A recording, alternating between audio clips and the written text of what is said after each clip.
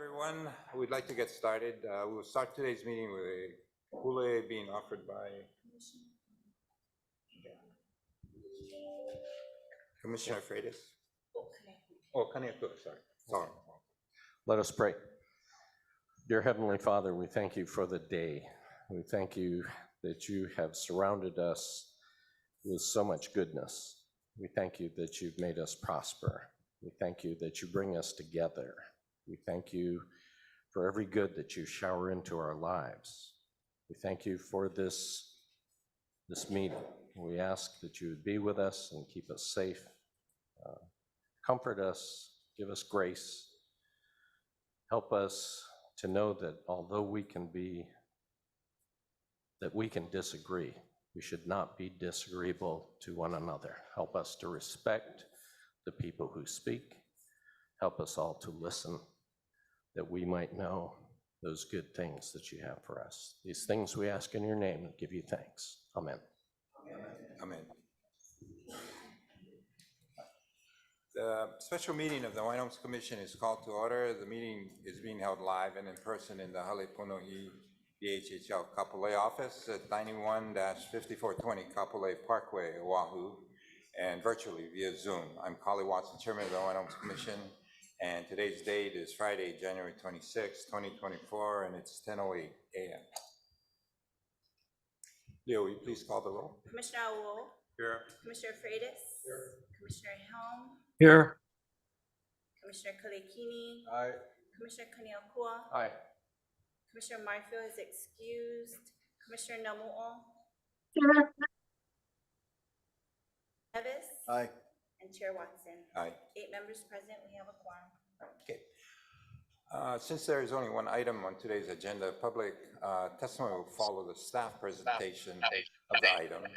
I think that'd be more appropriate in the sense that hopefully the presentation will answer a lot of the questions that some of the testifiers might have.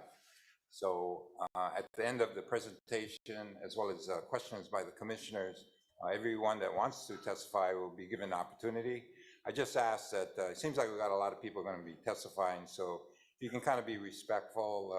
Each person will be given 3 minutes, and when your time is up, let the other people testify rather than taking up all the time. Can I get a motion to approve the agenda?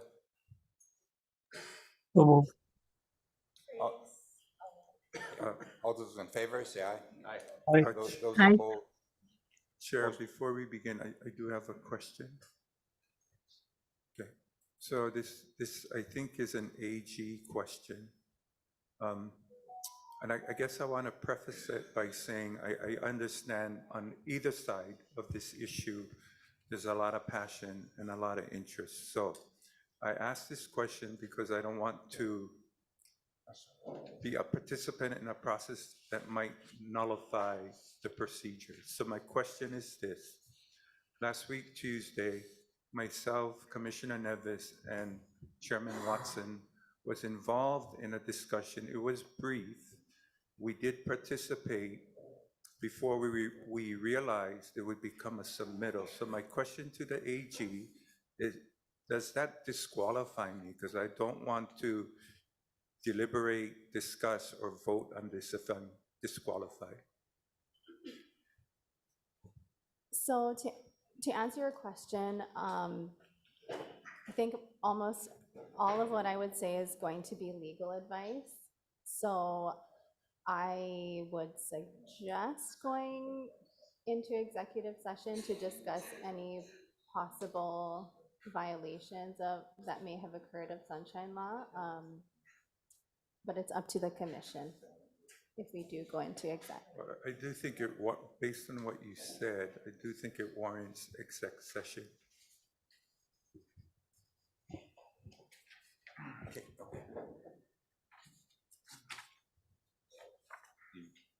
This question answered. So I had stated that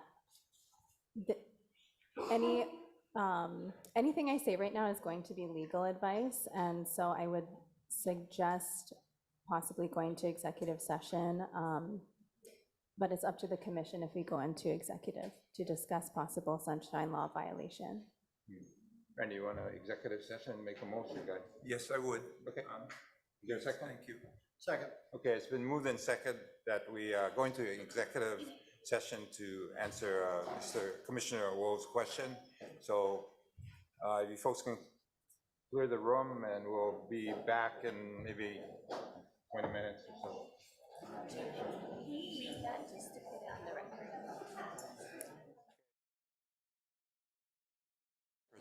Pursuant to section 92-584 HRS, to consult with its attorneys on a question and issues pertaining to the commission's powers, duties, privileges, immunities, and liabilities. It's been moved and seconded and approved. Thank you.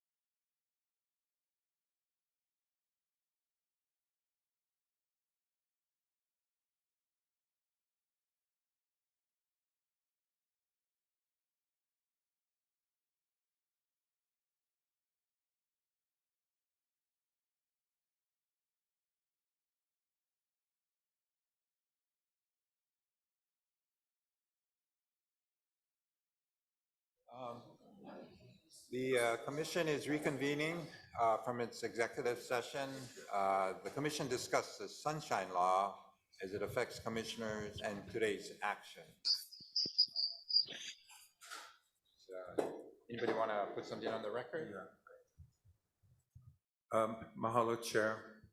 So to my question regarding a discussion that occurred, we have met in exec session. That the advice back to us is that we can continue to participate. That's number one. As a result of any decision to participate, it's subject to a complaint, but that's litigated later after the meeting, deliberation, and decisions are made. Also, we have been instructed to read into the public record what occurred. And so this is where we are at right now. So I've been asked to repeat what was said to myself and Commissioner Nevis. This is not verbatim, this is a summary. So last week, Tuesday, when we were seated here, Chair Watson came up to myself and Commissioner Nevis and said he agrees that trust assets should be used for waitlist reduction. Of course, we were elated by that. And so we were listening. And basically, just to summarize, it was a discussion about rent with option to purchase. And then it went to Waipoli. And so when that was put on the table, the question that was asked was, statistically, the survey would indicate we are not likely to fill all the units. In that case, what would happen? And the response was it would go to rentals. And that was the end of my participation. I got up and went to have a cup of coffee. So as instructed by the AG, that's what I'm reading into the record. And that's it for me. Thank you. And I would like to confirm what Commissioner Woe stated. At the time, I didn't realize that this was going to be an agendized item. I didn't realize this was going to be an agendized item.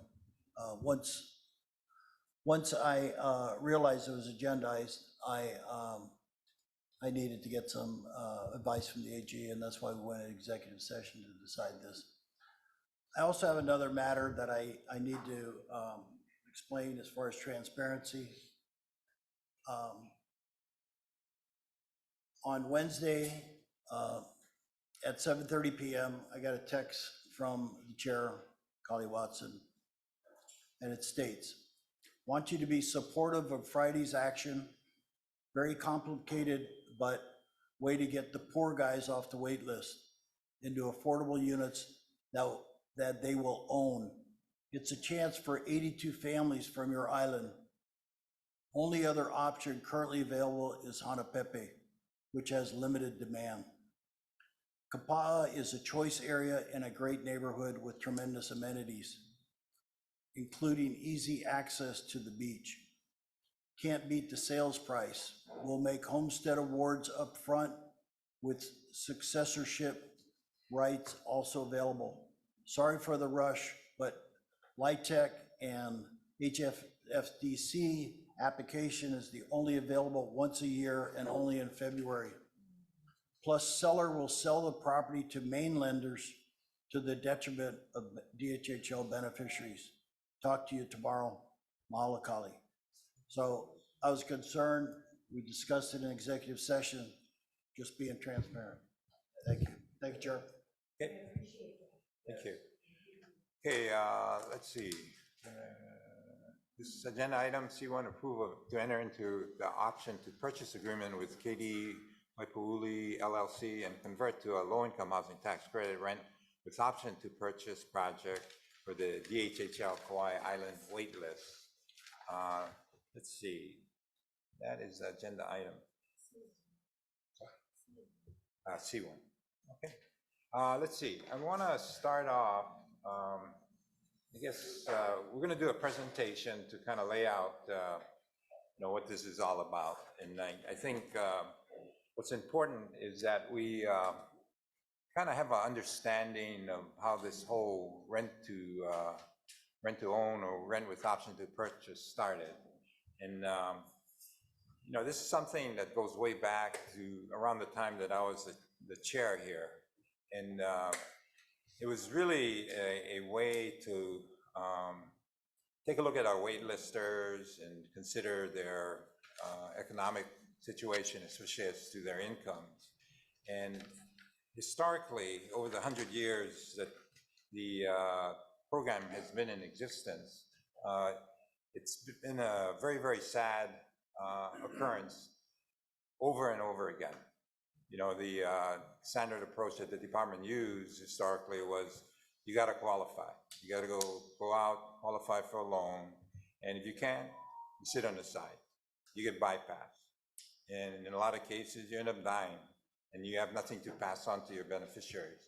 And so that kind of bothered me a lot. And so, I started to think, well, let's get innovative here. Let's get creative.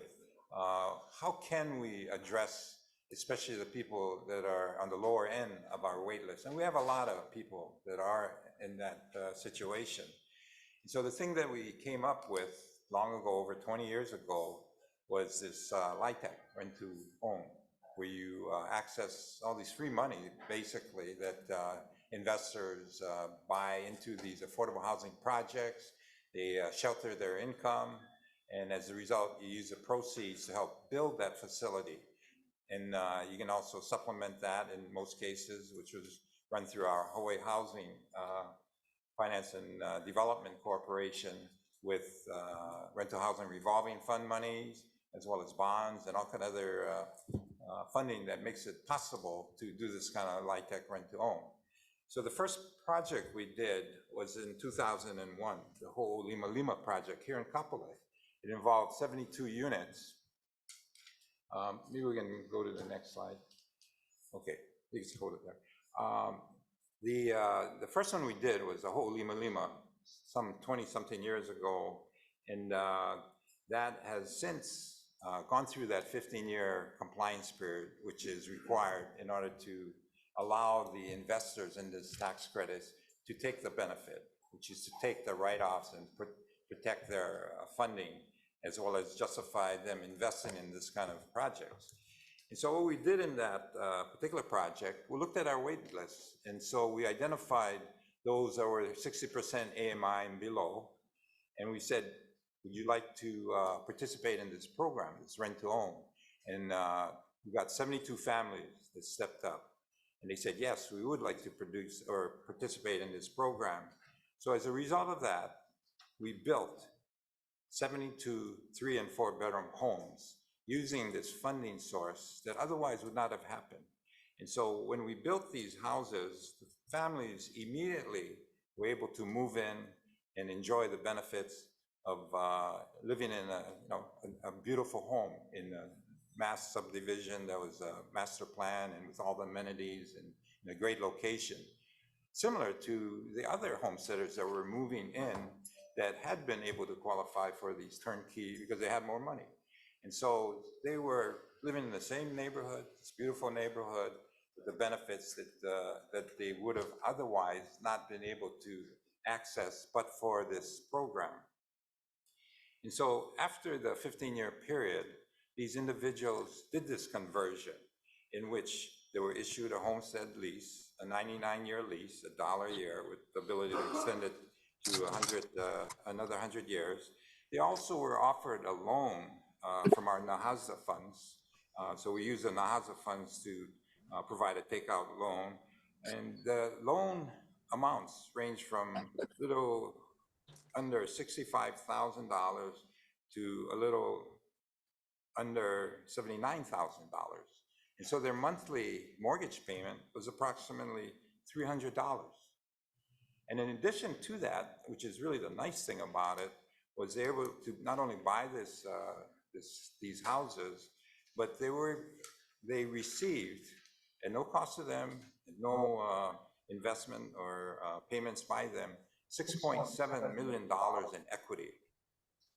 Equity that thereby reduced the remaining loan amount that they were tasked with paying for at $300 a month. So that was one of the first, in fact, it was the first rent-to-own project that we developed. And it's already done the transition. The developer who's involved in some of our other projects won a whole bunch of awards for how nice the project was, won international, not international, but national awards, and was very helpful in being a part of this innovative approach. They also were able to get a legal opinion from HUD regarding whether when you use these tax credits, could you use it for Native Hawaiians? Because invariably, it's all this equal housing argument and blah, blah, blah. And so the Hawaiians always left out based on, this discriminatory type mentality that a lot of our federal and state laws incorporate. But that's not the case with this particular program. We were able to get a legal opinion which supports this and justifies and authorizes this approach. In addition to that, we started to look around, and when I was given this job, one of the things that I wanted to do was take a look at all our lands and how are we developing them? Are we still bypassing a lot of people on our wait list? I mean, we have the Kalima case. Obviously, in the subsequent years that I was here, we were continuing to bypass, and people are continuing to die on our wait list. And so as a result of that, one of the things I made a promise, not only to myself, but to you as a beneficiary, that we're not going to do that anymore. So we are going to incorporate this very creative and very helpful rent-to-own program for our beneficiaries. And so we've done that. In the 28 projects that we now have pending for approval as well as in place, and I've mandated the developers to use that approach on a certain percentage of our the units that we develop. A good example, and I'd have to say that to a minimum extent, the department has used it to a certain extent. And so if you look at and this is just an example of one of the projects of the 28 that we're looking to develop, is in Laiopua on the Big Island. Now, in that particular project, the department has already used not only NAHASA to put in the infrastructure, but has also used it to fund some of the habitat. Again, the idea is to have different categories. In addition to the rent-to-own, we also have Habitat for Humanity, all the different affiliates. We also have the owner-builder, where we just provide a vacant lot, and then the owner or the homesteader builds his own house. So in order to create all these different categories in our major developments, the developers are required to have the skill set to offer this type of option to our beneficiary. So those 60% AMI and below are not bypassed like they've historically been done in the past. So in this particular project, we've already implemented not only a bunch of rent-to-own initiatives, and so with respect to all the different villages 2, 1, and 4, as well as 5, we have a situation where we want to get not only creative, but address the needs of our beneficiaries. Next slide. So this is an example of where we made awards under this LIHTC rent-to-own. In that particular development, we recently, the houses were built, ready to move in, and these families were given the awards. They were given the keys to move in, and these are the individuals that otherwise would have been bypassed. And if you look at the houses, they're just as nice as all the turnkey houses that we're building in Laiopua. But more importantly, they not only will own this house after the 15th year, but more importantly, they are now tenants. They enjoy the benefits of having a house to protect their families and grow up. But they also, what's really nice, is they're not paying market rent for these units. They're paying affordable rents. And we'll go through that in some of these other, or the project we're going to be presenting. Now, let's take a look at the island that we're dealing with, Kauai. In fact, I'll call up Stuart. What are we doing on Kauai? And I think that's important for you to understand not only how many people we're trying to service, but also what is on the planning level for the department moving forward. Stuart? Hello, Chair and Commissioners. So on Kauai, what Land Development Division is currently working on would be a project in Hanapepe consisting of 82 lots. We call it Hanapepe Residential Phase 2. We are currently negotiating the development agreement for that. We anticipate that that project will include 30 light-tech rent with option to purchase units. These are single-family units. There'll be 15 vacant lots for owner builders, and then 37, if my math is correct, turnkey homes. And some habitat for humanity. The 15. The 15, excuse me, Yeah. there'll be habitat, correct. So this is showing where the subdivision is located. It's right off of, in back of Mo'i Road, where our first phase was located. Then in Anahola, we have what's called our Anahola Kuleana project, which involves both pastoral and subsistence ag lots. There are 10 pastoral Kuleana lots and projected approximately 100 subsistence ag lots. So we're going through the design process right now, and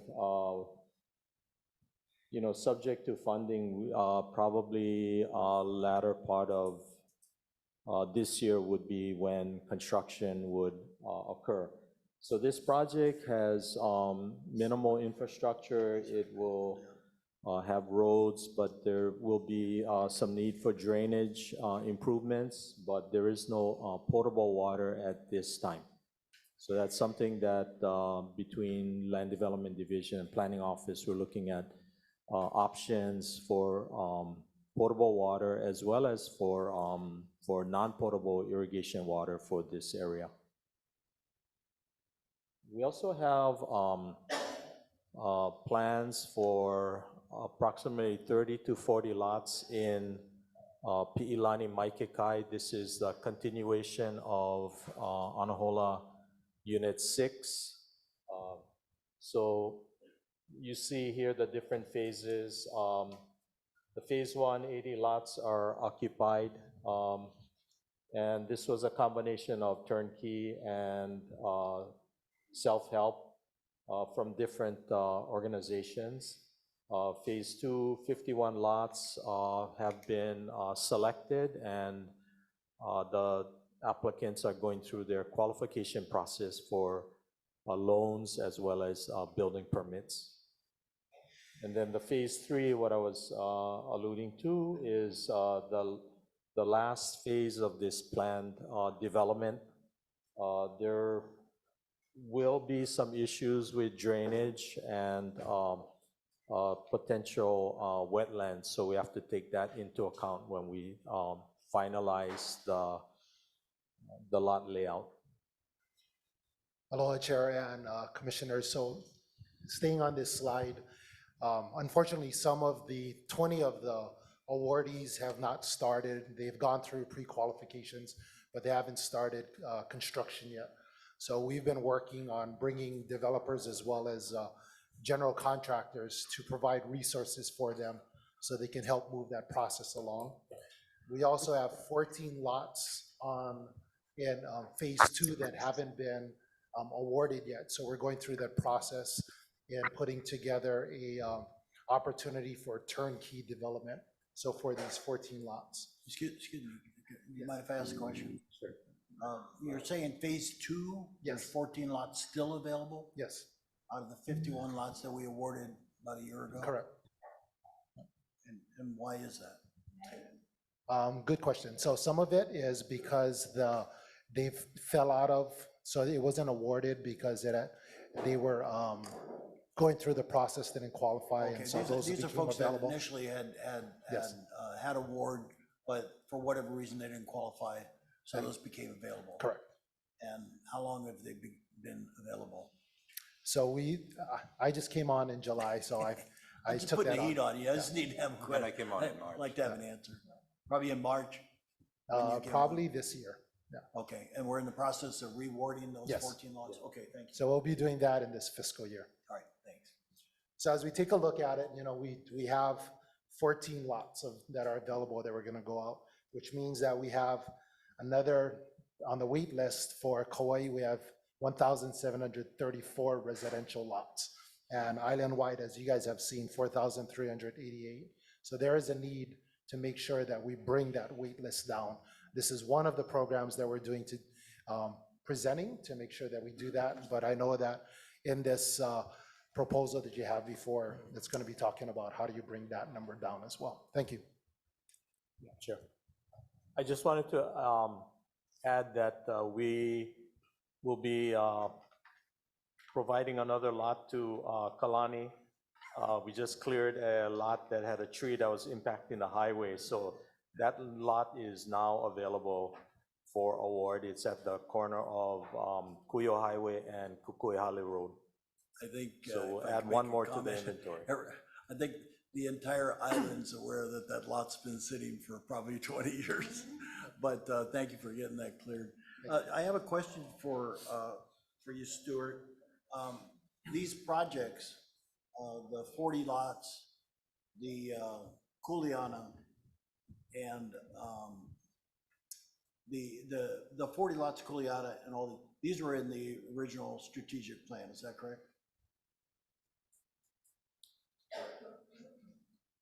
The Anahola Kuleana Yes, project was part of the original strategic plan. yes. That's correct, as well as the construction of Hanapepe Phase 2. So we had encumbered construction contract for that project in the amount of approximately $17 million.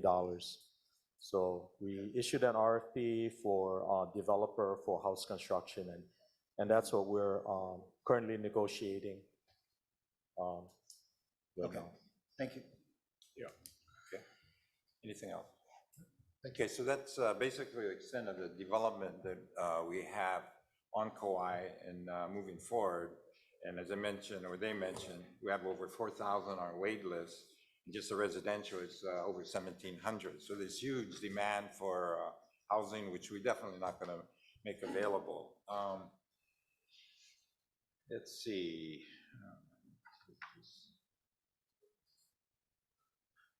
Is there, okay, so at this, one of the things that I guess has been in looking at this rent-to-own approach, as I mentioned in the one slide for Laiopua, we're using that approach for a certain percentage.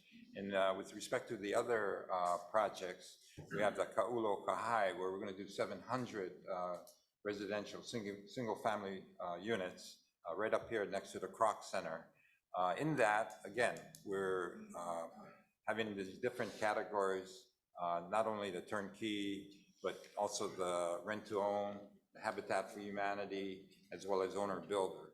So it's a collection of approaches that hopefully will result in, when we take a look at and present it to the people on the wait list, we're not going to bypass anybody. And so that is the reason why we're doing this particular approach. Now, I recognize, and it is a valid, I guess, criticism of this particular approach in that you got a 15-year wait or compliance period that really the individual is treated as a renter. So he's not really taken off the wait list. And to me, we're justified. People are justified because should they die within that 15-year period, they have nothing to pass on. And the person or the successor loses out.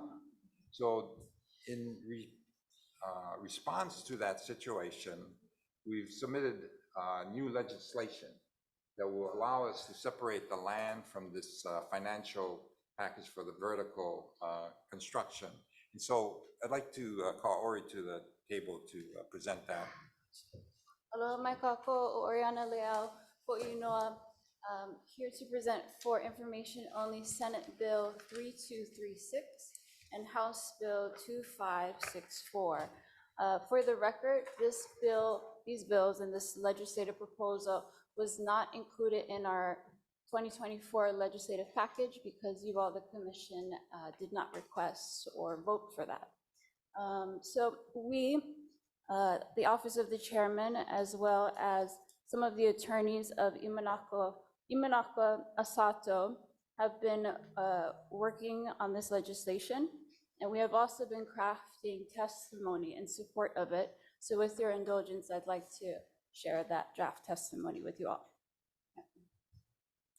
As you are aware, DHHL has been aggressively pursuing the fulfillment of its mission, that being to fully support self-sufficiency for Native Hawaiians by providing the opportunity for homestead leases and home ownership.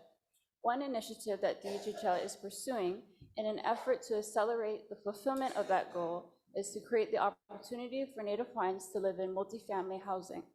In devising a legal structure to accommodate our multifamily housing initiative, DHHL has determined that it will be necessary to place certain Hawaiian homelands in a land trust.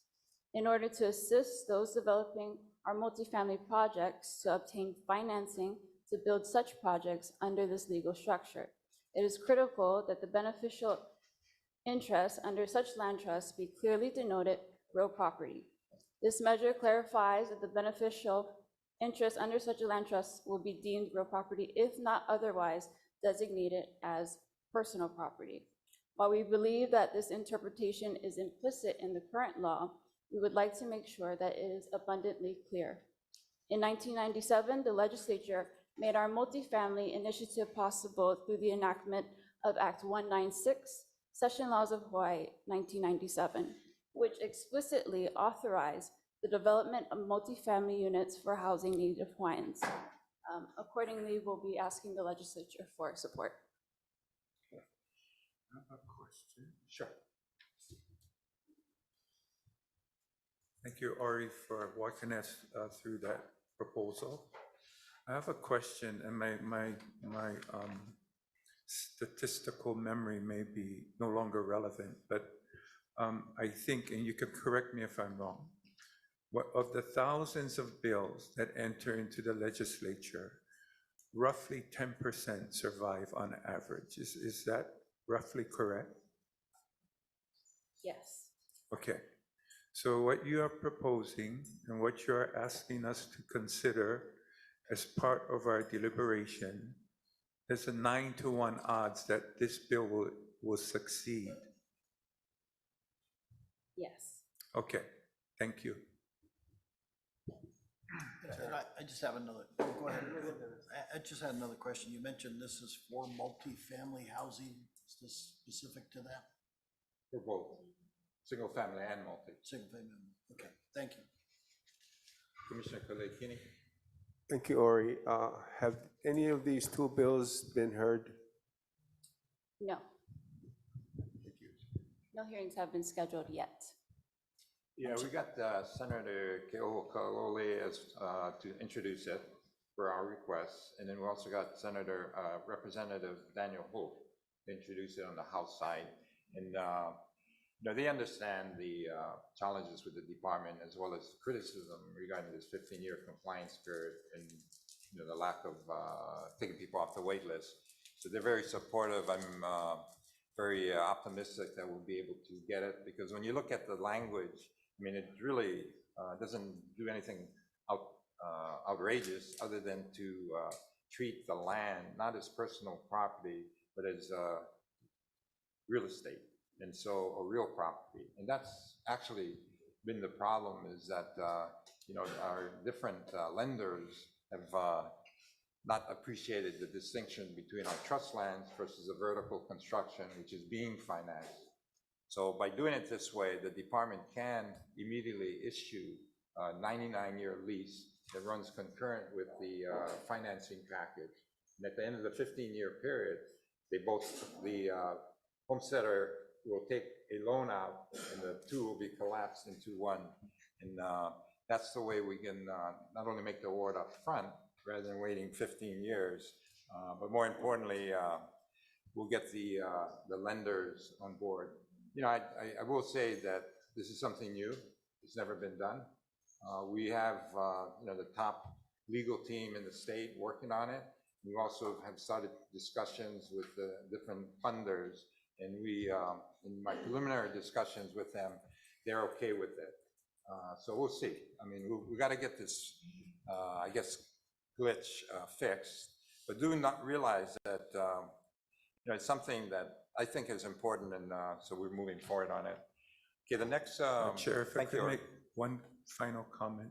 When we are listening to a bill that touches upon multifamily units, I can't help but go to our 2020 survey, whereby 4,982 respondents have said only 0.5% of them want to be in that situation. When we add multifamily with rent, with option to purchase, only 0.8% want that. So I just ask that we all be cognizant of what our respondents are asking us to consider. Thank you. Okay, we'll answer that issue that you're raising there, Commissioner, which later in this presentation. Okay, the next, Russell Kaupu. At this point, we'll have Russell kind of present some background information as well as the purchase agreement for this particular site. Aloha, good morning, Chair and Commissioners. Aloha mai to everybody in the house today. Russell Kaupu, I'm with the Chair's office. I've been working with the Chair on the negotiating the purchase agreement for this subject property. We are still in the process of doing that. So a lot of what I discussed today as far as terms of that purchase agreement are still open to negotiation. But there is a summary that I'll go through in a minute, but I want to direct your attention to page 4 of the submittal. The one that I have doesn't have page numbers on it, but it's the 4th page. There's a brief summary of the project, and there's some pictures on the screen.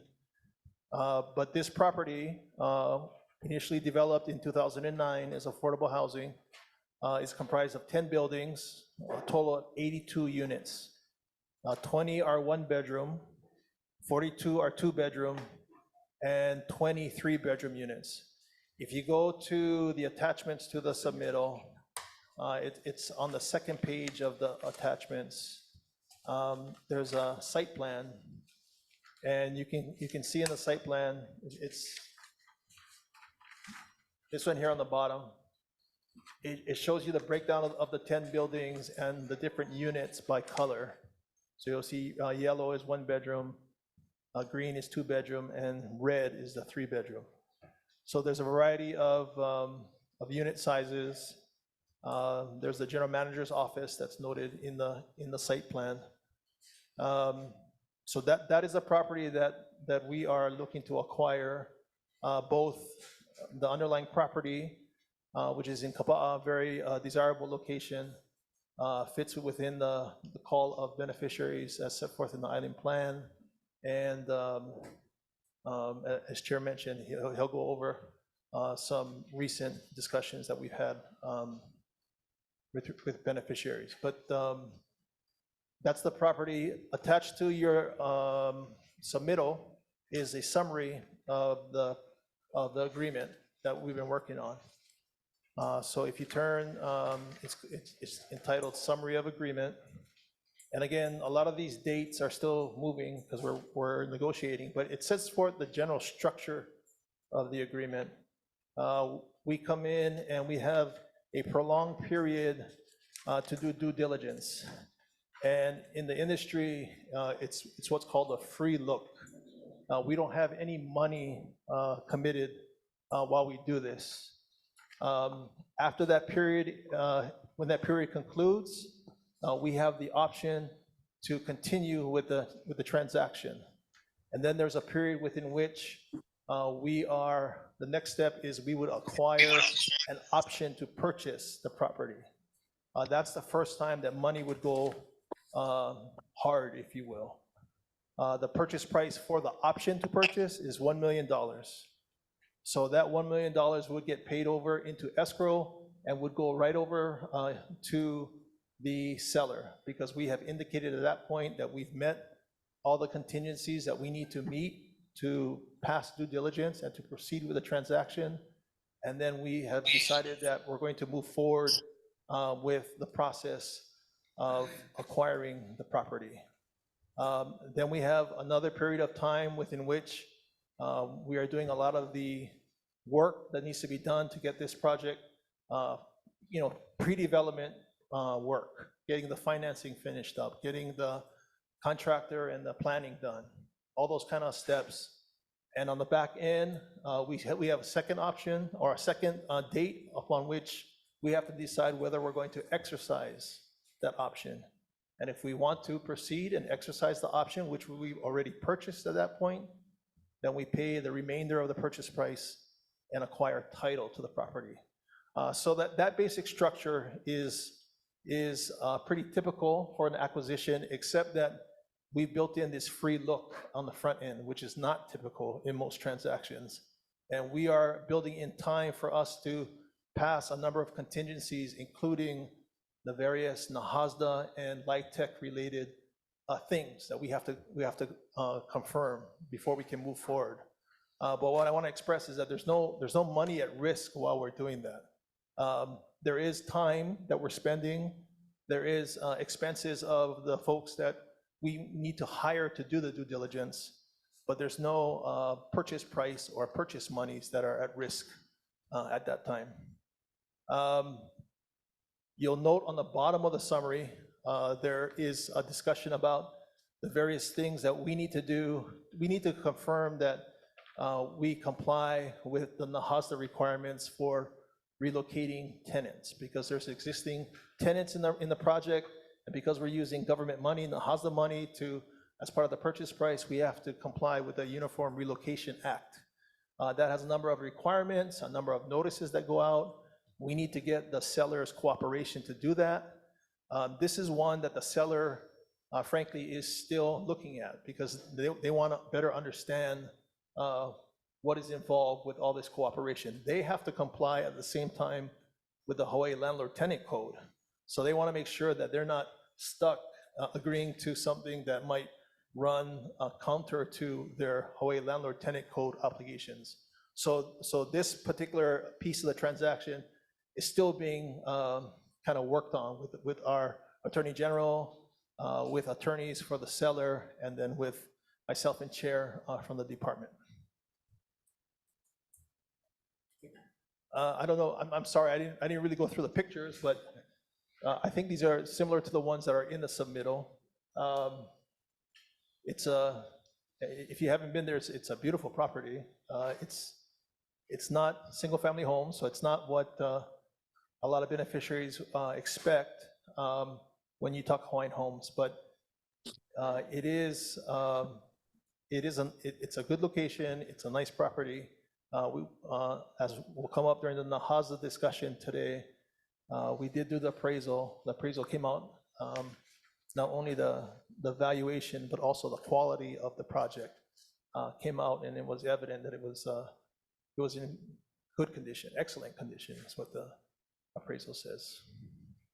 So I'll leave it at that unless questions from anybody. I do have questions. I think as we go through these proposals, I have several questions that bubble up.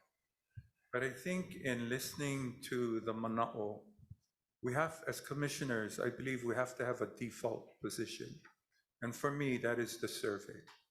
And the survey, when we speak about this being highly desirable, that's a very subjective comment because the beneficiaries have said 84% want 3-bedroom or greater.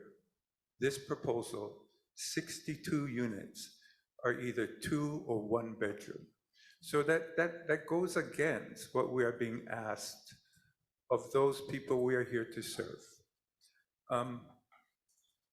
I do have questions about $2.4 million being set aside, trust funds being used for the application. The question that arises for me is how do we expend that money in the 2-week deadline that's before us? It's not clear to me how that occurs. And my question is, has the work begun before it's even come before the commission? I have more questions, but I think I'm going to allow others to speak. Thank you. Thank you. Okay. Any other questions of the, Yeah, Russell? well, I got a whole bunch of concerns. Well, First- I'm wondering if, you know, if we can do our presentation. A lot of your questions will probably be answered, but it's up to you because we have the individuals that's going to go through the funding approach as well as the survey that Well, we've done on our own. I just like to So- make some comments about the Okay. White Poly, which we're saying is a pristine property or pristine location. The property borders on Kuhio Highway, 4-lane highway. Correct. The only exit back to Lahui is crossing a 4-lane highway Correct. with no stoplight.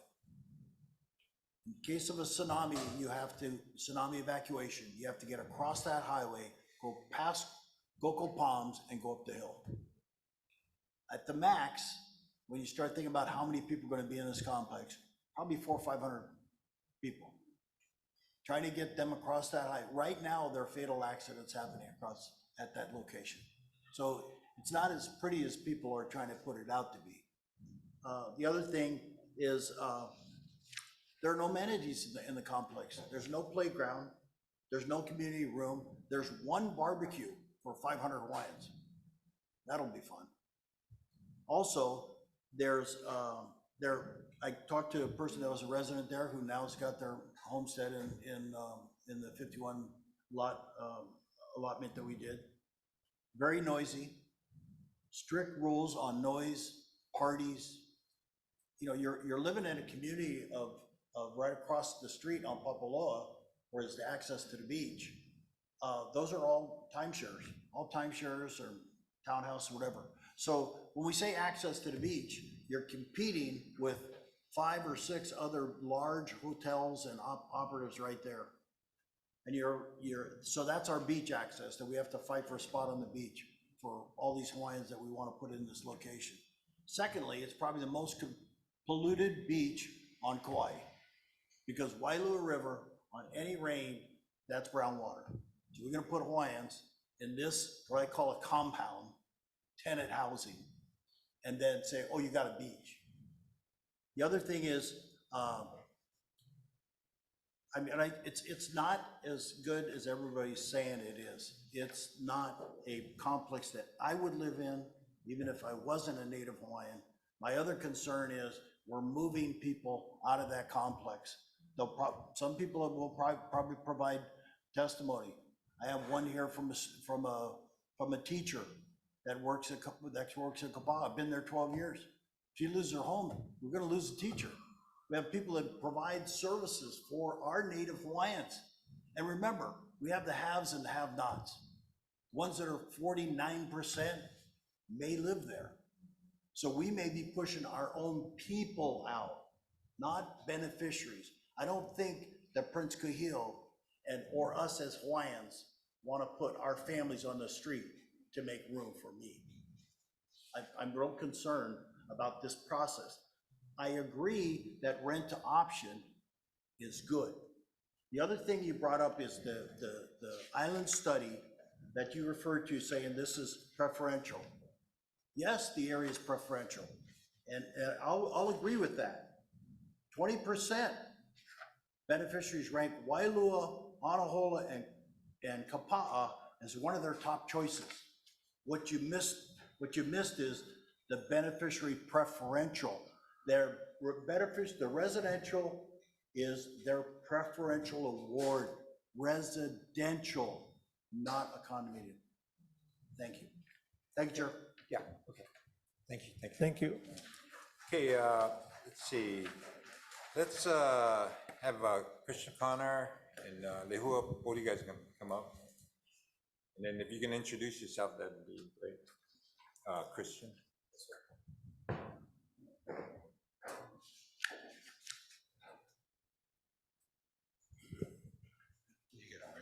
Aloha, Commission, and everyone seated here. My name is Christian O'Connor. Kali asked me to take a look at the project and just do an analysis to determine its viability and what the mathematics look like to support the transaction. So it's a very narrow scope that I'm looking at. I worked originally at Kamehameha Schools in Kaka'ako. I was part of the team that did the entitlements and then executed on SALT and powwow and the first phase of development in Kaka'ako. And then after that, in 2015, I've spent the rest of my career working in the affordable housing space and trying to deliver affordable housing for all of our community members across all the islands as best that I can. Of note, a few of those projects are the two towers at 1020 Wakea. That's 297 units. The tower, the 20-story building that just went up on Alake and Veritania. And then recently, I was a member and the leader of the team that did the entitlements and the redevelopment plans for the low-rise portion of Kuhio Park, which was recently awarded the largest tax credit award in state history. So with that experience, Kali asked me to take a look at the transaction to confirm, its viability in approach and the innovative thinking that's present. Okay. Let's see. Don't have the slides for presentation. Is that it? Okay. Yeah, that's great. Okay. So, got it. So this slide is really about, what are the rents, the effective rents that are charged. So what we know to be true in this process of rent to own is that the rental rates between the 1 bedrooms at 30% of median income and a 3-bedroom at 60% of median income, the rent range will be $554 per household, up to a maximum currently, based on current HUD published rents, $1,667 per bedroom for a 3-bedroom. Now, when you go to HUD's website and you look at the data, just their data, and sometimes their data, they do a great job, but sometimes their data isn't as accurate as the current market conditions may dictate. Right now, median market rent in Kauai for everyone and anyone is $1,984 for a 1-bedroom, up to a maximum of $3,432. Now that's the median rent, so that's right in the middle.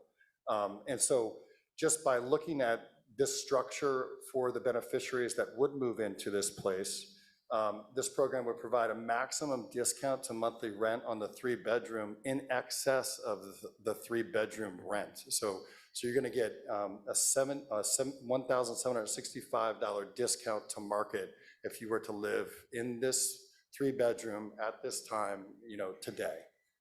Next slide, please. So, this is just what are we spending the money on, and so acquisition, there are hard costs, all your soft costs, expenses, and so on. Then when you look down, there's a $4.3 million in other costs, and that really goes to the relocation, like what's going to happen to the folks that live there. And so in that process, we must follow the uniform code that HUD created to protect people and ensure that they are not displaced in a way that would harm them and harm their future and their families. And so through that process, we've allocated a significant amount of funds so that the relocation process, we don't just say good luck. We actually we do an inventory, we walk through all their units, we interview them, we ask them where they'd wish to be, and then a team of folks will work diligently to place them in those places.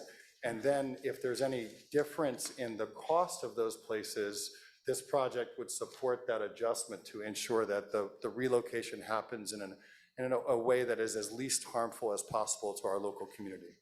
Next slide, please. This is what the sources look like. So if you look at the total sources needed to do this project, it's almost $60 million or $59.8 million. Of that, NAHASDA funds are $25 million. A majority, more than a majority of all the funds needed for this project will come from either tax credit equity, rental housing revolving fund soft loans, or a very small permanent loan. And the reason why this is advantageous to beneficiaries if they chose to accept an award in one of these properties is that this structure significantly reduces the cost it will be to purchase the property in year 15 for the beneficiaries. Next slide, please. So yes, here we go. The tax credit equity and rental housing revolving fund provides $355,000 per unit, whereas NAHASDA is providing $304,000 per unit. So for every dollar that we use of NAHASDA, we're getting $1.16 from the federal and state government. So this is an opportunity, in my perception, to leverage NAHASDA funds to allow additional funds to flow in to benefit the beneficiaries. Next slide. This is just how you calculate a credit basis. I put it in here so you guys could see the steps, but I'm going to take everyone through how you calculate tax credits in this particular 9% view of the application process. Next slide. So the eligible basis calculation cannot use the acquisition value in the 9% approach. So it's just on the funds exclusive of acquisition. That value, because this location is in Kauai, and Kauai is a difficult to develop area, gets an additional 30% boost to its tax credit eligible basis. So that creates an additional 4.09 million of additional eligible basis. So now with this total tax credit eligible basis with the basis boost, we're at $17.75 million. So then you multiply that value by the annual LIHTC rate in this application of 9%. That generates $1.597 million in low-income housing tax credit equity available to the project. After you do that to calculate the total value over the 10-year period, the compliance period is actually 15 years, but you calculate it on 10. And so you just multiply simply by 10, and then you end up with $15.978 million in available tax credits for the project. However, when we go out to the market, depending on if we're in recession or everybody's making a lot of money, that changes and manipulates the value that people are willing to pay for this benefit of tax credits. So we see it at 92, 93 cents some years when the economy's rocking and rolling, but then sometimes it can come down to 88 cents, 87 cents. So we're trying to be very conservative with the pricing of credits. So that portion, the federal side, would generate $14.061 million in federal tax credit equity to be applied to this project. And then subsequent to that, we also get state tax credits as well. But obviously, our state is very small, and so the value of those credits isn't as valuable as federal credits because you're not able to use them as well. But our banks love them, because they use them. And so we typically see about a 65 cents to 71 cents, again, depending on economic conditions. So we try to be conservative in our analysis. So that generates $5.272 million in state tax credit equity to the project. And that total tax credit equity available for the project is estimated today at $19.3 million. And so that money, next slide, really it reduces the total expense of the project to the beneficiaries. It's money that doesn't come out of anyone's pocket. And the only monies that kind of help us get to this place and generate a mean value for each beneficiary if they chose to purchase a unit of $195,000 is really due to this tax credit equity structure.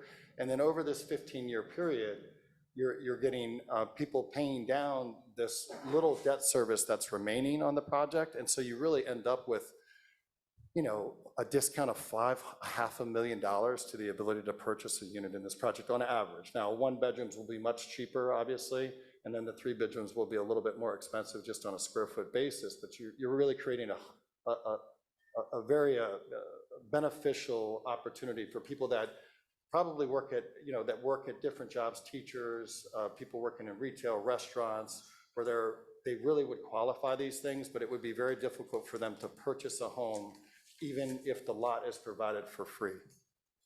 Okay, so this slide, because this has come up and I've worked through this process a couple times here in my career, you mandated to follow a process. So all the people that are currently resident in the project, because we're using federal funds, are protected. They're a protected group. And so that requires us to take great care in working with them to relocate them.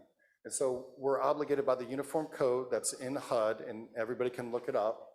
And it has a very detailed process that we must follow. We have to create a plan, we have to interview everyone, we have to have multiple public meetings, and then that plan has to be sent to HUD, and HUD has to bless that plan to ensure that it meets all of the uniform code acts, and then we have to execute on that plan. So the idea that anyone in this community would not be taken care of, that's not true. The way we have to follow this process ensures that everybody is taken care of. So that's all I have. Aloha. I have a question. So I think this is more of a comment. Thank you for your presentation. But I do want to say this rapid fire shotgun approach to informing the commission. I'm just going to say kalamai, but I have trouble following all of that. I do want to say, in getting ready to come here to see how things might pencil out or not, all I have is the 60 million that I'm looking at as the acquisition. And what it pencils out for me in my formula, it's at 731,000 per unit. So I can't tell from your presentation how that figure is affected because it's too much and it's coming at us quickly. And I think if you were to give us a test, most of us would fail. So I want to make it clear that when you come to present to the commission, it should be something that's comprehensible. So my question goes back. If the equation is showing, based on the information I had prior to coming here, $731,000 per unit, I just want to say, in a presentation that I attended several months ago with Nakoa Development, 3-bedroom, 2-bath was around $700,000, brand new. Single family with aina for the families to stand upon. This is apples and oranges. When we talk about successful ho'olimalima, laiopua, apples and oranges, because those are 3- and 4-bedroom homes, brand new. This is an older complex. Yeah, so I wanted to confirm, these ones we actually... This is an older complex. It's comprised of 62 units that goes against what our people are asking for. 84% want 3-bedroom, 2-bath. Only 20 of these units meet that threshold. So if I'm sounding a little frustrated, I am. Thank you. Okay, well, I guess part of,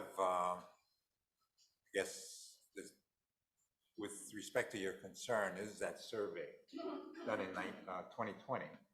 So that's why I think it's important that we get it updated, which is what we're going to do later in this presentation. We'll show you, and I'll have a staff person explain the survey that was done of the Kauai waitlist rather than just a generic statewide. So in any event, any other questions with this particular witness? No, thank you. Leho?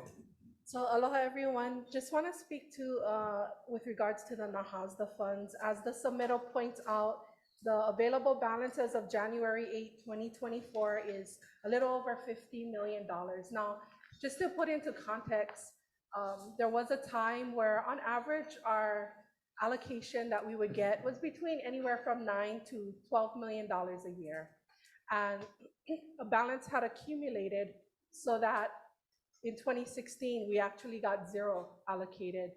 And then since then, 2017, we've been getting $2 million a year. And then in 2022 and 2023, just want to acknowledge our congressional delegation, specifically Senator Schatz, excuse me, increased the allocation to 22.3 million. And then again, 22.3 million in 2023, but 1 million went for technical assistance through HUD. That's the level we hope to continue to ask for funds. To get that kind of level of funding, we have to show an expenditure to that kind of level, if not greater. And so part of what we're attempting to do is to get to that level. On top of that, under this administration, chairs, you folks have seen, he has presented another $600 million request in order to meet, as Commissioner Wills pointing out, all what the beneficiaries would like to see. In order to get that, we know, although there are more funds that are, it's looking like, Council on Revenues is sort of trending a little higher in terms of what they're expecting in terms of general funds. We're anticipating a significant portion of that is going to go to Maui.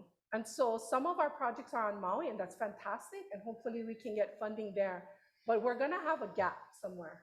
So part of, I think, what our approach is to go, myself and Chair will be flying to DC, and we specifically want to go in with a large ask. And part of that large ask is to show that we have large expenditures. So it sort of goes hand in hand. As you ask for more money, you have to spend more money. So that's one of the priorities. But what I wanted to point out is it's not just this project. Almost every project that was pointed out in the slideshow, whether it's Hanapepe, whether it's Pi'ilani Maikekai, Nahasda is going in all of those communities. Pi'ilani Maikekai, we have families. I have 3 appraisals right now by January 31st, so we can finance those homes. So I just want to be clear that it's not at the expense. We're continuing to move those opportunities for applicants on the wait list in all of these different areas. And we're just looking at additional opportunities that can help as many families as possible. And I look forward to when Andrew can share some information that I hope will be helpful. We actually, one of the things Nahasda also participates in is we participate in a housing study that is done. The last time that it was done, besides the one DHHL does, we do as part of the state, it was done in 2019. It's in process right now, and we expect those numbers to show some updated information.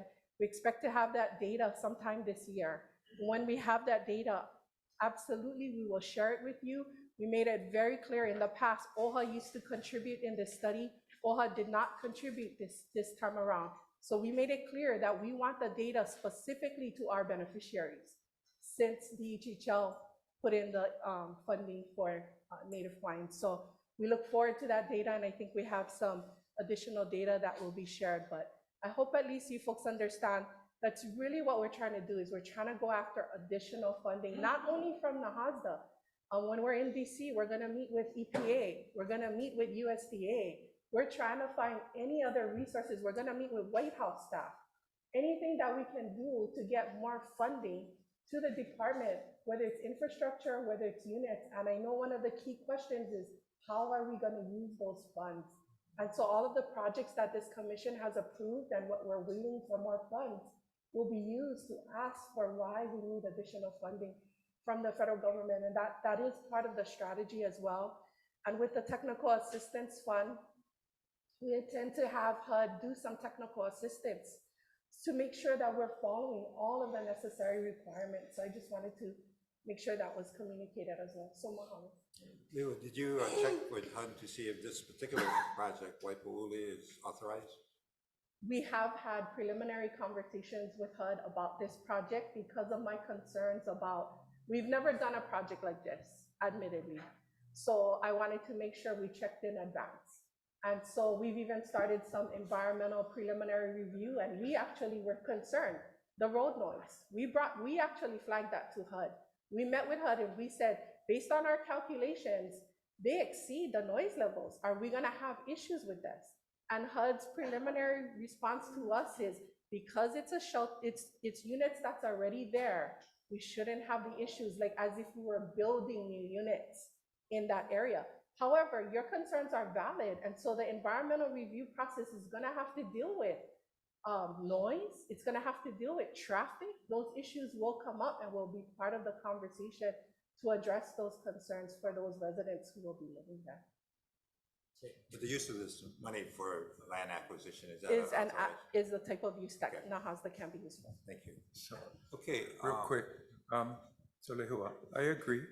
We should be making every effort to increase accessibility to Nahasda funds. But the question that is before us today is, are we appropriating those funds in ways that we've thought of every other need that exists today? And that is the question. And that's what's being asked of us. So good, you should be pursuing additional funds. But the question before us, is this an efficient, fair, and effective way to appropriate funds into an 82-unit complex that does not measure up to the survey? Now, when we speak about surveys coming in later, surveys getting updated, we don't have that right now. We're being asked to deliberate on a very important issue based on the only scientific survey we paid for to make decisions. So that's it. Thank you. Okay, thank you. Let's see, talking about surveys, Andrew, Troy?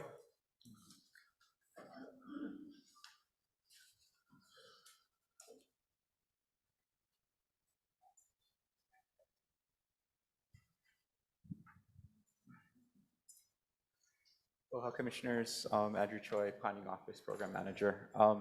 There's a hard copy that was also passed out that you have in front of you, but for those online and those in the audience, this is a quick summary of the survey that the department conducted between January 23rd and 25th on this particular project. There are, as in the LDD presentation, there's about 4,400 Hawaii waitlist applicants. Because of the expediency in which the survey was conducted, the department sent out 1,200 emails to those that we have emails for on the Kauai waitlist. Of those that we sent an email to, 210 responded as of this morning. So that's a response rate of about 4.5% of applicants on the Kauai Island waitlist. So we asked 3 questions. Question number 1, how interested would you be in accepting a townhouse as your homestead in Kapa'a, Kauai at the Waipului courtyards? Townhouses would range from 1 to 3 bedrooms. So there you kind of see the initial survey results. About 44% indicated that they were very interested, 15% indicated that they were somewhat interested, 17% said not at all interested, and about 20% or 1/5 of respondents said they don't know at this time, they need more information. Next slide. So this is kind of just a breakdown of the responses that were graphically illustrated. So 45% very interested, and again, 15% somewhat interested. Next slide. Question number 2, which I don't know if folks online can see, but question number 2 reads, if you have limited income, would you be willing to participate in a rent with option to purchase program, which allows you to move into the townhouse immediately and which funding approach generates significant equity, which reduces your purchase price by over 70%? So about half of the respondents said they would be interested in participating in that type of program. About a 1/5 or 20% said no, they would not be And again, there's a significant number of folks that indicated that they don't know. It depends, and they need more information in order to make a decision. Real quickly, this is a breakdown of what was just displayed. Next slide. And then the last question was asked was, as an alternative to a townhouse in the courtyards of Waipu'uli, would you prefer a single-family residence as your homestead in Hanapepe? 45% said, yes, I would prefer a single-family residence as my homestead in Hanapepe. About 20% said, no, I would seriously consider a townhouse in Waipu'uli if offered. And then again, about a third of the respondents said they don't know, it depends, they need more information. So that's a quick summary of the survey that was recently conducted. Question, Andrew? How does a monkey survey compare to the 2020 SMS survey? How do those measure up or not against one another?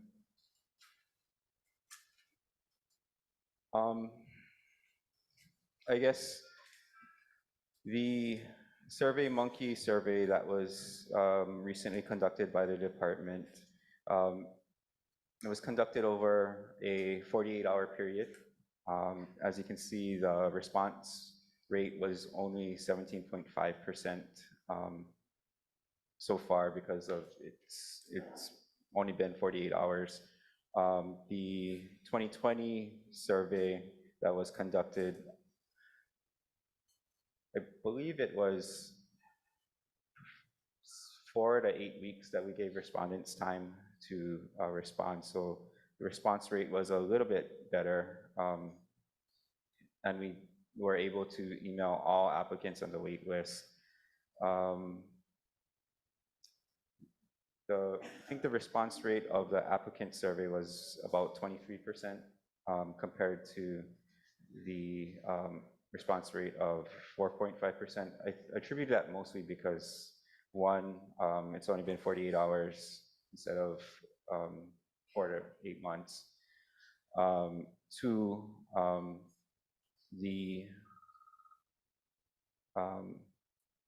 I think the questions in the beneficiary survey, there was more than 3, so I don't know if that affected response rate as well. But this one, I think the length of the survey helped to get some folks to respond right away, but because of the 48-hour period, the response rate is still low. Okay, so when I look at this, and this is just cursory review, I don't think this survey helps the submittal. And I say that because when I look at the questions, it asks how many of you, question number 1, how many are interested? And 46.75%, they indicate an interest. And so it's an open question, right? They're interested, but they have not yet decided where they fall on this issue. So that would indicate more consultation is required. When we look at even when we go to very interested, 44.7%, very interested, but that's not a commitment as to what they choose. What it is an indicator to us they want to consult more. When we go to the next question, the way it breaks down, 49.05% would be interested in rent with option to purchase. The other 2 buckets, a total of 50.96%. Either interested in participating or need more time. When we get to the final question, the only definitive response that you get from this survey, I would prefer a single-family residence as my homestead in Hanapepe. 44.81% said yes to that. Every other bucket is subject to further consultation. So I don't think this helps. What it says to us is more consultation is required on this survey. The other thing that I find interesting, this went out on a Tuesday, it appears. And not every beneficiary was part of this survey. The reach out was limited. And to your earlier point, 3 questions versus the level of questioning that occurred on the 2020 survey makes the 2020 survey the legitimate voice of our people. Thank you. Chair,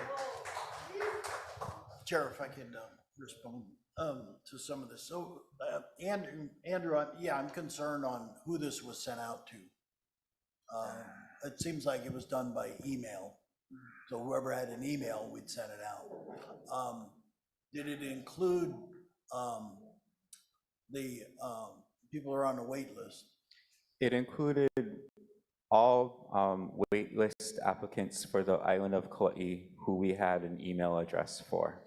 Okay, so again, when we look at the survey says, the SMS statement is, in our professional opinion, the results of the DHHL survey detailed in this report represents an unbiased, statistical, reliable, representative sample of the characteristics, conditions, and opinions of our applicants on the list as of 2020.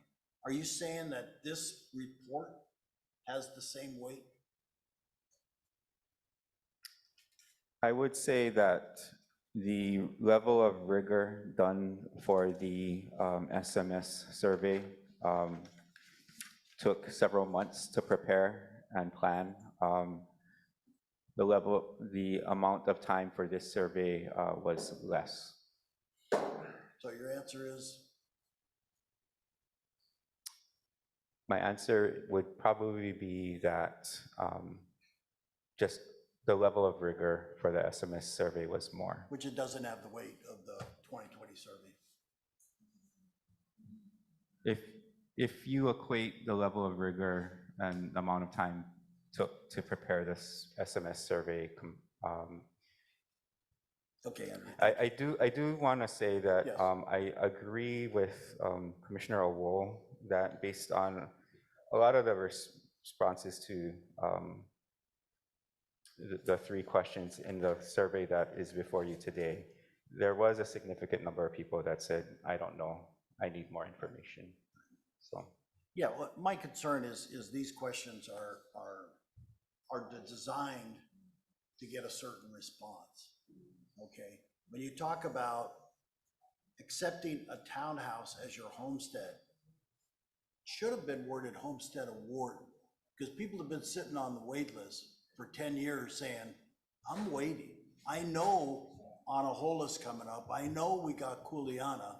Wailua is still another project. I'll wait a couple more years. When you tell people or when you put in here on the second question where it says, if you have limited income, would be willing to participate. Willing to participate means I might look at it. So it's not definitive that, yes, I would accept that. On number 3, it's a slap in the face to our beneficiaries. When you say, as an alternate to townhome in the courtyards of Waipouli, would you prefer a single family resident as your homestead in Hanapepe? All of our islands have east side, west side, north side, south side. So their answer is 44% said they would leave the east side to go to the west side, because according to the surveys and their request, and the island plan, they want INA. So I'm willing to give up everything in Kapa'a. That's a loaded question. What the question should have said is, would you accept homestead in your desired area, Wailua, Kapa'a, Anahola, Kuleana, projects that are coming up? That's a loaded question. So anyway, I don't put a lot of credit in. I don't think this helps the case any moving forward, but thank you for the survey. Thank you, Chair. Well, let me respond to, I guess, the criticism of this particular survey. Granted, you know, it was a very quick and dirty survey. It did target the emails of the people on the Kauai wait list, so it wasn't just a generic and across the board involving the entire state. Obviously, the target people we're trying to help are the people on the Kauai wait list with this particular project. Now, in looking at the response, granted it's limited, it's about 210 of the 1,700 on the wait list. But even with that small percentage of response, it was clear that there is a significant number, in fact, close to 60%, that are either very interested or interested in Waipouli courtyards. Now, I would assume that the people are responding are familiar with that particular site. They're from the island. So for them to say, yeah, I'm definitely interested, I'd be willing to you know, participate in this rent to own. Those that don't know, they're reserving their opinion as to whether they want to take advantage of this opportunity. But the bottom line is, it's not this 10% that, oh, no way, I want a townhouse. The majority are willing to move into a townhouse, especially of this condition. No, in they this did particular not, location. Chair, they did not say they would Well, move I into guess it. the They said they proof would be interested. Yeah, interested. So we won't know until, you know, we actually make that opportunity available. But are we to say, well, you know, this is a deficient survey, so forget about the project. Let it bypass. Let us have our people continue to wait on the wait list. We only have a very limited amount of projects for Kauai. This is an opportunity that I think clearly some people on the wait list would want to take advantage, especially if they can place their families in a situation where they pay very, very affordable rent, and they also have the option of eventually owning this thing, which they also have the option of passing on to their beneficiaries. You know, the other thing that, this is not the only project we're doing the Bolodrome. That's a rental project. Okay, we're gonna do 277, it's a high-rise, 22-story high-rise involving townhouses and condominiums. That's a rental project. And that one we're trying to change it, whereas we want to turn that into something that will create equity, similar to this project, where the individuals actually receive a homestead rather than a unit that they're just renting. Because of the way it was funded, the way it's being built and financed, you know, it is tax credits, it is using the rental housing, it's also using bonds and various other sources that make it somewhat restrictive. But again, we're trying to, you know, address the needs of our beneficiaries, and some of them, I assume, would be very excited about having, you know, urbanized Honolulu, very accessible with a lot of ancillary services and benefits in a great location. Similar to this one, Kapa'a. You can say, oh, you know, there's all these issues and stuff, but it's also a very desirable location. Without a doubt, I went to visit the site back, and I know that it's I visited beautiful. the site. You saw how beautiful Yes, those units. beautiful site. They upgraded. Not for They our Native upgraded. Hawaiians that have requested Why makes you residential. think Native Hawaiians don't want to live in I live in a condo. I love it.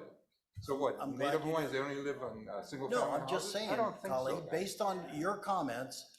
We disagree, if okay, you look- guys, we disagree. Yes, but understand, you know, when you look at all of our studies and all of our, even the island plan, in Kauai, people want land.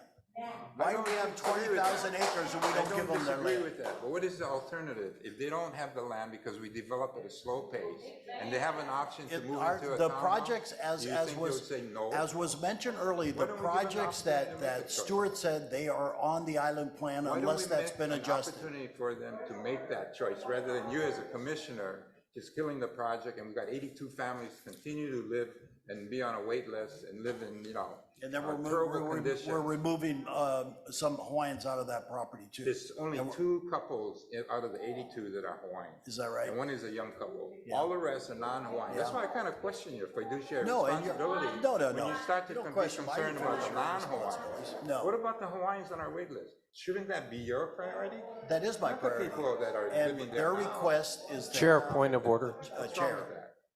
Point of order, please. Wait, no, just, So if I Stand could, by. if I could make a quick comment. Let somebody else talk. Okay. I just, Walter, go I ahead. just have a point of order. Okay, We've been sorry. here, we've been here for 2 hours. And I would just, please, I'm trying to speak to the chair, and I would request that we take a short break so Yep. that we can just get up, stretch, if that's appropriate. Yeah, yes. Short Yeah, break. thank you. 15 minutes? Or- I would request a 15-minute break Okay. 15 for minutes. all of us in the room. Thank you.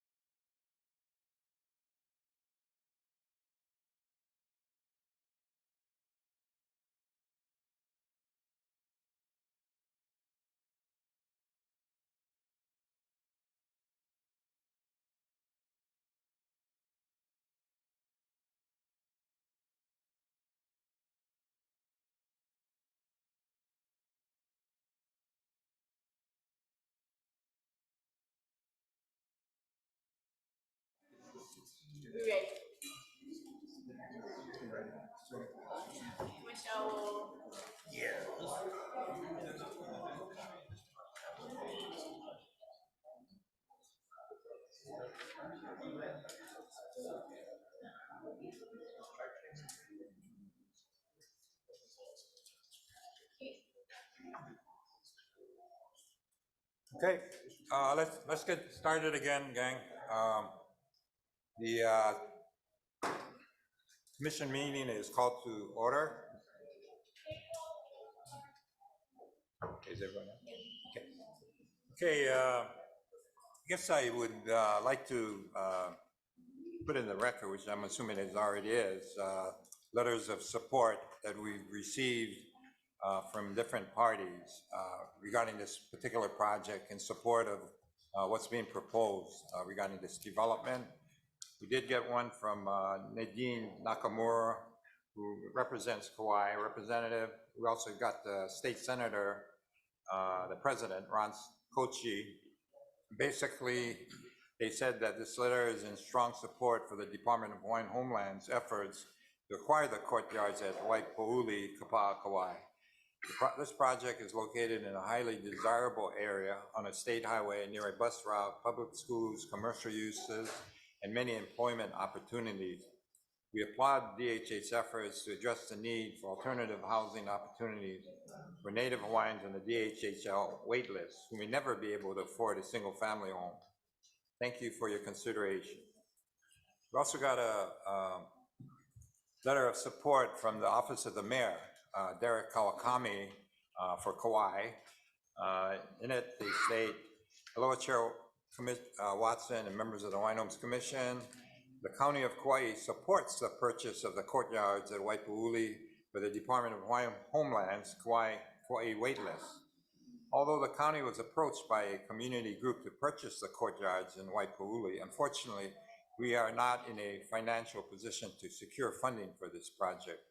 The county recognized the urgent need for affordable housing for our local residents and has focused on resources and energy on developing affordable homes with our Keala Ula, Upu View, Limaola, and upcoming Kilauea projects. The county supports keeping the units at courtyards at Waipouli affordable for our local families. Originally developed as an affordable rental project, the affordability requirement for the courtyards at Waipouli lapsed several years ago. This project is consistent with the county's plan to address the shortage of affordable rental housing and is clearly aligned with our county general plan, which seeks to focus development in existing town cores and commercial areas with existing infrastructure, public transportation, and commercial and employment opportunities. The preservations of these rental units will be an asset to Kauai and will provide much needed housing. The DHHL has been a great partner in including the county in their strategies and priorities. We appreciate and support the DHHL efforts to keep these units affordable in our local families.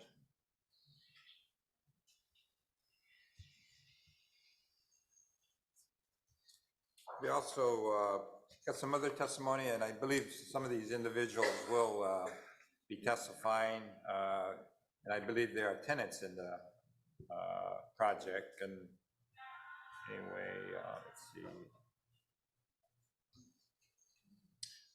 Okay, are there any other questions from the commission regarding any of the witnesses that or testifiers that presented so far?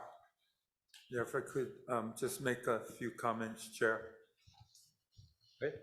I appreciate the mayors and other politicians weighing in favor, but I do want to say they're not connected to these issues in the same way we are. They don't have the same level of information engagement specific to our beneficiaries the way we are. So I just want to make that clarification. The other thing is your comment earlier, you live in a condominium, it works for you, and I respect that, I do. But a multi-million-dollar condominium compared to Waipouli, those are just very two different animals. So that's all I have. Thank you. Any other comments?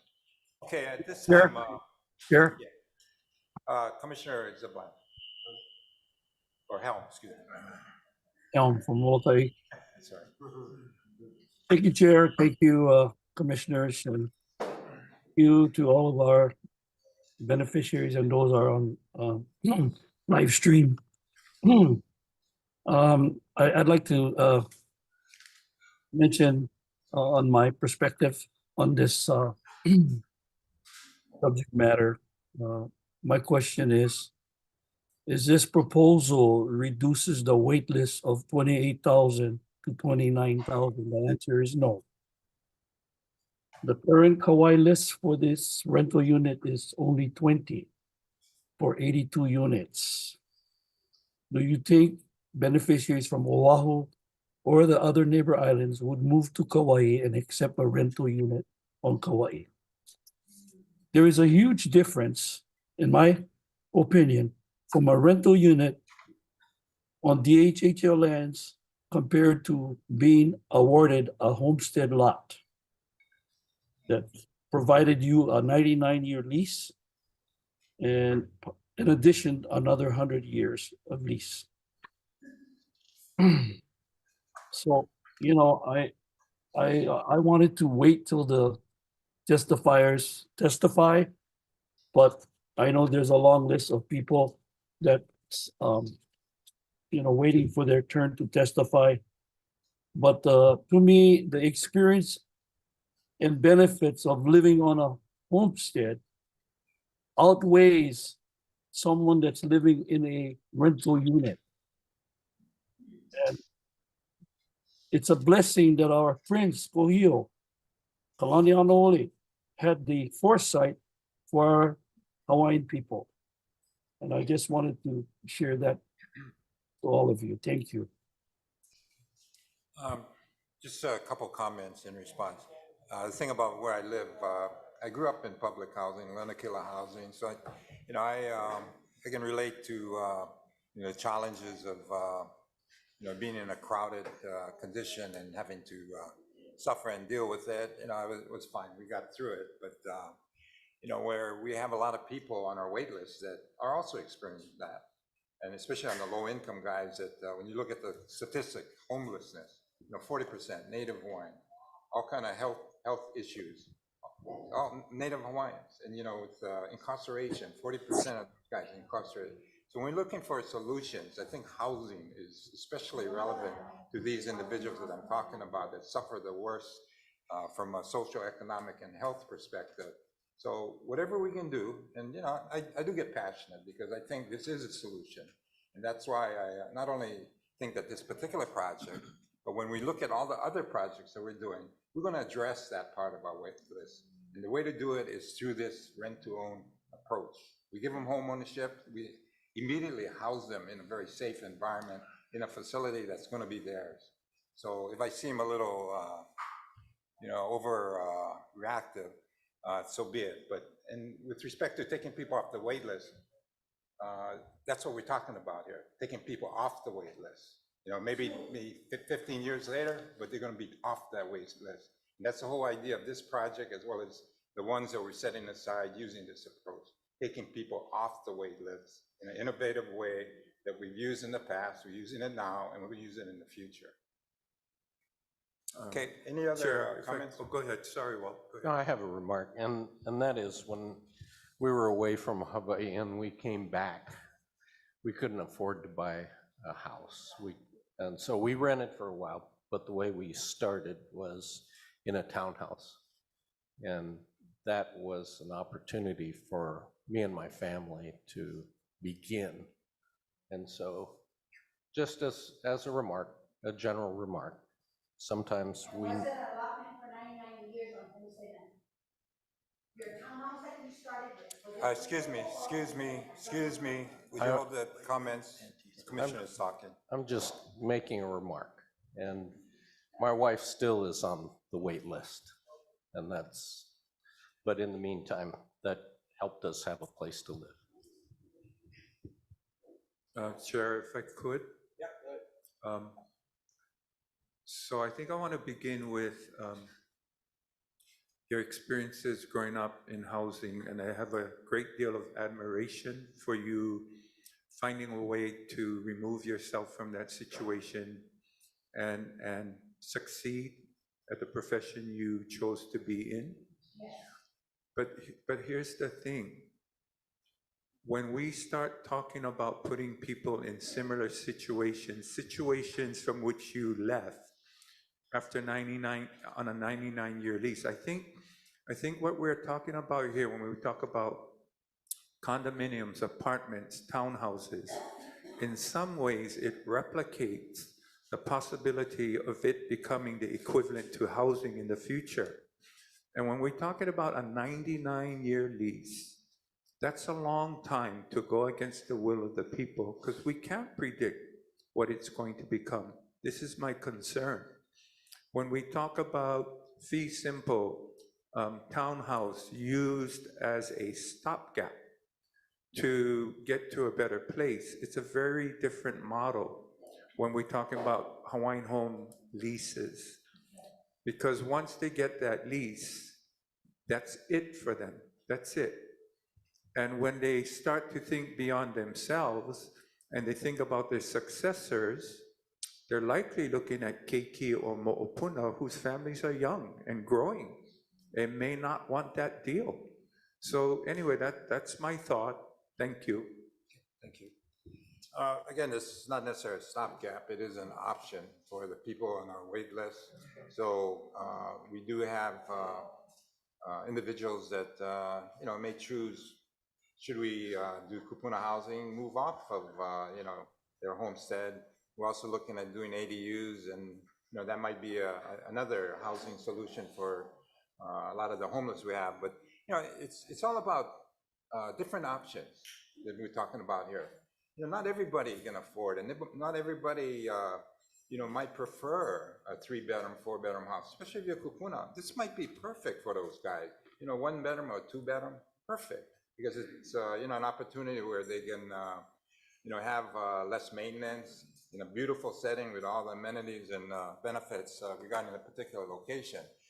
So again, we're trying to create options here. That's why we have 28 projects that we're looking at throughout the state. They all have different options, and the more we have to address this huge wait list, 29,000 people on a wait list. That doesn't include a lot of the others that also qualify to get on there. When I was chair way back, we started with a little over 3,100. When I left, even though we did about 3,100 units, we had over 7,000 on our wait list. So our wait list went up, and I anticipate the same thing is going to happen to us in this situation. So what's the answer? You got to be innovative. You got to get creative. You got to go to density. Density is key. And maybe it's not as ideal as a 40-acre homestead or whatever, but especially on Oahu, that might be the choice. And that's what the Bolodrome is about: density, going up, providing 276 people or families off of the wait list. So it's options that we're talking about here. Okay, at this time, what I'd like to do is get the public, or give the public, an opportunity to testify on this particular project. So what we're going to start with is Kapua, Koa Kamai.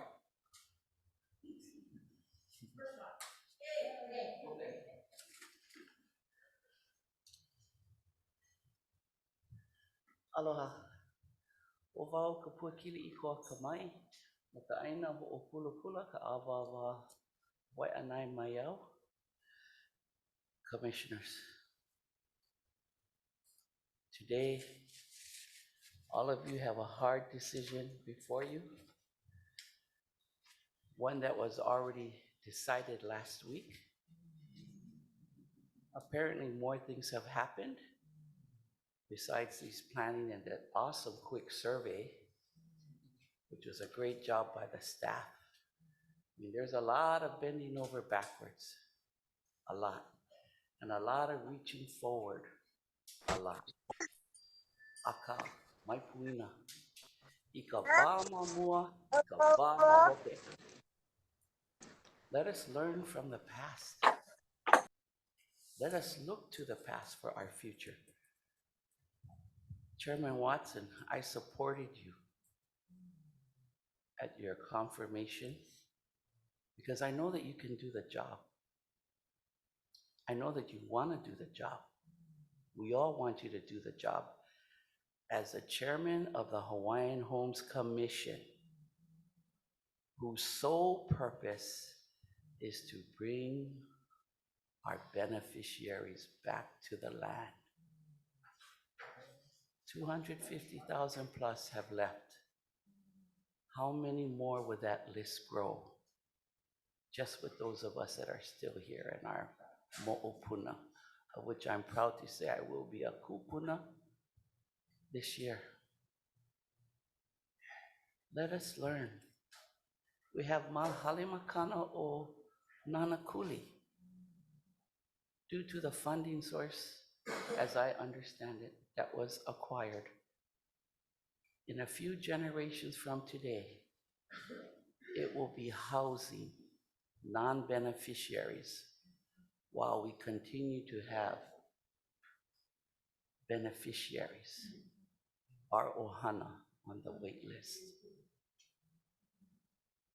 Is that pono or is that heva?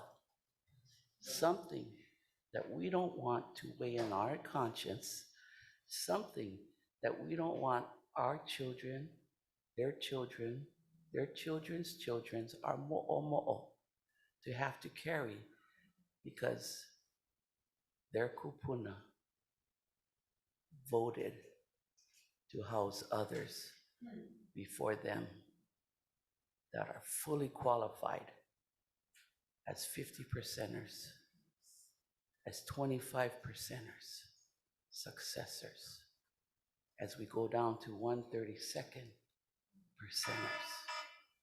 Mahalo. Okay. Thank you very much. Next testifier, Demand Manaole.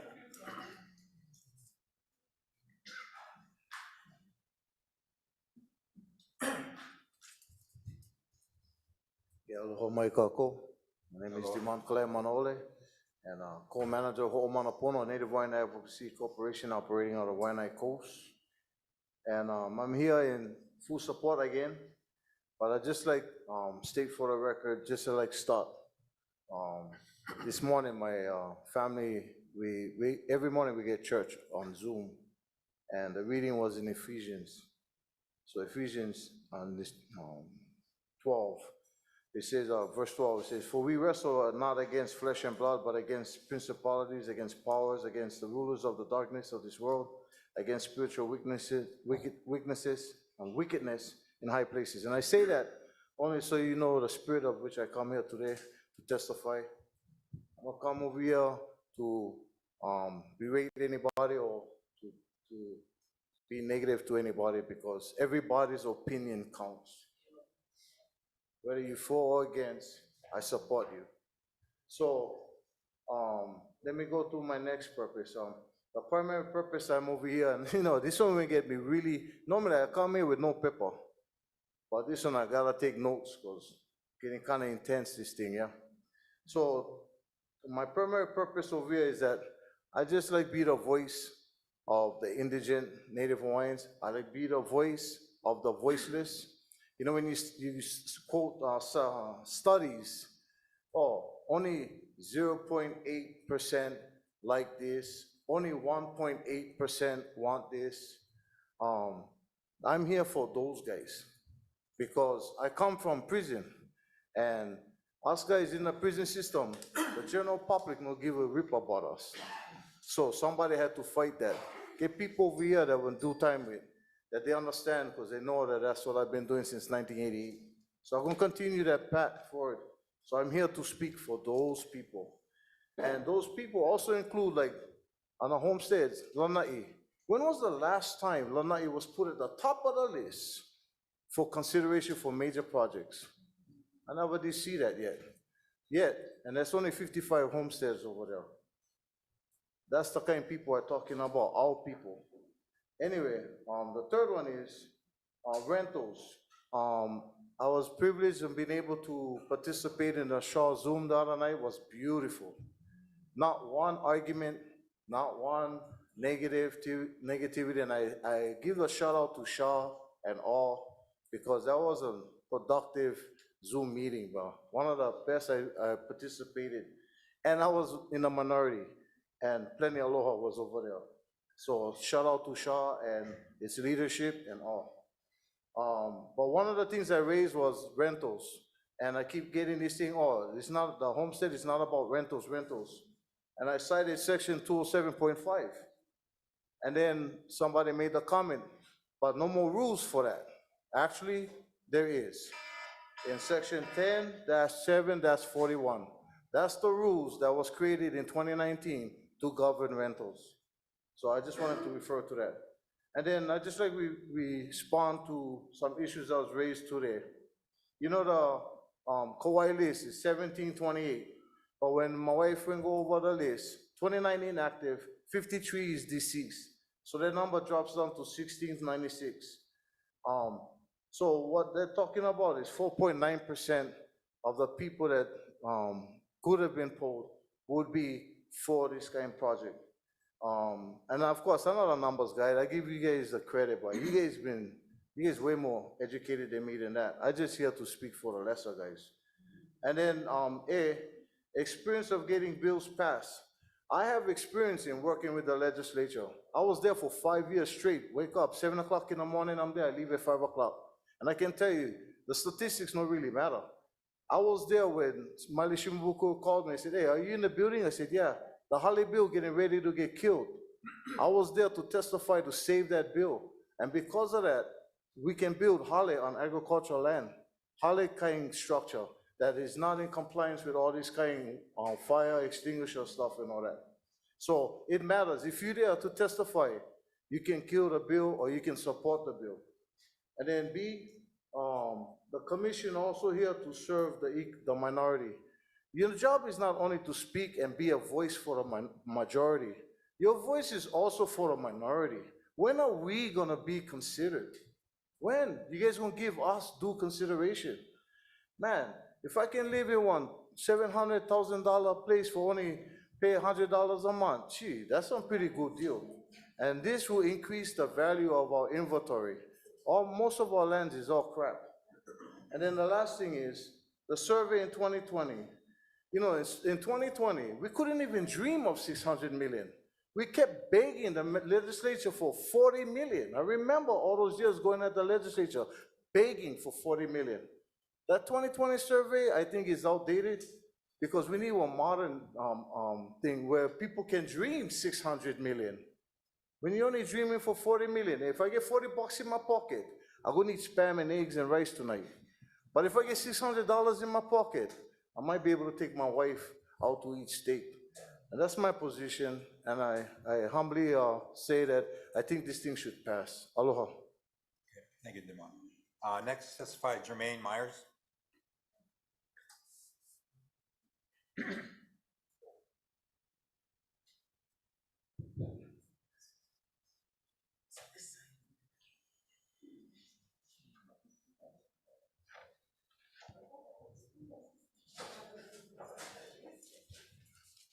Just one, yeah. Just one page.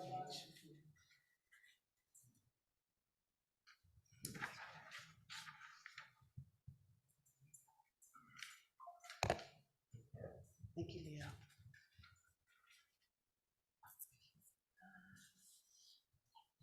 Aloha, Commissioners. My name is Jermaine Myers. Commissioners, something nefarious is happening at DHHL with NAHASDA funds. Please vote no to C1's submittal. Do you all recall last week's Wednesday's C5 presentation by DHHL staff Lehua Kini Laukano and Malia Cox regarding NAHASDA funds requirement with Section 106 of the National Historic Preservation Act? It was listed on the agenda for your information only. That was a violation of your fiduciary duty. C5's programmatic agreement, PA for short, should have come to the commissioners for your review, discussion, and approval or disapproval. Yet Chair Cully signed the PA in December without seeking commission input. The PA, as it is currently written, allows Chair Cully the ability to quickly access NAHASDA funds for acquisitions of properties like Courtyard at Waiapuli because the PA was written by Chair and DHL staff to exempt acquisitions from environmental review. The commissioners and Lahui should now give input on the PA to remove this exemption. Lehua stated we cannot spend $1 of NAHASDA funds before an environmental review is done to comply with Section 106. Malia said DHL have been working on the PA for 10 years. Recently, they sent it to the Native Hawaiian organization for comments. Why was it important for the commissioners to determine if the PA should be approved or otherwise? I provided you a copy of page 3 of the PA to show you how the acquisition of properties like Courtyard of Waiapuli will have quick access to NAHASDA funds. But at the same time, the PA process will hold up and delay existing homestead communities over 45 years old from accessing NAHASDA funds, lessees of those homestead lots. Please look at the highlighted section number 3 titled NAHASDA Undertakings Exempt from Further Section 106 Consultation. A and B are related to entitlement communities as is identified, which is identifying DHHL communities that are over 45 years old that will have to go through the time-consuming environmental review. Kilkaha and Nanakuli are included. But look at C. These types of properties are going to be exempt from environmental review, which means these properties can quickly access NAHASDA funds before lessees and homesteads built before 1979. Lessees on existing homesteads over 45 years old, established before 1979, will have to wait and be delayed probably for several years until the department's consultant completes an environmental review of their entire homestead community as outlined in the PA. Malia told Jojo Tanimoto she cannot say when Kauai will be reviewed, only that Nanakuli is the next one after Kilkaha.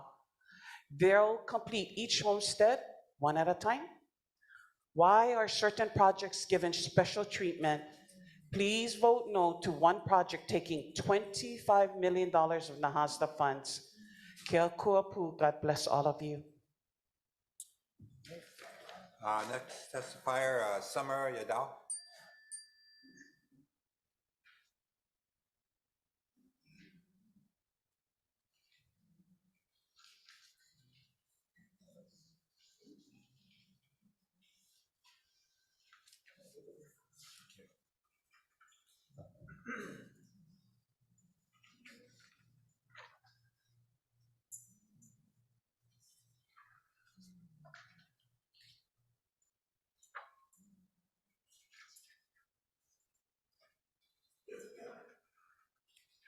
Aloha. I wrote in testimony as well, so I just wanted to say that you also have that in your packets. So I just wanted to speak on a few points. My Hanai dad is on the wait list for Maui and Molokai, and he's been waiting for 30 years. And I think that this putting of funds into this project is a slap in the face to him and to those who have passed already on this list. He wants a house for his children, us, and his grandchildren, which he cannot do in an apartment, which this would set precedence for. Another point I wanted to bring is that we've been working with residents at Courtyards at Waiapuli for almost a year now, and they consist of the people who are on this petition that you have in front of you that it just got passed out, and they're all local workforce. There is no housing on Kauai that is as affordable, which is almost not affordable anymore for them. The only oncologist on Kauai had to leave because she couldn't afford to be there. So now everybody on Kauai who needs cancer treatment needs to go to Oahu. There's teachers, nurses, doctors, Native Hawaiians who will be kicked out and on the streets. And I don't think that's something that DHHL wants on their soul. I just wanted to speak to each of you heart to heart if you felt that this was not something that is pono at any point in time that this came up, to go with that feeling and that original feeling of it being not pono. It's further separating Kanaka Maoli from Aina, which is the reason why we have the disparities that we have with Kanaka being incarcerated on drugs. It's because of their separation from Aina. So they need to be on Aina, not in condos. That's how we get separated. That's how they get separated from where they're intended to be, and where their spirit is, where their history lies, and how they know who they are as a people. So to put them into condos would further separate them from that. And they want to be on Aina. They need to be on Aina. They need to have their feet and their hands in the soil. They need to have it in the waters, not separated. That's all. Thank you. Okay, thank you very much. Next testifier, Patty Taruya.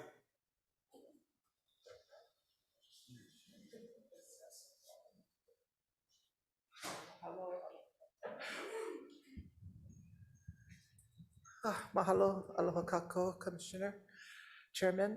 Aloha Commissioners, mahalo for providing me the opportunity to share my opposition to item C1 today. On January 16th, in a vote 5-4, vote the commission down in a similar proposal. Today, while Lino trusts have been removed, the submittal still fails to align with what 4,982 beneficiary applicants have identified as their priorities. The manawa is to contain in the 2020 survey conducted by SMS and paid by the DHHL. Last week, 4 commissioners voted against nearly 5,000 beneficiaries who filled out the survey. Commissioner Freitas, while acknowledging he was unable to read the packet, declared that we have to think out of the box. Be creative. Tell me, how does this work when you haven't even read the submittal? Would you have made the same decisions for your family that you did for many of us? Why didn't you abstain or ask for a deferral? Instead, you voted favor to a proposal that fails to represent our interests. Please, commissioners, stop playing with our lives. Commissioner Naumu, we ask the same of you. Please read your packet.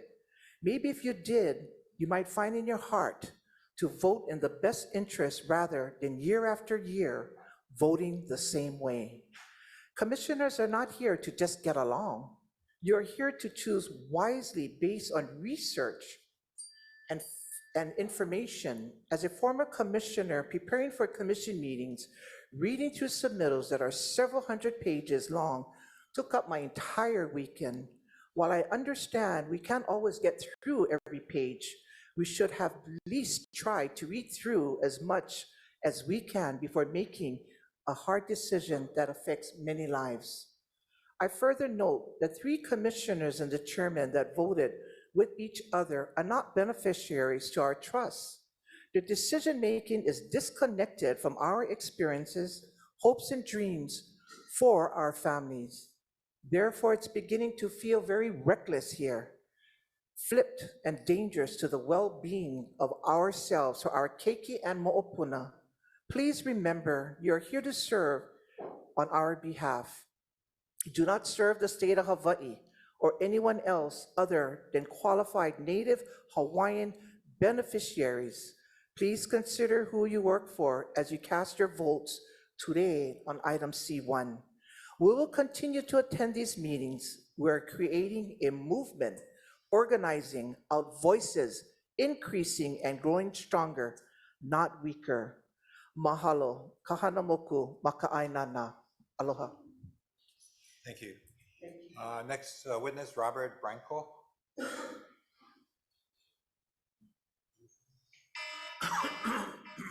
It's so funny, huh?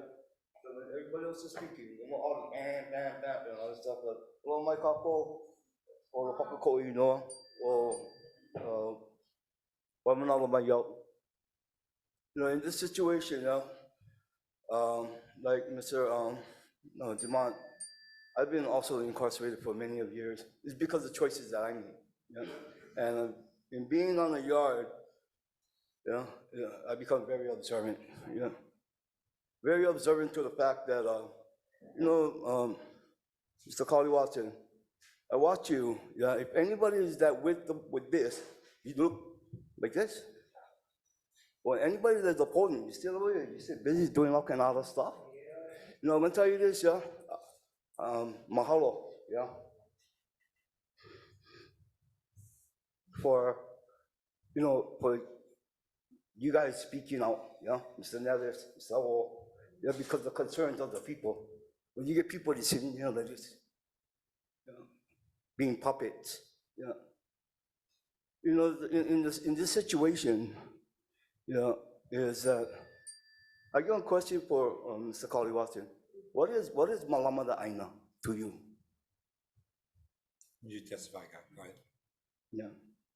See, we're stuck with this mentality of Malamada Aina is to take care of Aina. Yeah. To know your mokuao, know your mo'olelo. Yeah. To know where we derive from. We are the Aina. We came from Wakea. We came from Halawa. To learn your culture is to know. Yeah. See, so what happens is that when I look at my cousin, which is James Kelly, who already passed on to glory, and I look at all his records, yeah, he's been in this movement for years. And I look at all these things that you've been doing. All of a sudden, you become high-minded and blinded. You're sitting in one position like, wow, you know who I am. You can talk about you coming from Lana Kilo housing. We came from there. We came from there. So that's what they put your people back in there? Well, you got to go through the lessons of what I learned to be in a position where I'm at today. Yeah. You work for us. The funding came from the federal government. You guys are just management. How are you going to manage this and in the situation of bringing up this bill when so much money has to be allocated by a certain time, then all of a sudden you're just going to throw this inside and everybody going, you know what I mean? Come on, you gotta get time factors, yeah, to put things into perspective and get the people involved. Let's just sit back and all of a sudden, I live on Anola. I know what Mr. Nevis is talking about. When the first, was a big disaster. Was a big disaster. We had the homestead and all that stuff up there. Please excuse my ways because the thing is that I come out of and I today where I came from, today I work for Leary Community College at Moana Moku campus, to where I came from. People is like, oh, how you do that? It's because I want to settle down. Because in New Grambo, people don't hear you.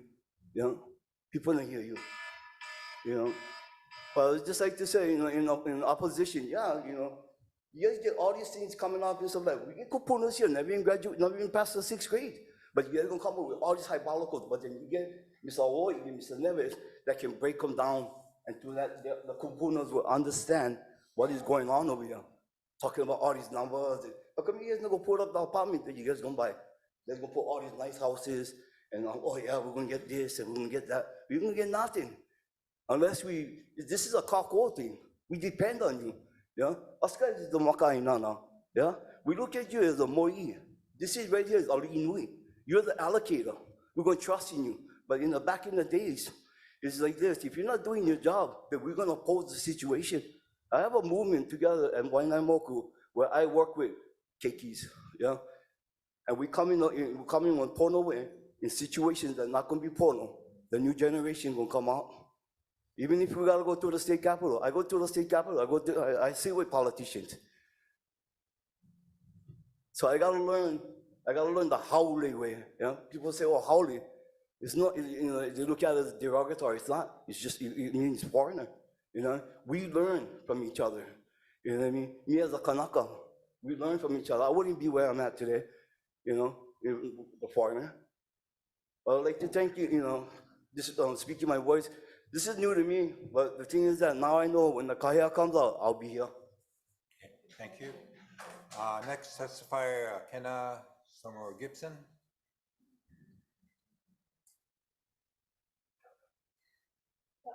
Aloha, commissioners.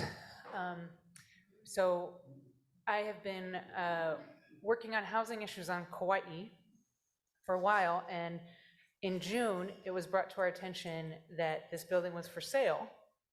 And there was a city council hearing about whether the city council wanted to keep it from becoming a timeshare. And so working with residents in the building, residents said, well, you know, we work here locally. We are your doctors, teachers, nurses, working at Costco, Safeway. We'd like to stay. And so we started creating a plan to make it a workforce cooperative housing. So there would be a plan for the local workforce to stay. I've been working on that plan for 7 months, bringing financing to the table, pre-approval from HUD for $21 million, other interested parties. And what I wanted to point out is that the relocation fees allocated, $950,000 when you divide it by 82 units is $11,000. I was talking to those residents yesterday. They are very concerned about where they will move to on the island, because if you look up rentals on Kauai right now, there's less than 7 two-bedrooms available for less than $3,000 a month. Many of these people will leave the island. The island will lose local workforce, and there are many, less than 50% Native Hawaiians in there, and some of them will be out on the street. So you will be creating further workforce shortages by approving this project, guaranteed. And it's already an issue on Kauai, a big one. Okay, thank you. Next testifier, Rowena Pangan.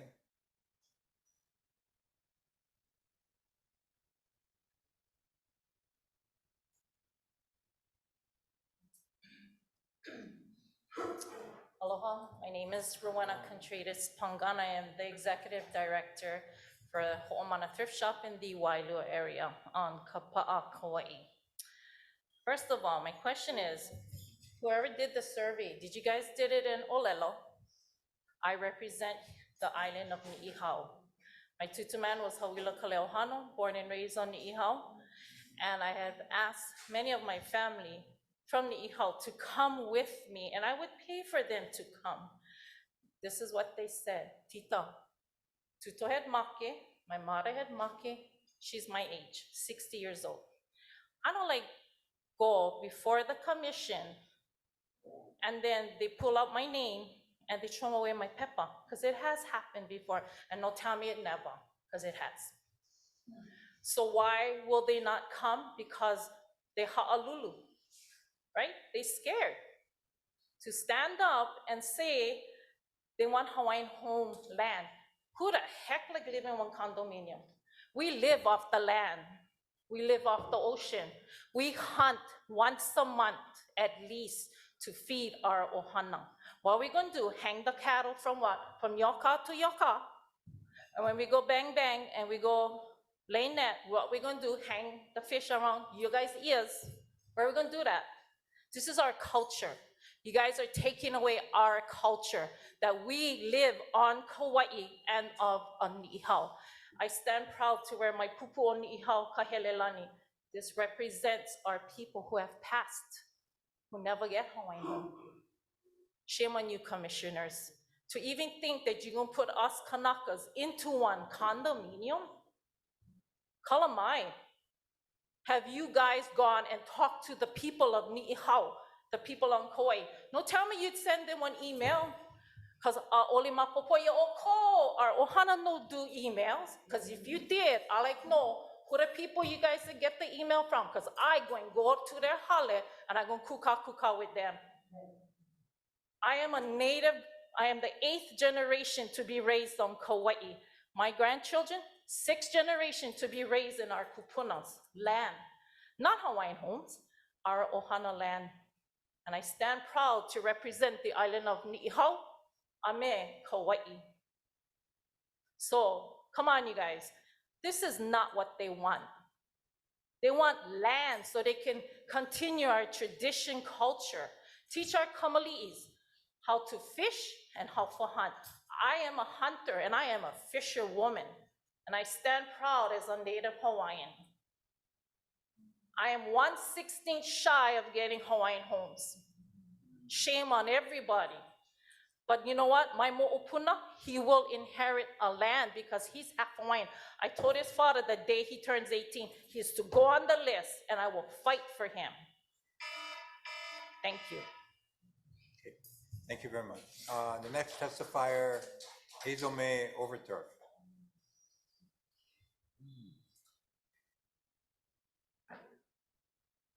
Hello, aloha.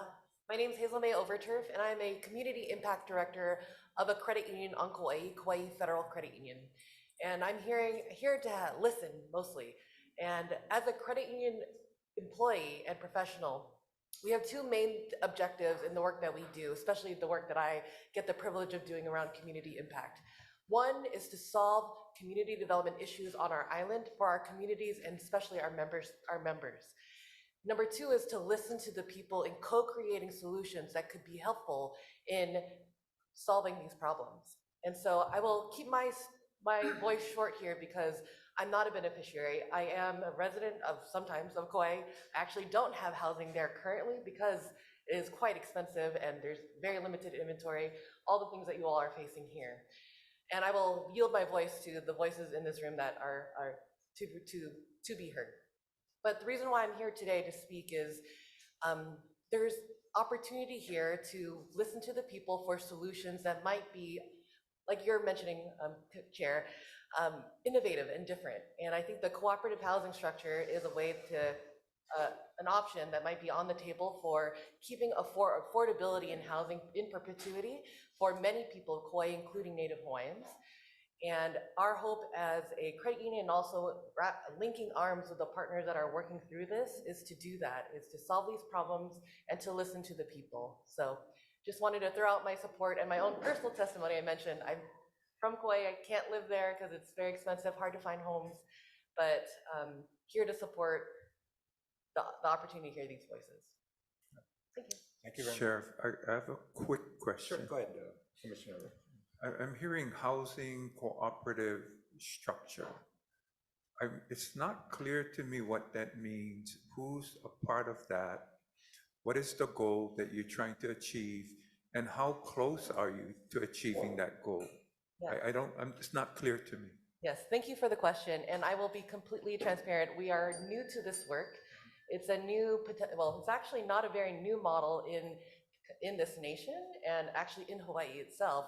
It's a ownership structure for cooperative housing that allows individuals to, I don't want to say hui, but hui up and own a portion of of the building.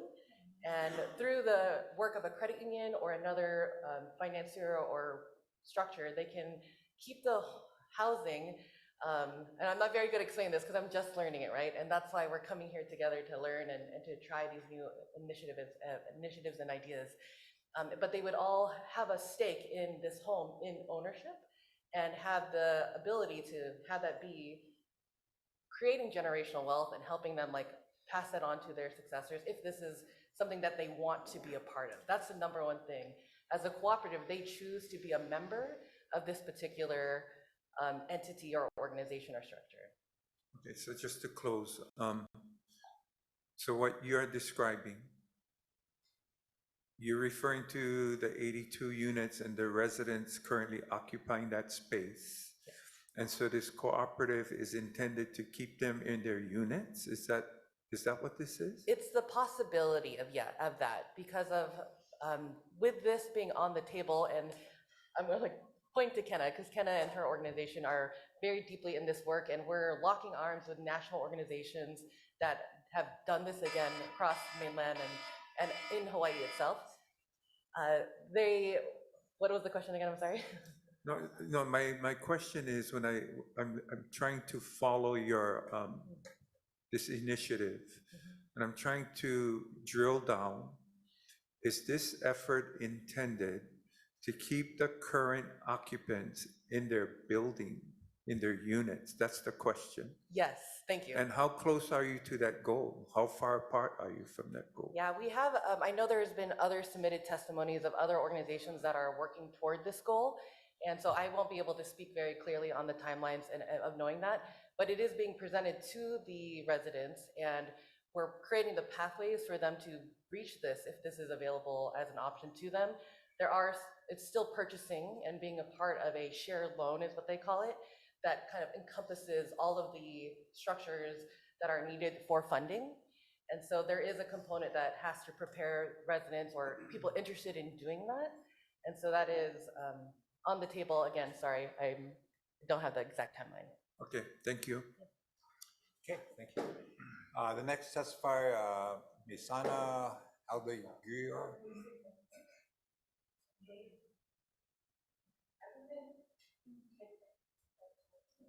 Okay, sure.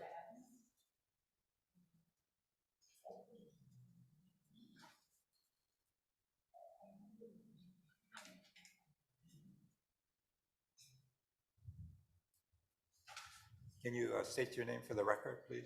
Good morning, Commissioners. My name is Darren Owong.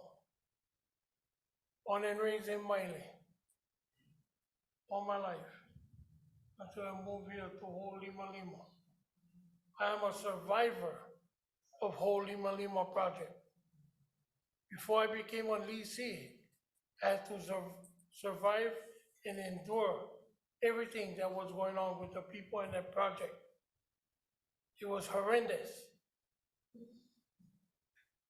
If you don't believe me, you ask the people that would survive that project for 15 years. So I'm here on behalf of my family. The developer that developed that project, Mark Development, they was trying to kick me and my family out because I spoke out. I was in the newspaper. I was all over the place on the news because of how they was running that project. They was locking doors. They was kicking people out. It was horrific. But as far as putting people not in single family homes and sticking them into condos or apartments, nah, that don't fly.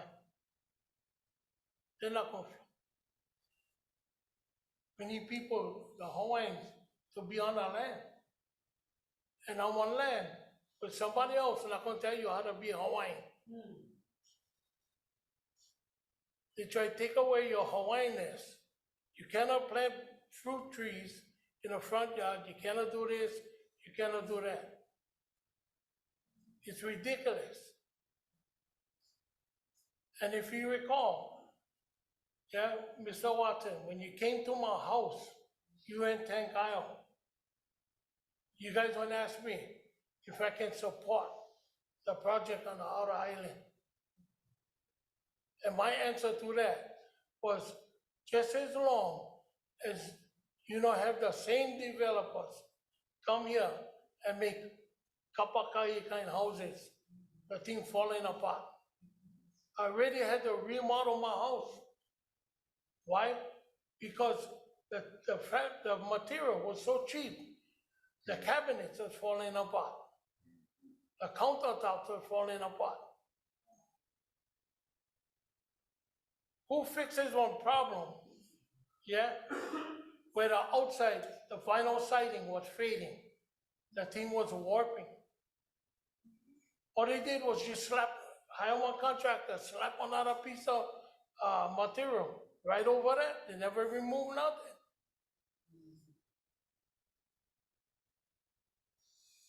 But nobody did nothing. Nobody came and talked to the people who live in there, who would endure this for 15 years. I don't think you would live that way for 15 years. You would be out, but I stayed for my family. That was my main reason.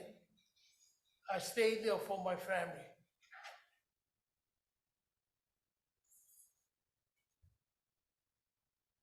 So whatever rental project you're gonna come up with, you need to think long and hard. Is it gonna benefit the Hawaiian people? Or is it just gonna benefit the contractor? You know what I mean? It seems like all the contractors that get hired, they're just all about the money. They're not about the Hawaiian people.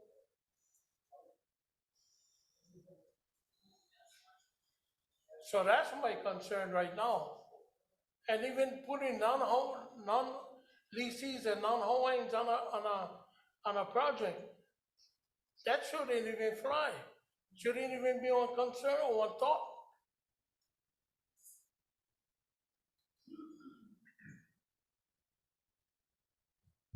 Well, thank you. Okay, thank you. The next testifiers, Timmy and Ivalani McBriar.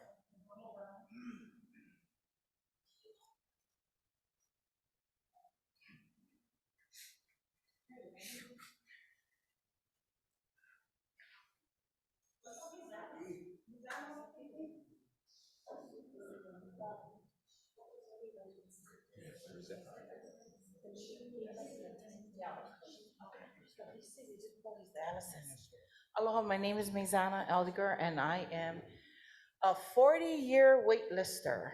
And, waiting 40 years is a long time. And I don't want to be dead on the list because my kids are short 2% to be, to have their own waitlisting. But anyway, I oppose the C1 again, and I'm hoping that, we don't be judged whether we can't afford the land or we're poor, we're homeless. I know a family that been waiting since 1973. She got approved from NAHASDA, from Waianae Valley.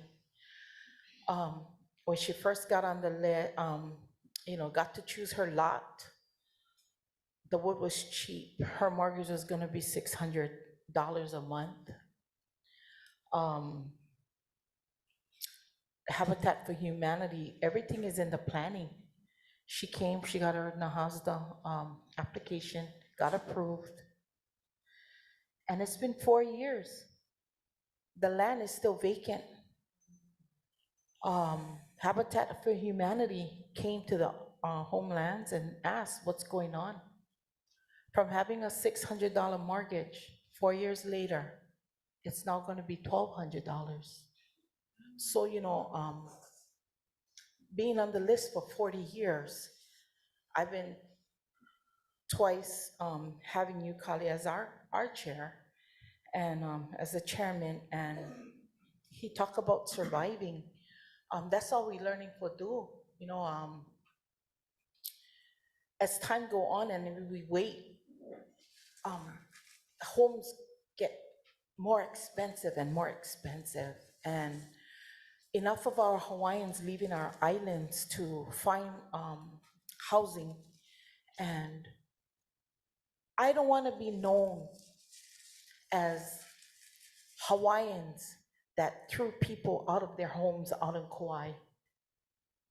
I don't want that feeling of them saying, yeah, this DHHL, because they're not going to look at you guys. They're going to look at us, Hawaiians. We're already being rejected from everything that that is not of our culture. They look at us as, wow, these Hawaiians, they're kicking us out of their homes. Because in Waianae, in Maili, they're doing the same thing again. There's people living in those homes, homeless from the beach, and now it was on the news. You guys have seen it? They gotta leave their homes because Hawaiian homelands, again, we get this kickback to be known as now we evictors. Here I am, I told them, I'm a wait list of 40 years. I'm not evicting you guys. I'm trying to get me my own land. However, whoever and whatever's happening, that has nothing to do with us. As beneficiaries, we want our land. We don't want to be evictors. We don't want to throw people out of their homes with their children. That's not what we're about. Us Kanakas, we're not like that. We're embracers. Thank you. Thank you very much. The next testifier is Timmy and Ivalani McBriar.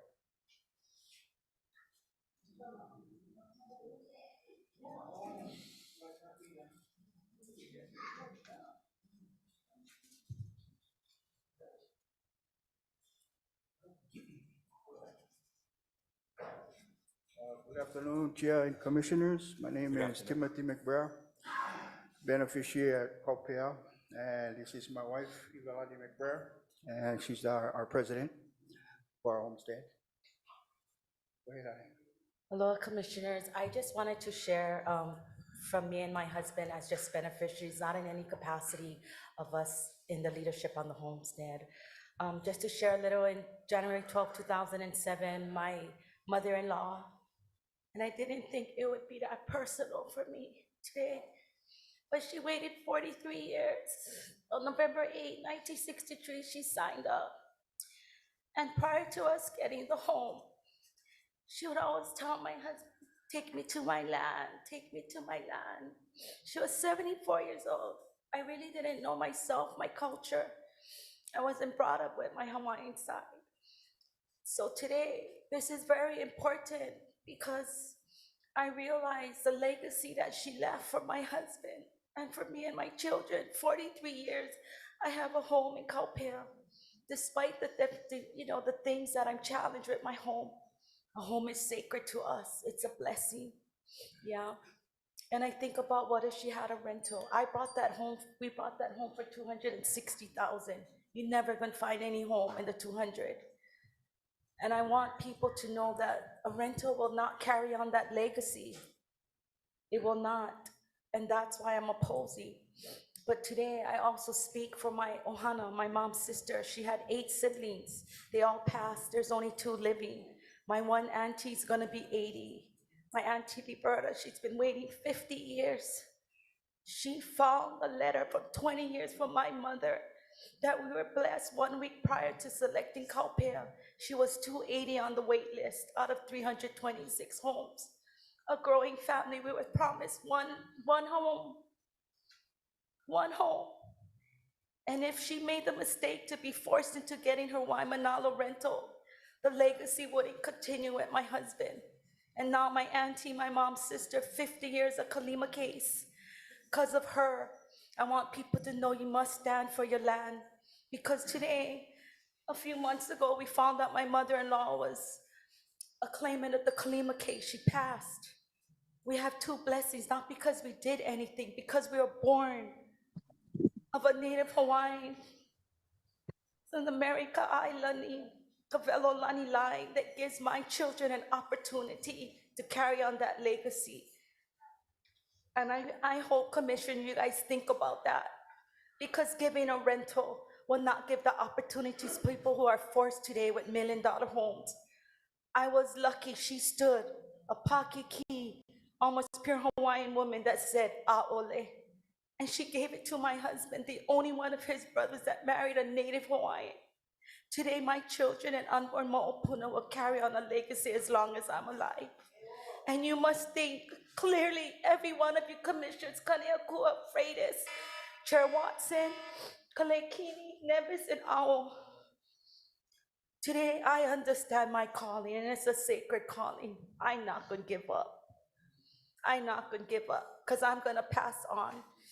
And this rental will help some people. I believe in rent to own, but at this time, this is too rush. This is a decision. Any financial decision needs thought, needs to be a very articulated process. And I feel like this will not help. And my auntie, she gave me that permission. She wants her land. And I'm asking you, this is not, she is from Kauai. So please consider, opposing this project. Mahalo. Okay, thank you. Thank you. The next testifier, Chadwick Rodan.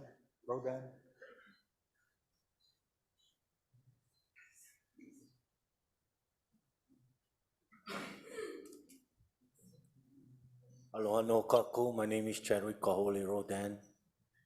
Hello. Thank you for letting me speak, Chairman and Commissioner.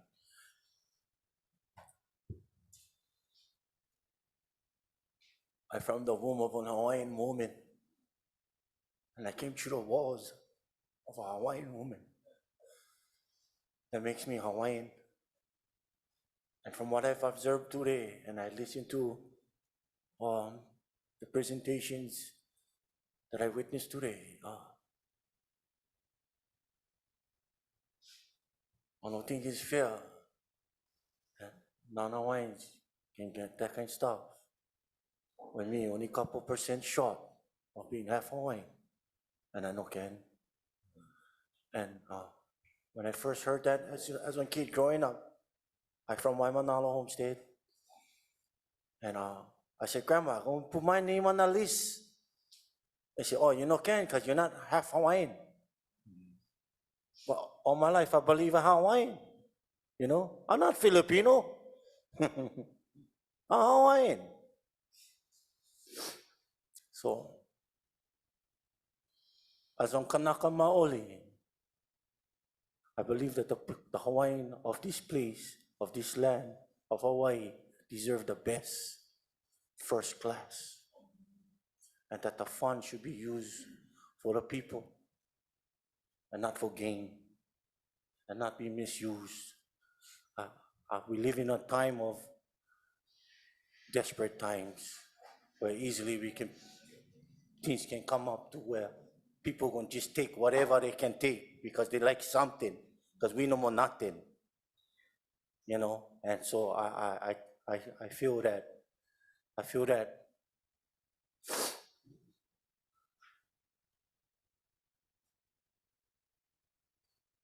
freely ye receive, freely give. I gotta be managed for the best interests of the Hawaiian people. If I could get one lot, I wouldn't want to rent because I'm Hawaiian. I don't like rent. How can one Hawaiian person rent when you from this land? My mother's mother is from here, from Hawaii. I don't belong renting anything.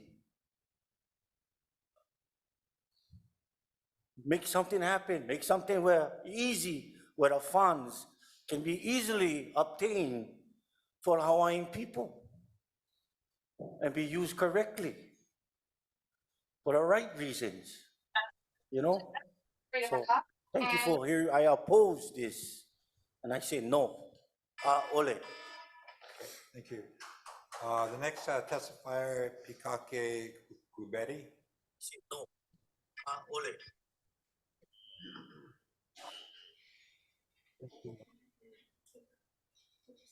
No.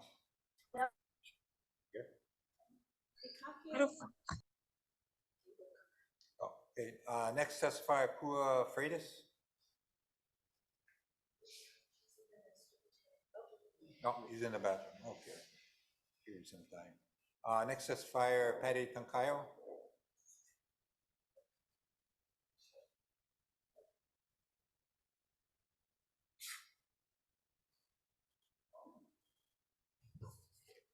Good afternoon, Chair and Commissioners.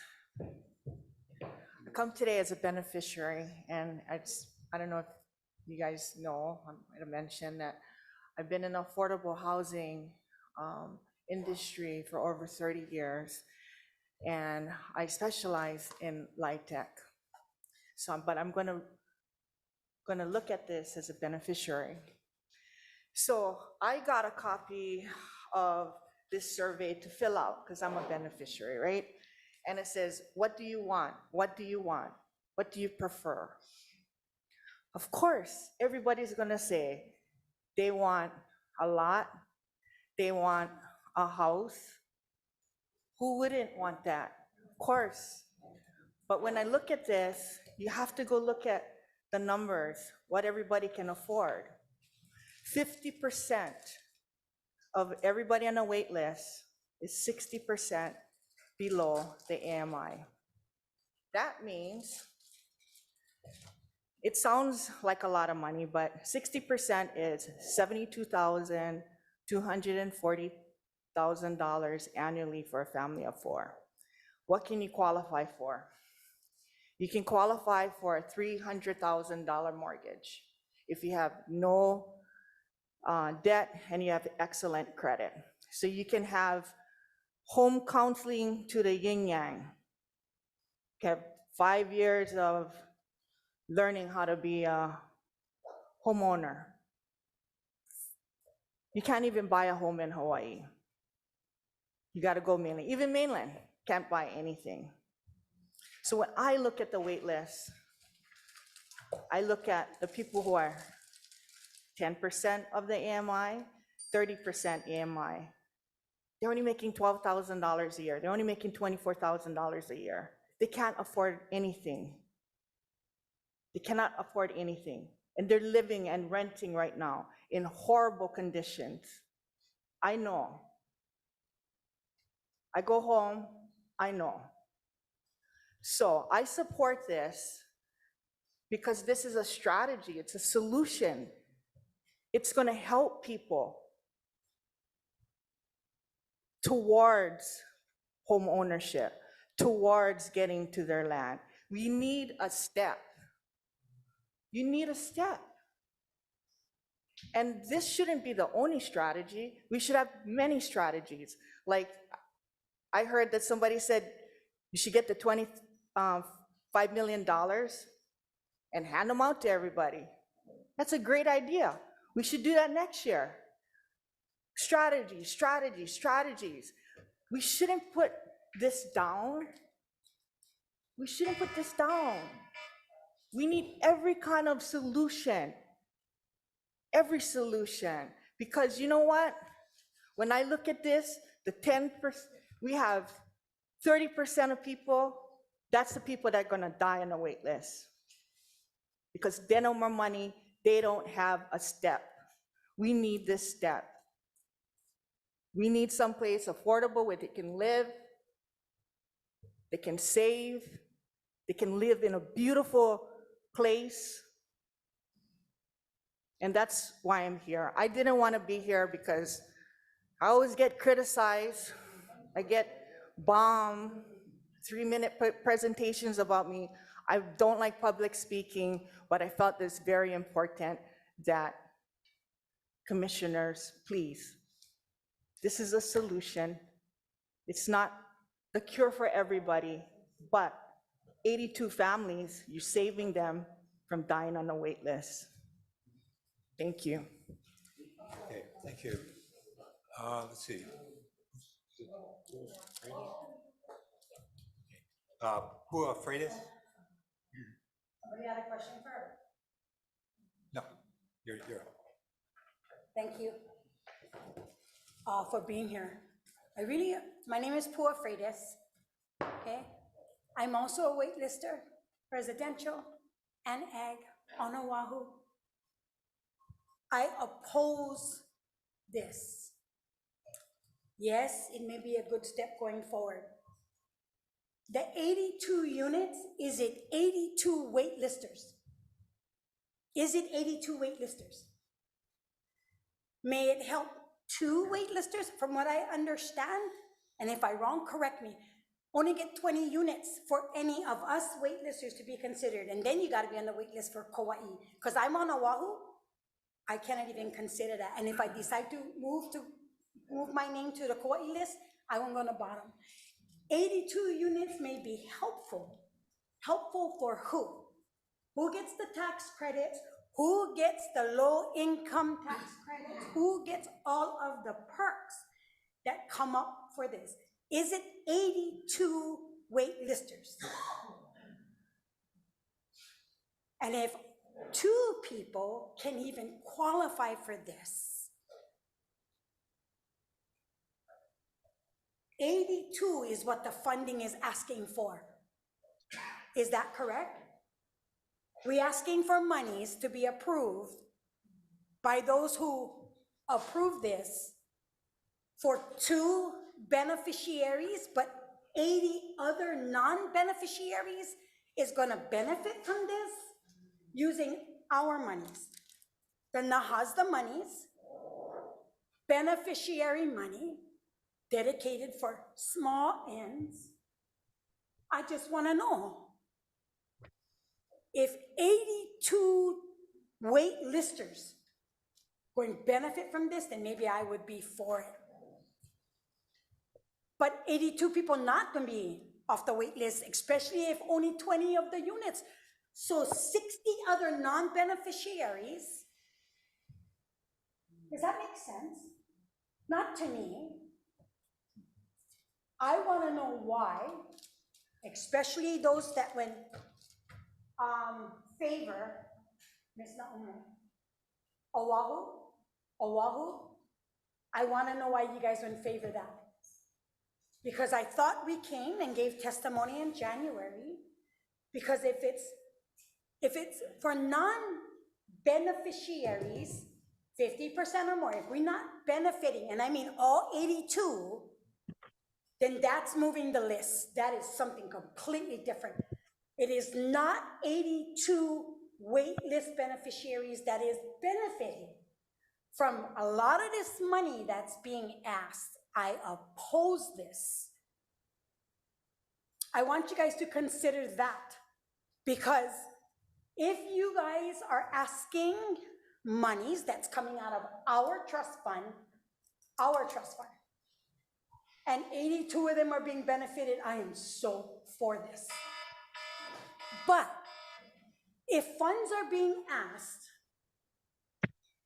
for units that non-beneficiaries are going to benefit from, that kind of reminds me of this area. You take the funds, you build all the infrastructure, and yet everybody outside of the homestead benefits.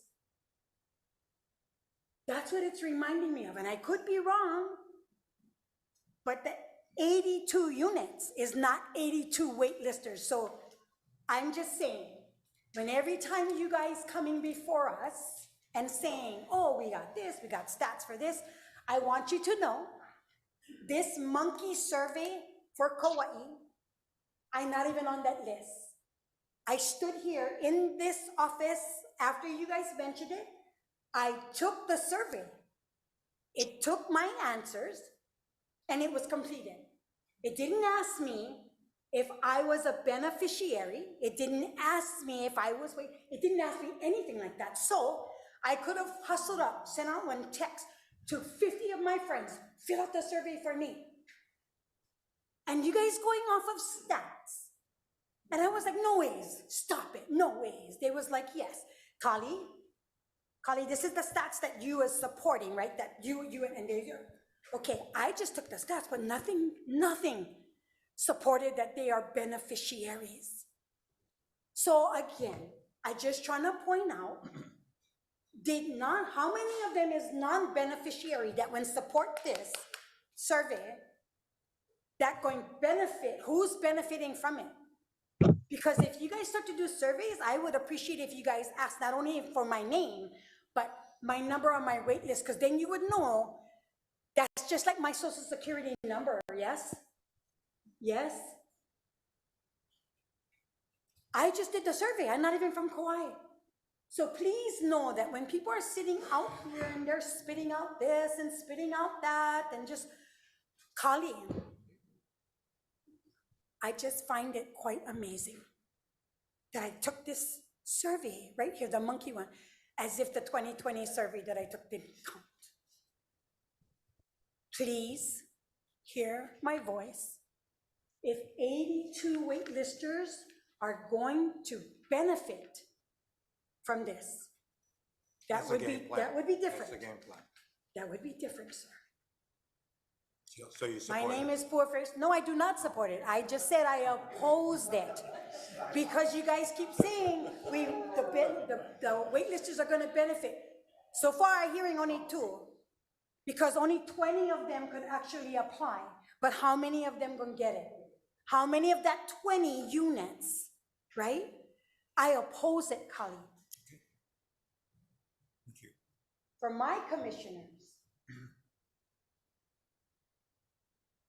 I oppose it. 82 waitlisters is not going to benefit from this. Thank you very much. Thank you for being here. Thank you. Next testifier, Pauline Luka'a.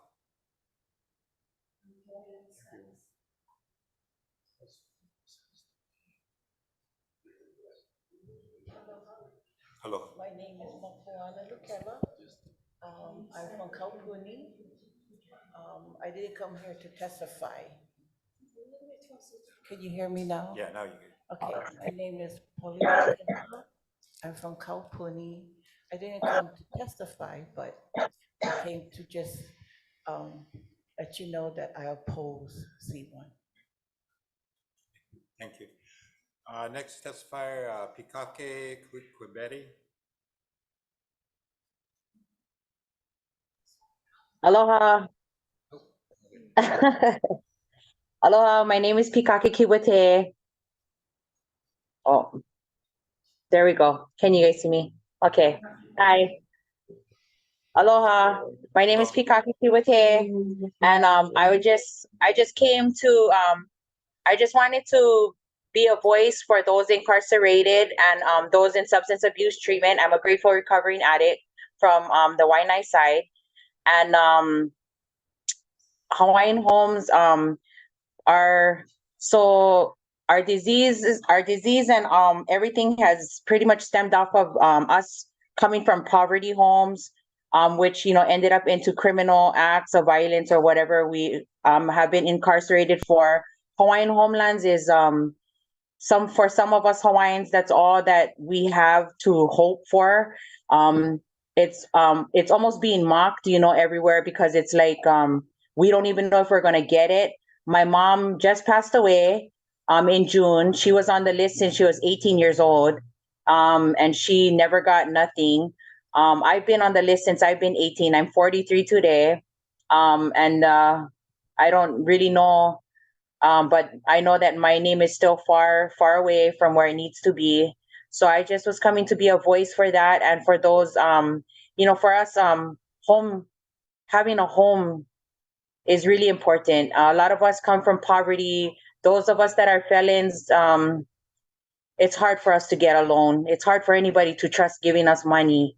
I don't know if you folks can look into things like that for that population, but a lot of there's a lot of Native Hawaiians in jail, and a lot of them come from we don't have residences, we don't have homes, which causes a lot of the criminal, you know, violence to make money so that we can survive, let alone us getting us a loan.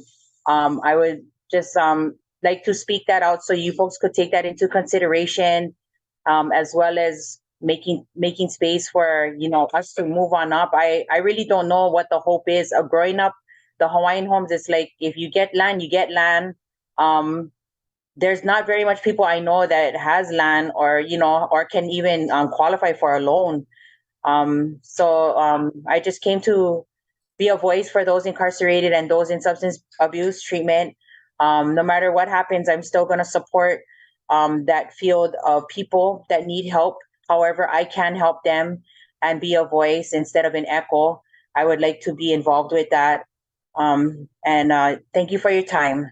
Yeah. Thank you very much. Next testifier, Charlene Rowland. Okay.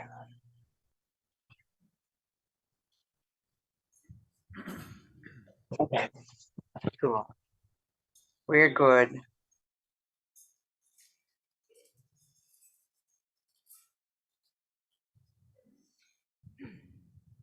Hello, Kako. Hello. So I'd like to start mine off by saying, sorry if I get emotional, but remember who you are, where you're from, and what you represent. My name is Charlene Rowland. I'm from Waianae Valley Homestead, and I oppose the C1. Aole to providing 25 million of our Nahasta funds to the 44 million apartment assets acquisition wherein no beneficiary consultations was done. I sit here today and I listen to the testimonies and I listen to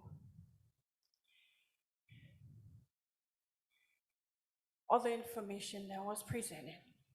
And I'm in shock, like, One is the 15-year ownership. I don't understand why anybody would sign any contract to rent a house for 15 years. Whether it's a house, an apartment, a condo, period, you're renting for 15 years. I would rather own for 15 years or more. So my mom raised 4 of us kids by herself on welfare. We're from Kaneohe side. When she got her homestead, we moved to Waianae in '77. Still a single parent on welfare.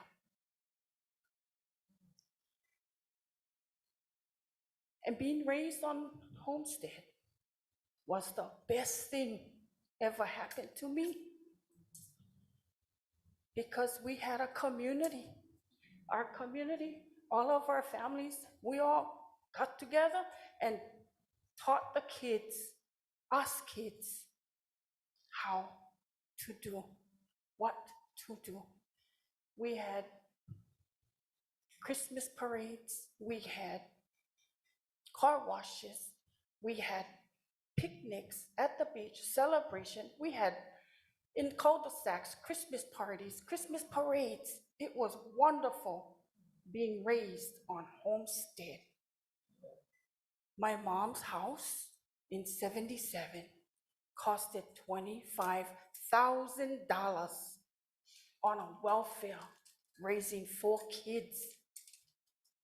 We struggled, like a lot of homestead people struggle to make ends meet. I'm very grateful that she did, because her parents, both on homestead, died on the list, never got what they wanted, was Papa Kolea. They never got it. Papa Kolea was where they wanted. Not Waimanalo, not Waianae, Papa Kolea. But by the time, I don't even know if they was called. They died. They was old. They couldn't afford it. They live on fixed income. So they couldn't even afford it even if they wanted it. But my mom pursued. She persevered. She got it. And would you believe, from the day she got it, she was always told, we can never get, because we, 47% Hawaiian, my siblings and I could never get it. But she left hers to me, in which I'm truly grateful. And the house still stands. It did fall apart, but we did fix what needed to fix. And in regards to the 600 million, I don't know where the first 600 million went. So I don't know why we're asking for more.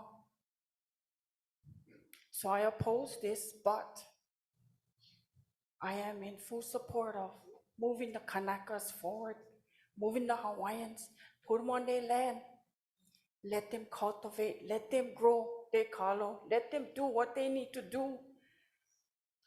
Just like Kapua mentioned, we have to look at our past to learn from it so we can move forward.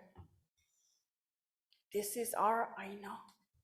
We need to help provide, support our own Kanakas.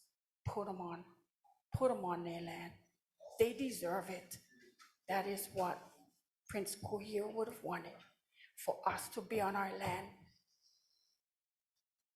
I thank you. Okay, thank you. Aloha. We're gonna take a 5-minute recess, gang, so, for whatever reason, we can do it if you want. So we'll convene in, okay. Oh, it's 2 o'clock. 2 p.m.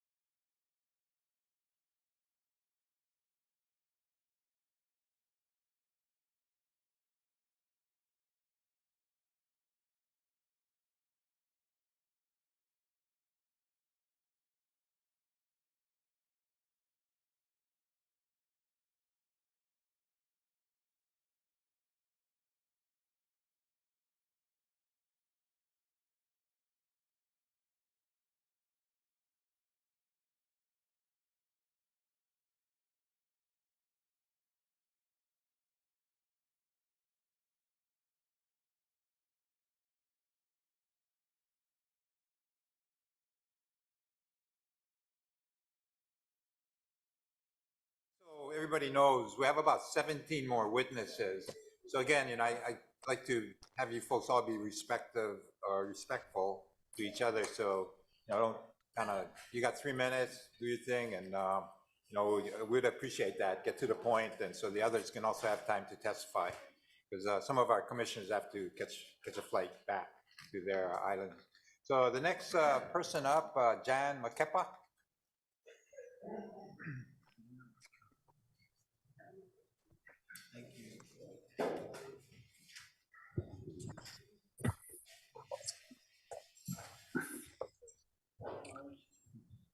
Aloha Chair, Commissioners. Hello. Mahalo for allowing me to testify. My name is Jan Makepa. I am Pelekikena for Waianae Valley Homestead Community Association. Listening to these testimonies this morning, so I'm Pu'uwai. In reviewing the materials for this morning's proposal, I'm not surprised that a lot of the verbiage was changed to address the concerns that arose from the January 16th meeting. But I am surprised that a special meeting was called again to recommend approval of C1, the courtyards of Waiapuli. The department did its job this time around by eliminating key points that caused many in the homestead community to oppose the proposal, such as verbiage of kupuna housing was eliminated, as well as verbiage of partnership with Luna Lilo Trust. The verbiage of rent to own was nowhere to be found in the first proposal, but now stands as the grounds for the reworded project. It went on from asking the chair to have full autonomy on 5 issues to now 7. Some of these issues are repetitive, some are new, some are reworded to fit the narrative, and includes the following. It went from a partnership to create kupuna housing to an option to purchase from a landowner. It wanted to authorize the department to develop a LIHTC rent-to-own project, to allocate 25 million of Nahasda monies contingent of receiving funding from HHFTC, a federally funded entity. Allocate funds from the DHHL Trust Fund to pre-development costs of 2.4 million. Number 5, a general lease without beneficiary consultation. Yes, a beneficiary consultation is not needed for acquisitions, but beneficiaries need to have a say in a matter that directly affects them. This process would give the beneficiaries on Kauai who are directly affected the chance to voice their opinion, or does that not matter? And while on the subject, has anyone spoken to those on the wait list to see if this is what they want, since no consultation is being done? Or has anyone spoken to the current tenants who will be displaced? Some of these displaced families, I'm sure, are Kanaka too. Some maybe not enough quantum to qualify, but they're still Kanaka. And let's not forget to Malama, the non-Kanaka. They matter too. Number 5 also lists private investor. Who are these private investors? We know investments are made with the projecting of making a profit. Maybe the investor has ulterior motives and maybe not have our best interests at heart. And then to use an appropriate and qualified nonprofit. Again, who are we talking about? Negotiate management agreements with service providers. Who are these providers and services being offered? There is nothing noted in the discussion portion of the material. When talking about the location, it is in a visitor destination area, meaning surrounded by tourists. I'm proud of my homestead, a respite from the rat race, to know that when I enter my neighborhood, I'm surrounded by Kanaka. That is the best feeling. I don't feel you can accomplish that in a busy district surrounded by tourists. Some may be okay just to get a home, but you eliminate the quality of life over the affordability quantity of it. Also feels like being pushed into a box where there are no other options, and if we don't agree with that, then we keep waiting on the wait list. I wanted to read my letter of opposition that I've submitted to you folks, and the reason I want to read it is because I want everybody who is here listening to also hear it.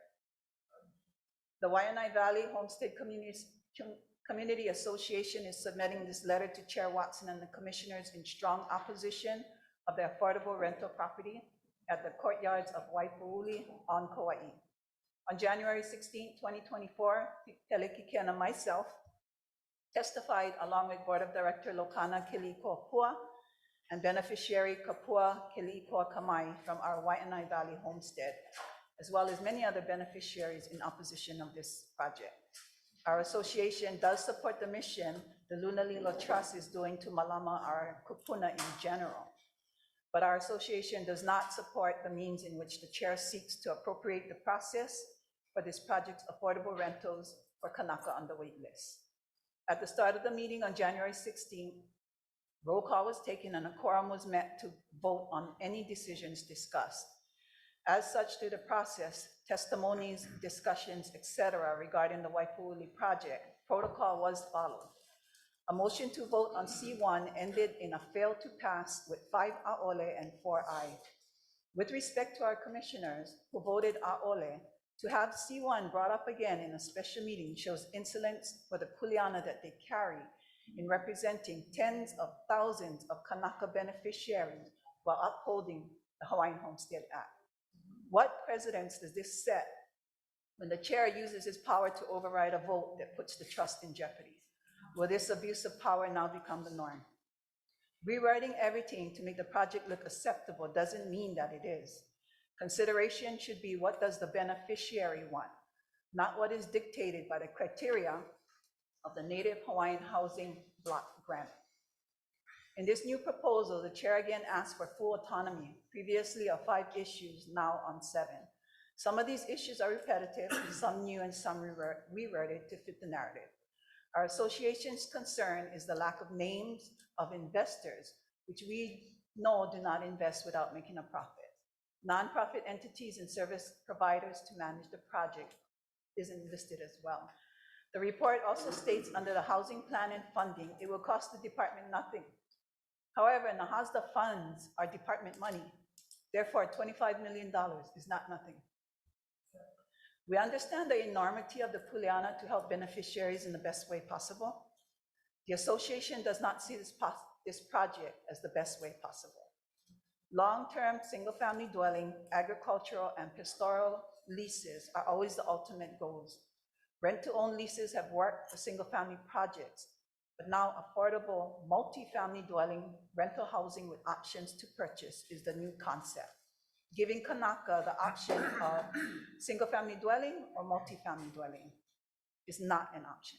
It's telling Kanaka either take this or continue to wait on the wait list.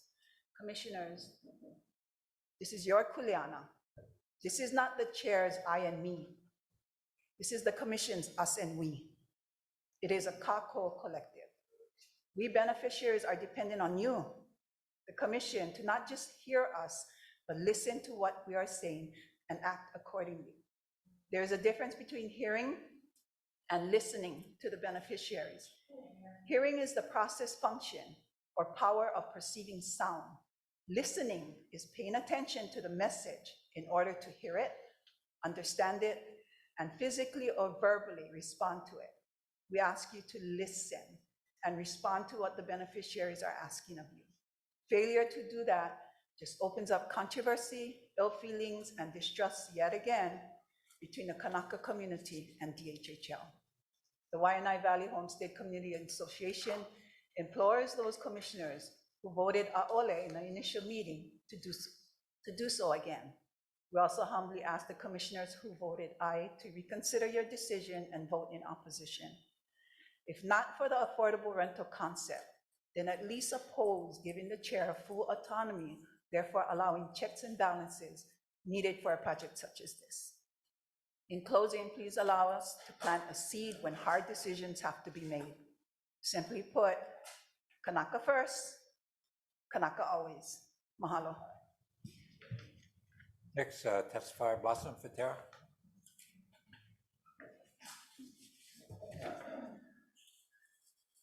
Good afternoon, Mr. Chair, members of the commission. Mahalo for the opportunity to come before you today to provide testimony in opposition to item C1 on your agenda today. For the record, my name is Blossom Fatera. I'm a beneficiary of the Homestead Trust. I'm actually on the wait list for a pastoral lot on the island of Maui. I have been a beneficiary advocate for beneficiaries and affordable housing in general for the past 30 years. And just as a point, Mr. Chair, you are my 13th chair, okay? This commission is my 11th commission. That's That's how a bad long I've been number, at 13. this. And I can tell you that sometimes it gets pretty difficult to be able to bring the voices of our beneficiaries, both lessees and applicants, to this table. One of the reasons why I am here in person is because of C1.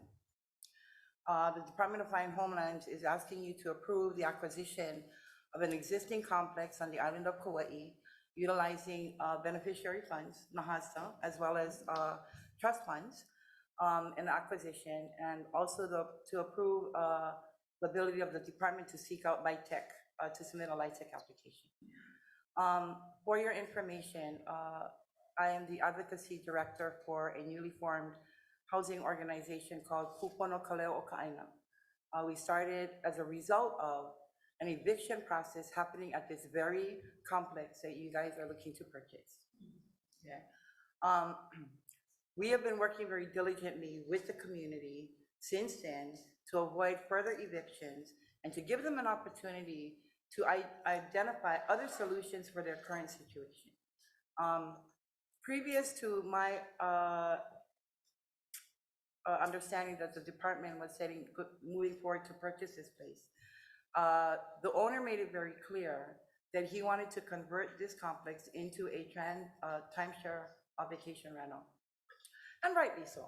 I mean, the place is a beautiful complex. It's very close to a very popular Japanese restaurant. The beach is across the street, surrounded by other condominium complexes. This is a visitor-based area. Okay?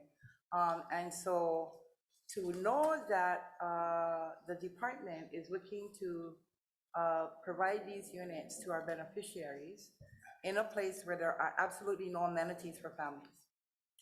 There is no playground for the kids. You get one parking stall, okay, per unit. The school is not close. It is 15 minutes, it's a 15-minute drive away, okay? To get to the beach is a 20-minute walk around the condominiums because the condominium owners now don't want you guys going to the beach, okay? So when we look at the opportunity for affordable housing for the community in general versus what is available for beneficiaries in this complex, I want to remind you that Prince Kuhio called this trust Ainoho Opulapula, flourishing lands. And those lands have proven to allow our people to flourish by providing them with a lease of no more than 1 acre per residential lot, no more than 40 acres for an ag lot, and no more than 100 acres for a pastoral lot. If we are looking at ways to try and address the needs of the people on the wait list, then look at your rules. Beneficiaries have been working for years to come up with bold, innovative ways to make these lands available in a way that meets the mandate of the law as well as the vision of Kuhio. Kuleana homesteading, no infrastructure. We have people on the list that want that kind of item, okay? You know, subsistence ag, smaller lots that can still be farmed, okay? Smaller residential units, ADUs coming onto the INA. These are all programmatic solutions. And so when we talk about how far we are in the acquisition of this complex for workforce housing for your island, Chairman Nevis, Commissioner Nevis, I'm sorry. As you heard from Kenna Sermo Gibson, we have been able to secure pre-approval from HUD, Section 213 for $20 million. If you've never applied for a HUD loan, let me tell you, that's a major victory in and of itself. Okay. Working closely with Kauai Community Credit Union, while there are things that we still have to work out, we are very, very close to taking our tenants to Kauai Credit Union and start to get them pre-qualified for their share loans, okay? We have other private investors standing in line. As soon as we secure that, they're going to be throwing money into the pot as well. The other option we have by the department continuing to pursue the acquisition of these units is that you are going to put dentists, doctors, teachers, students, workforce housing, families with children on the street in favor of beneficiaries that we don't even know if they want it for sure, if they can qualify under the terms of Nahasda and MITEC, okay? Those are questions that need to be answered before the commission approves this submittal.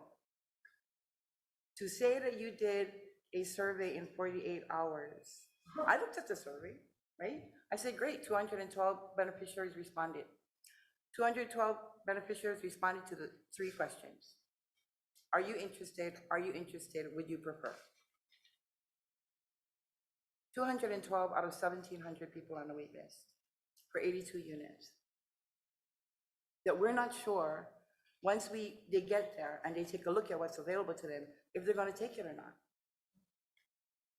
The one key component that's been missing in this whole entire conversation is the actual people on the wait list for Kauai that says, I want to take this apartment. And the other point that I wanted to make, that while we are focusing in on the Kauai wait list, we are forgetting that the Kauai wait list is not just made up of residents of Kauai. You have people on that wait list that are scattered all over the world. And if somebody wants to come home from Japan, American Samoa, because they're there, they can, because they're on that wait list. So you're gonna bring other people into Kauai who have no housing available to them right now, okay? You're gonna put them on the street in favor of Hawaiian. Do you know what that picture looks like on Kauai? Okay, because it looks pretty bad over here. So, Mr. Chair and members of the commission, I'm going to ask you to fulfill your fiduciary obligation. Oppose this submittal, deny the request. And if the chair would like to continue to pursue this kind of opportunity, then make sure that he answers all of the questions. Who your investors are, who's your nonprofit developer gonna be, who's your management company going to be, how much is it gonna cost to manage this property equitably for the department and for the beneficiaries. Mahalo. Thank you. Next testifier, Pat Viola. Hello, my kako. Okay, let me start my video. I'm sorry, Leah. Oh, man. Bottom left-hand corner. Okay, thank you. How that? Oh, how this? Can you hear me? Yes. Roger. Can all of you hear me? Okay, thank you. Hello, Mr. Chair and members of the Hawaiian Home Commission and all of our brothers and sisters that are there. I am a product of the homestead. That's all I know in my life growing up. I'm 79, and that's my life. We are not a low-income people. We do not live. I was never raised in a low-income neighborhood community. I lived in Keaukaha, Kuhil settlement, the first settlement on the island of Hawaii. People believed I lived in everybody else believed I live in a low-income area, but no. My mom never worked a day in her life. My dad worked. My mom took care of 3 sons. I thank the month for appointing me into the direction of Title 171 about multifamily dwellings. But multifamily dwellings based on that, and then you and I later, Devon, can talk about that. I would just like to go, if the chair is so interested into paying the, putting kupunas, helping them, then maybe you should take the Nahasda funding and give the kupunas money and pay down on their loans, pay down the kupuna loans. That may help our kupunas right off the bat. So, Mr. Chair, I believe that if that's one way you can show your initiative to help a kupuna is to get Nahasda to pay down, because I think they qualify based on the qualifications of Nahasda. The rent-to-own has a beginning that did one thing.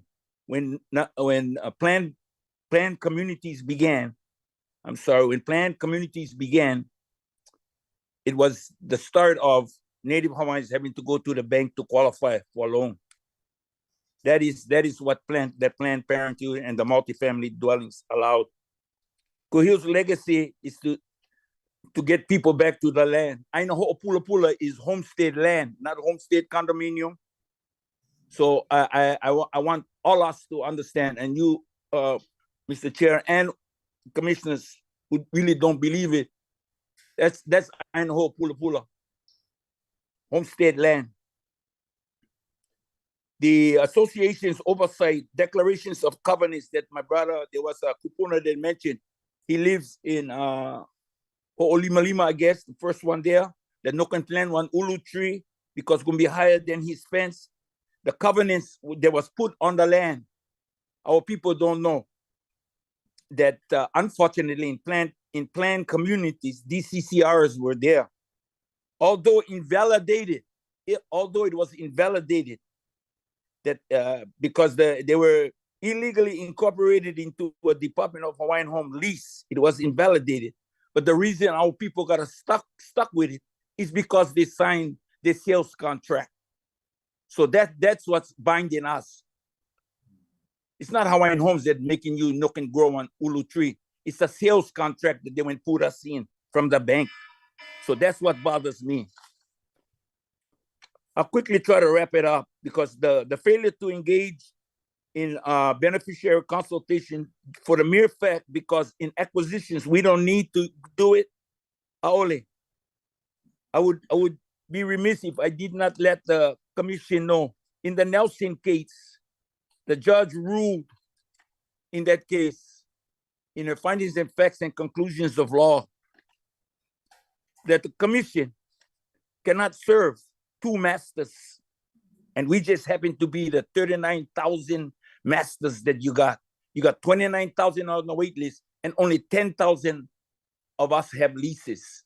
So that's 39,000 people. We are your masters. As someone mentioned, you guys the manager. Look in the Constitution. That's exactly what it says. So this is a trust. This is not private lands. Exclusive control is over the lands are in the exclusive purview of the commission and in no other governmental entity. So the full autonomy is there. Again, I only to this bill C1.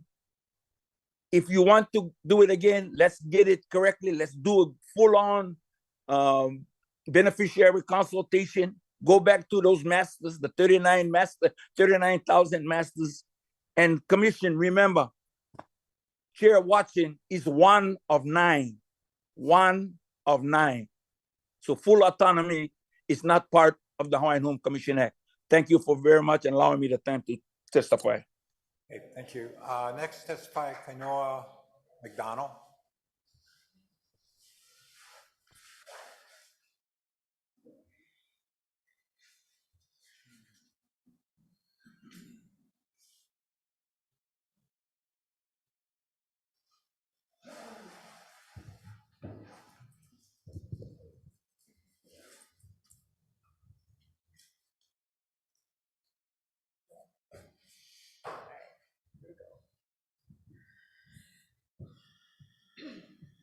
Aloha Commissioners, and aloha Chair Kali Watson.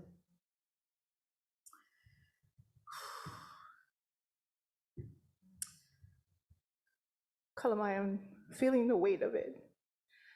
So just give me a minute.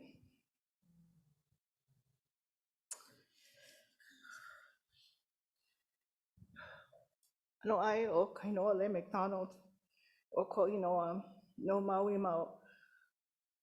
I am a lineal descendant of the Kokahiko Ohana in Honuaula. 104 years, my kupuna have walked the land. I serve as secretary of the Association of Hawaiians for Homestead Lands, and I come to you today in a opposition. And as an all organization, we put out a petition. And I want to present the petition to you. I'm going to stand up and get this petition to you, Chair Watson.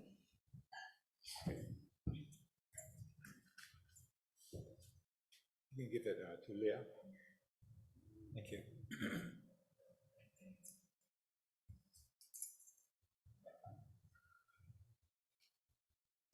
in this petition, it was quite simple. We knew at the moment that the call or the kahea to the advocacy in this petition was imminent. This here is that very same petition that you have in your hands. In this petition, we spoke to the voices of the beneficiaries. The auntie who had asked if beneficiaries were consulted, although we did not have an official beneficiary consultation, these are their voices. These are what the beneficiaries wanted. What I love about this is that our beneficiaries were clear, very clear in their opposition, not just because the petition stated it, but they were also given the opportunity to actually put in comments. And I'm gonna read just an excerpt, 2 per island, even on the continent that got sent in to us. And this was a accumulation of 2.5 days of an open petition, and that went across the continent. So I'm gonna read a couple.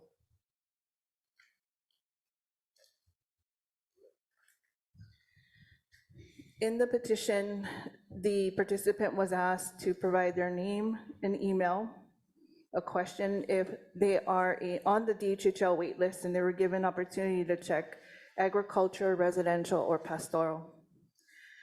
Second question, are you or your family member a lessee or a successor? They were given yes or no.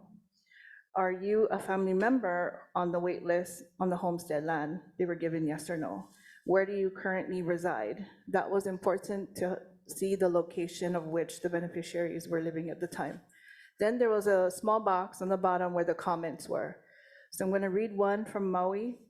Her comment to the opposition below was, my mother is 90 years young and not sure if an opportunity for her will arise in her lifetime. Please consider these on the wait list due to the quantum of 50%. She is our only hope for Hawaiian homeland. She is 75%. Mahalo. Next one, Big Island. Also on the wait list, residential. I totally oppose using the monies to buy rental property.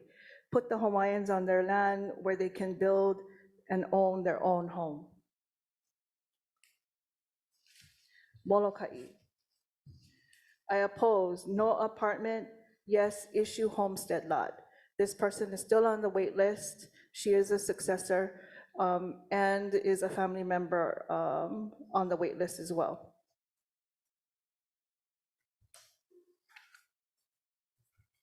I want to read one from the continental USA. They're on the wait list. Their parent had passed away and they are waiting upon their great-grandfather and hope that he doesn't pass away. So that's where the continental voices are coming through. The ones that I'm gonna read right now are actually from Kauai. I'm not gonna give their name, but they are on the residential and agriculture, husband and wife. I strongly oppose to this proposed use of our funds. Give us our land. I am a Kauai kupuna on the wait list 63 years. I do not want an apartment to rent. Award Hawaiians our land as promised in the Hawaiian Homes Commission Act, pastures, house lots, agricultural lands. So last one, and I'll just make this short. Hawaii Island, another on the wait list.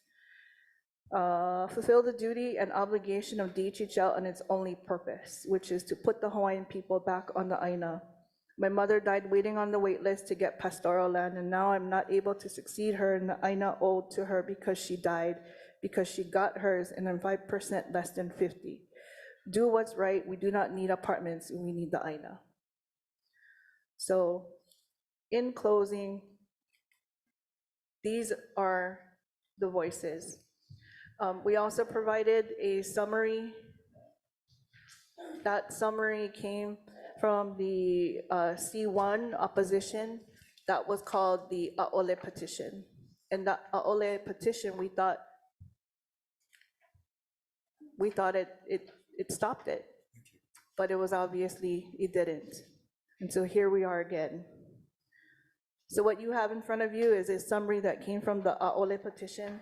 136 participants also in opposition. And I wanted you to have that. If anybody else in the Antipua will go ahead and pass this out.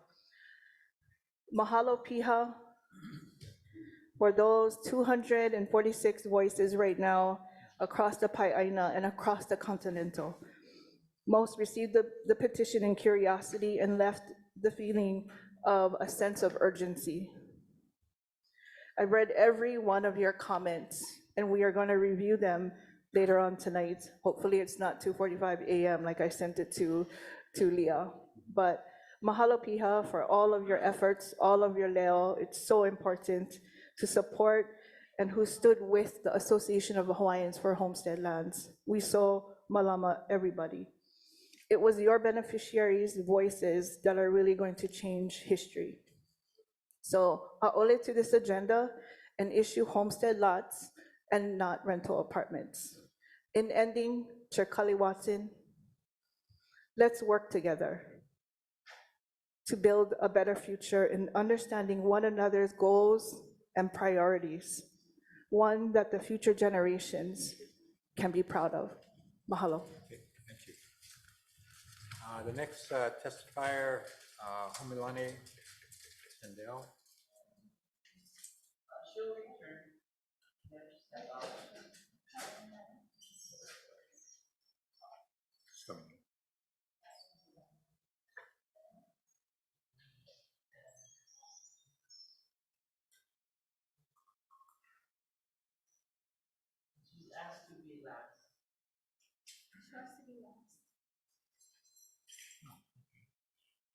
Next testifier, Kawai Okabai Iki Gary.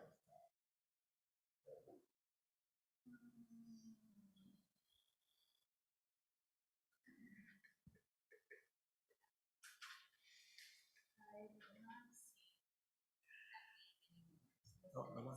Okay, how about Derwin?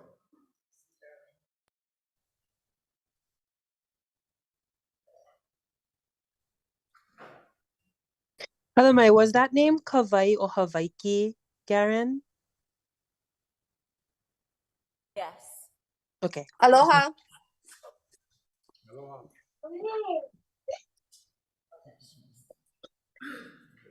Aloha no kako. Hi, everybody. My name is Kawai Ohawaiki. I'm from Waianae. I've been on the wait list for 20 years now. And right now, me and my ohana, we currently live in North Carolina. My mother is pure Hawaiian. I'm 85%. 3 of my grandparents are pure Hawaiian. I was just gonna make some comments about how I really feel like this is demeaning to Hawaiians. It's not something that I believe most of us support. After hearing the testimony of the second person that went up that said that he wanted to support those who maybe are not the majority that does want this petition to go through. So that kind of gave me a different perspective. You know, maybe some people do want this, but I agree with everybody else that if they were given a choice to have land over a townhouse, everybody would pick land. And you know, I reflect the sentiments of everything that everybody said. I think that we should work as a community to get this blood quantum taken away. It is so demeaning. It separates the community. And give us the money to hire our own contractors. And then hearing the other kupuna talking about the contractors you guys have using cheap materials for the homes, like how is that? Like, as I feel like as long as you guys work for the state of Hawaii, you guys will never be on our side. I'm looking at you guys. You guys are not really. It doesn't really feel like you guys are hearing us. We're here like pouring our hearts out, and it's just like, okay, who's next? It's like you guys already made your decision. Are you guys listening to us? Give us the land. Allow us to have our own power. And I just want to close this off by saying to my fellow Kanakas here online, we got to organize. One thing that I learned from Mauna Kea is that what happened on Mauna Kea gives us hope that when we organize and when we are fearless, we win. Because these people, they're not for us. They're not for us. Their loyalty is going to be for the fake state of Hawaii.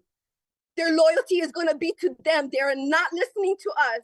We need to organize and take back our land. I want to be in Hawaii. The cost of living is so high there. I would love to take my family there. But you know what? It is what it is. I hope that, my Kiki is young right now, but that I'll be able to take them back home to having my own land, growing our own food. Why can't we distribute the money amongst all the wait lists, at least some of the money, to help us? I would love to start my own business, something that I can leave to my family, something that can bring residual income for our families. Is there not talk about that? Is there not talk about dividing the money up between Native Hawaiians and letting us be in charge of our own destiny? Thank you, mahalo. Okay, thank you. Let's see. What about Derwin? Did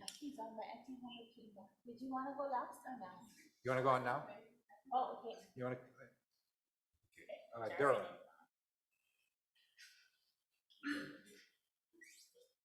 Oh, mahalo kawai for sharing that.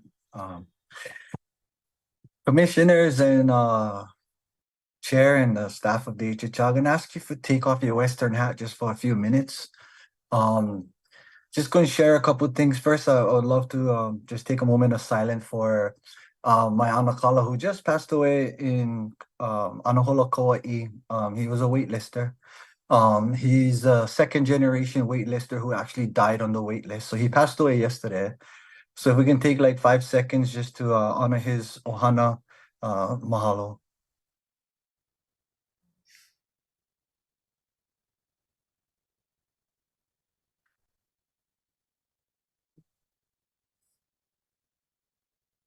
Mahalo. So his name was Michael Martin, second generation waitlister who died on the wait list. His father is Frank Kalani Martin, who also is a waitlister and died on the list. So I'm speaking on behalf of opposing C-1 regarding rent with option to purchase. I'm a resident here. My father is a beneficiary. His name is Derwin Kuneva, in La'iopua Village, Akau, on Kailua Kona, in Mokuokoyave. And, a lot of the challenges and so far the experience I've spoken in front of you folks at the commissioners meeting about a year and a half ago, and just a lot of problems, with the water issues.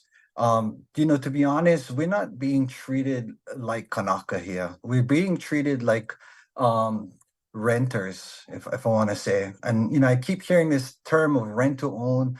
I just make sure you guys understand that we don't own the home. And after 15 years, and that's if the kupuna stays alive. Okay, so like my uncle's situation, my dad is in the same boat right now. Yeah. So with half of the waitlisters being over 60 years old, that's the next generation going hala, and it's happening soon, and it's happening every day. Some of the issues that we've had here, we on our third property manager. They don't have the vendors to support the units here. A lot of issues regarding repairs, electrical issues, utilities with the phone companies and ownership of Sandwich Isle and all of that. This whole thing was put in place, but yet you guys never have everything set up correctly. Right now we're talking about going to the legislature, but yet we never put them on the 2024 calendar, but we talk about Senate Bill 3236 and House Bill 2564, but yet that never even happened. But we want to move forward on certain things, and then we find out we're making them more hard for us Hawaiians. Other stuff like successorship, if the beneficiary passes away, because we're always talking about leaving something behind for the family. But if the beneficiary passes away, the family got to move out. So if you look at it, like in my uncle's situation, you get waitlister, and then the last generation will be get kicked out. Why? Because of all of the criteria that you guys in place here on program that doesn't fit. And you know what they tell us? Oh, you guys should have passed them off to another family. That's what you guys tell us. And the fact that DHHL doesn't support their beneficiaries, even at this level, like coming here and actually talking to us and actually coming in between the developer, I know you guys don't wash your guys' hands. You know, for me to go and talk to our new West Hawaii commissioner, Makai Freitas, and for him to go to Kali Watson and Kali Watson to send a letter to us to say to continue working with this developer is like telling us like, you don't care. You don't care. You know, so if one developer can come and tell us, you know, the mistakes, if anything, that they made was how woefully unprepared some Hawaiians are for home ownership. And then for Bill Isla for say, oh, if it wasn't for this guy, we wouldn't be here. And in my mind, I'm thinking to myself like, wow, they're looking at him from a totally Western perspective. Because if it wasn't for Kuhio and what he would fight for in the legislature for our people, the developer and whoever else wouldn't be here. And yes, the state of Hawaii dragging that, the okole, yeah, in regards to how we help Hawaiian people. You know, there's so much strength that the Hawaiians have, and they're so resilient. We've been through a lot, right? Colonization, and so forth. Went from plantation to tourism, putting Maui, they're struggling with that over there, right? And you know what? It's just revealing one bigger problem that already had, you know? We can do all this rental stuff if we like, but guess what? At the end of the day, if they gotta move out because a beneficiary when die, where they gonna go right now? I seen realtors walking to Kupuna's houses asking them if they would sell their home. And you know what the Kupuna tell them? Bebe, if I sell my home, where I gonna go after? I can go rent one condo for the rest of my life until the money gone, but where I gonna go after? So what is it that we are actually leaving behind? Or how is it does this program actually benefit the Hawaiian people? And yes, I am one of those too. If I could choose which I would have, I would take one. I would take the land. I would take the land. And you know what?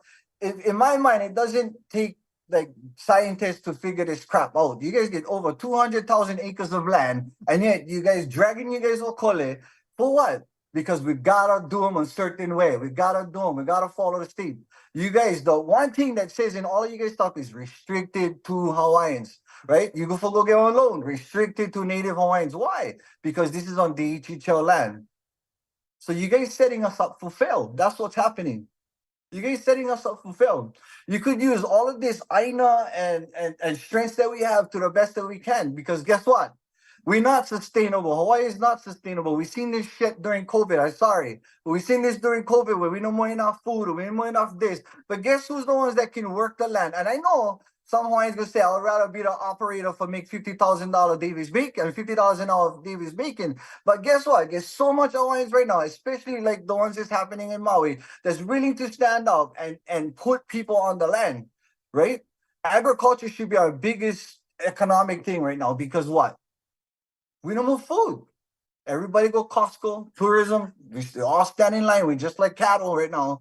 You know what I mean? But we're not sustainable. We get all this land, put the Hawaiians on the land, and teach them how to farm. Get so much freaking farmers out there like hell, right? They get the ike. They're trying to pass them on. They're all gonna freaking die soon. But what you guys gonna wait for? When corporation come from the mainland for buy up all this land from you guys, or the state take them from us for go sell them to them, and then what we get left behind? Nothing. So what you guys gonna leave behind? One condo for them, right? The condo no mean nothing. The family's not gonna be able to visit the kupuna because only get one parking space. So where they gonna park? Everybody gonna be fighting for parking over there. I lived in apartments for 20 years. I know what that's like. I used to live on the beach because we was homeless, less fortunate, right? So I know what that looks like. But look, rent with option to purchase. You guys like make them nice and pretty, put a bow on top of them. But guess what? Even the brother said him on there.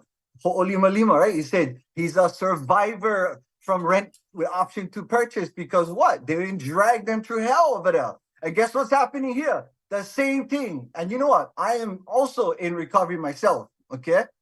I'm also in recovery. I'm a convicted felon. And you know what? We can change. And in recovery, I tell you one thing. The definition of insanity is doing the same thing, expecting different results. So you guys doing the same thing. And guess what? You guys getting the same results. What you guys did to us, the first 60 units over here, we went through hell. We still going through hell. And guess what? Everybody, even the DHHL, every single one of you guys over there. Okay, I cannot speak for the commission because they see me talk in front of you guys. But DHHL, you guys will wash your guys' hands. You guys gave these guys, I don't know if it's a 55-year lease, general lease, okay? They're not even freaking Hawaiians and they get on lease for all of this property and they own all these houses. They own all these houses. And you guys gonna tell us, oh, you guys should be grateful. Darren, can That's you what you guys telling us? Kali. summarize? We got other people want to testify, guys. No, I know, Kali, but hey, you know what? I'm sorry. You guys didn't make us 30 minutes on a recess that was supposed to only take 10. Okay? So be mindful about our time too. Okay. Thank you very much. Okay? Commissioner Owl, Commissioner Nevis, thank you guys for speaking up. You know, honestly, I can see that you guys able to just be one voice in a way and you guys challenge them. And I love that. I love that. Commissioner Kaniakua, thank you for that Ho'omalu session where you would stop the commissioner and you would stop the chairman from continuing them bickering over stuff. Mahalo for that, because I was getting angry too. So mahalo. Okay, thank you, Darren. Let's see. The next testifier, Ohana Wolfgram. Hi there. Can you guys hear me? Yes, we can. Okay, I don't know. It's saying that, oh, okay, that the host is letting me in. The host has asked you to start your video. Okay, that's me. Aloha, I am Nani Wolfgram. I born and raised on Oahu in Waimanalo on the Hawaiian homestead. My mom is on Kaniakua from Papukalea. She was raised on homestead. 6 years ago, I moved to the Big Island. Derwin and I are part of the same program. I think you'll hear from others that are part of that same program of rent with option to own. And I'm opposing what you guys are doing because I don't want any other families to be in the position I'm in. What you guys have discussed during this meeting and the vision that you guys have, even the paperwork that you guys have provided us when we started this program, is not what the developers and property managers understand it to be. There is a huge disconnect between the vision that you guys have and the reality of what is being instilled as we live there 3 years later. Until this day, as a renter, in this DHHL program that you guys have developed, I still have no lease. I have no lease. What I was told was going to be the program when I first applied for it and got approved for it is not what I am currently in. And when I come to DHHL, our commissioner for assistance and help in this, he tells me I gotta go to the developers and to the property managers. Until this day, they do not understand the program. And they have not given me a new lease for this year. And every time I ask them for things and ask them for stuff in regards to what this program really is, they tell me that they got to go back to the continent because it's the property managers that are in the continent that manage us. So every day I live in fear. Amongst all the other neighbors that have been a part of this rent with option to own, we live in fear because nobody is crystal clear about what this program really is. And you know that AMI guy that came and told us about HUD and all of this stuff? That is something that is still not clear to us today as we live there. We have had 2 rent increases in the past 3 years. We understand that there's another one to come, and they did the 2 increases in 1 year. They didn't do it because the management that we are under and the developers that we are under do not care about us enough to give us the answers that we are asking for. And I would hope, and I was hoping, and I'm still hoping that DHHL will hold them responsible for this and help us. We have gone to Native Hawaiian legal aid to fight other things in regards to this AMI calculations, or what we were told in the beginning of the program that we no longer live under anymore, because they just do whatever they want. They just basically do whatever they want. And nobody is holding them accountable for what the program is really supposed to be. And I do not want anybody else to live like that. So I am asking our commissioner and you guys to iron out the things that we are currently struggling with, being that we are only the second program. Kapolei was the only first program before us. And so there was issues already there, because I think they were told it was rent to own, and then 13 years later into the program, now that it's rent with option to own, with option to purchase, and now we are in rent with option to purchase. And what you guys understand it to be, and the intention that you guys made it to be, is not what the reality is. And so I'm asking for you guys to iron that out, so that no other Hawaiians have to live this way. And I oppose it, and I hope that evictions. Yes. So that's it. That's Okay. it. Thank you very much. Next testifier, Bridget Mowat. Zoom.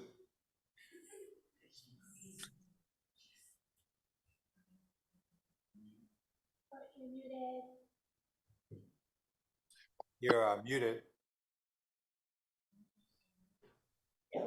Can you hear me? Now we can. Okay. Okay. Aloha. My name is Bridget Mowat, and I am a successor. We've lived in Kapa'akea for over on Molokai. Sorry, Yes. can you, we got feedback on her side? On her side. Yeah, Oh. can you maybe turn your volume down? Yeah. How do I sound now? Now, But- okay. Thank you. Okay. So there's 5 generations of us at our Kapa'akea Hawaiian homestead on Molokai, and my children will be my successors. And this legacy started in 1938, I believe. So waitlisters who choose to take option C1 will never experience this when they accept this piecemeal offer. They have no successors and will be removed from the waiting list. The will of Prince Kuhio to return Hawaiians back to the land is not happening with C1.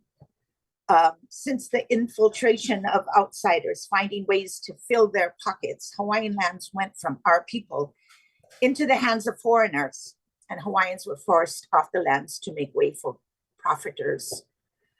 I remember visiting my mother's family who lived in Ala part of the tenant housing there. My sister of a different father was hanai'd by my auntie and uncle and cousin because my mother was too young to raise a child. We visited my sister often, even though we were scared to death. This is the conditions Prince Kuhio was describing when he went to Congress. He wanted his people to be given land, build their lives, and to rehabilitate. So much suffering. My family, who lived in the Ala Park, did finally get out of the tenant housing and eventually was awarded homestead in Waimanalo. They have it today. So C1 to me is putting us back into tenant housing. I oppose C1 because It is not a representation of Prince Kuhio's vision for his people.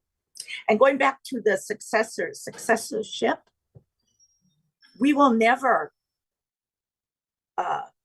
contribute into the homelessness we have today, because will become successors to Hawaiian Homestead. Those who cannot will eventually become homeless.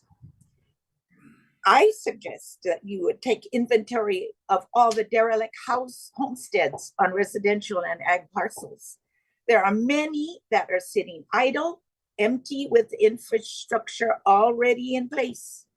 C1 does not offer much to a waitlister who has been waiting for years to be awarded. Waitlisters are dying while waiting for their legacy to begin.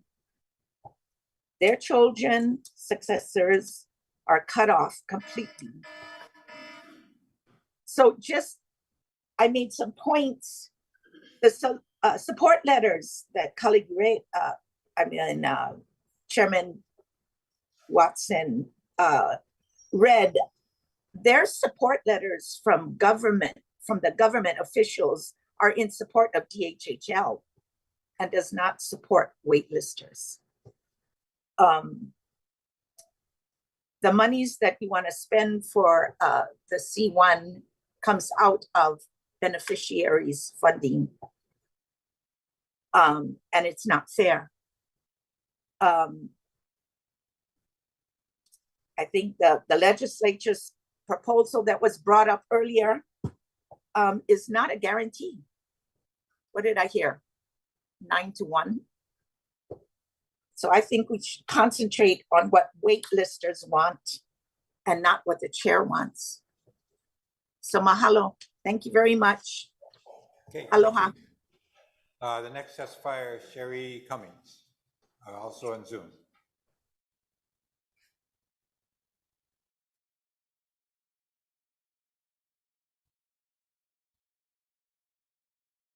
Aloha mai kako, commissioners, Cully Watson, chairman. Hello. A couple of things. So I'll just start with myself being a waitlister on the Department of Hawaiian Homelands, October of 2004. And under the FOIA, I'm gonna request all communication about the survey because I was not privileged, and I know the department has my email. So I didn't receive this. So if I can ask, and I'll go about it the proper way, to request all communications about the survey. Before I go into anything, I just want to take a personal privilege because when I go on your website to look for information, the first thing that comes out is Prince Jona Kuhio Kalani Ano'ole Keli'i Maka'ainana, the citizen prince, born March 26, 1871, passed away January 7, 1922. And I think we got to bring this home and give ourselves context and really feel them in our ano of what this meant. Because you put it on top of your website, amazing. But pay attention to the words because this is quoted from him. And it was signed Delegate Kalani Ano'ole. After extensive investigation and survey on the part of various organizations organized to rehabilitate the Hawaiian race, it was found that the only method in which to rehabilitate the race was to place them back upon the soil. The soil, not inside this kind of accommodation. And then before he passed, he urged a friend, and he said, continue fighting for Native Hawaiian rights. And this is what he said, some of his final words: stick together and try to agree to the best of your ability to meet the most important problem, the rehabilitation of our race. And during that time, we all got to remember and realize we're Mahi'ai people. We're agricultural, sustainable people. My family included. And I say this with a heavy heart because, Mr. Chairman, when I was taken under the wing of an individual, you sat by my side. You knew nothing of me. And I admired you when you came before the Department of Hawaiian Homelands to fight for your project. And I said, wow, this is an amazing Kanaka trying to do something for what's in the act that we could do. And it was 3 projects. Department of Hawaiian Homelands project, the first time I knew of a man named Kali Watson fighting for his project. And the project that the Association of Hawaiian Homes, myself, I was just a grasshopper starting to find out, really interested because what they did to my mom when I was just a young teenage girl. And I said I was going to learn everything about the act. And I just want to say, yeah, that if we talk statistics, and let's talk statistics, because in the statistics, there's 1,733 residents, waitlisters for Kauai.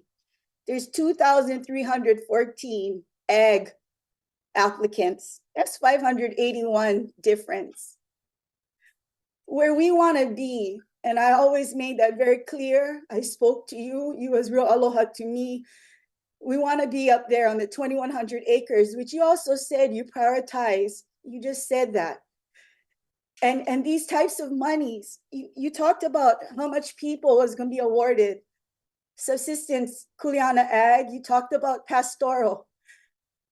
If you remember doing Green Energy's project, what was important to us was to give ag awards, because the last people that was awarded was in 1985. Mankoeri Taniguchi, we told him, don't accept the award.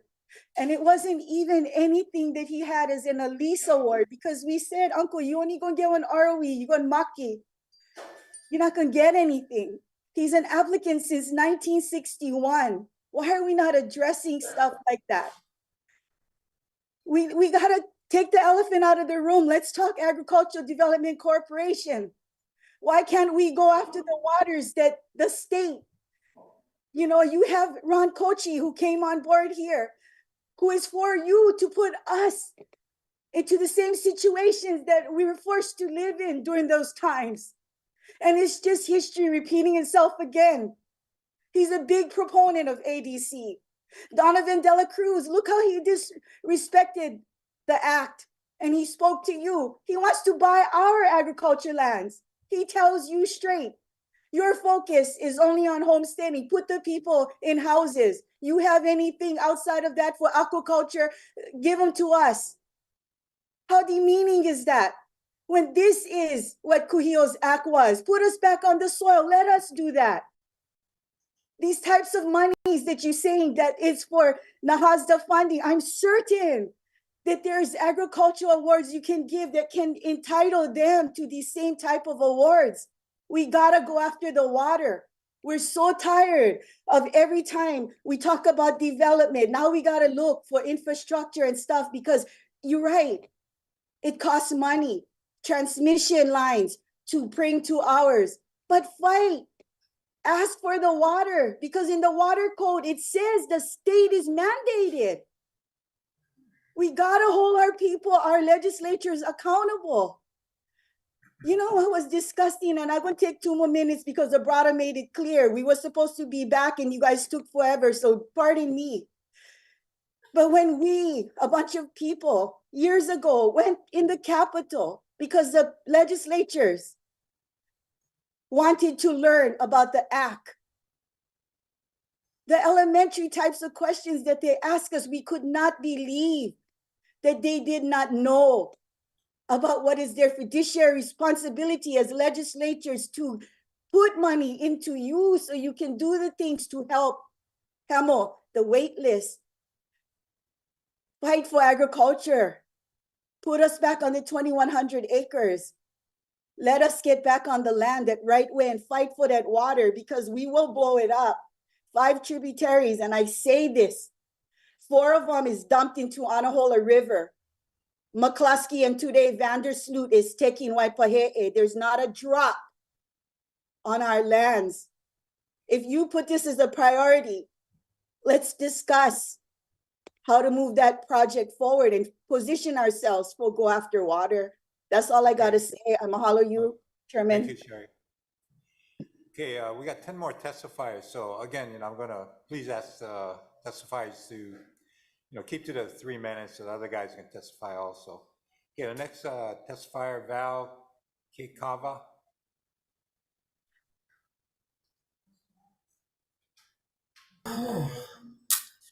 Aloha, commissioners and everybody that are sitting behind those desks.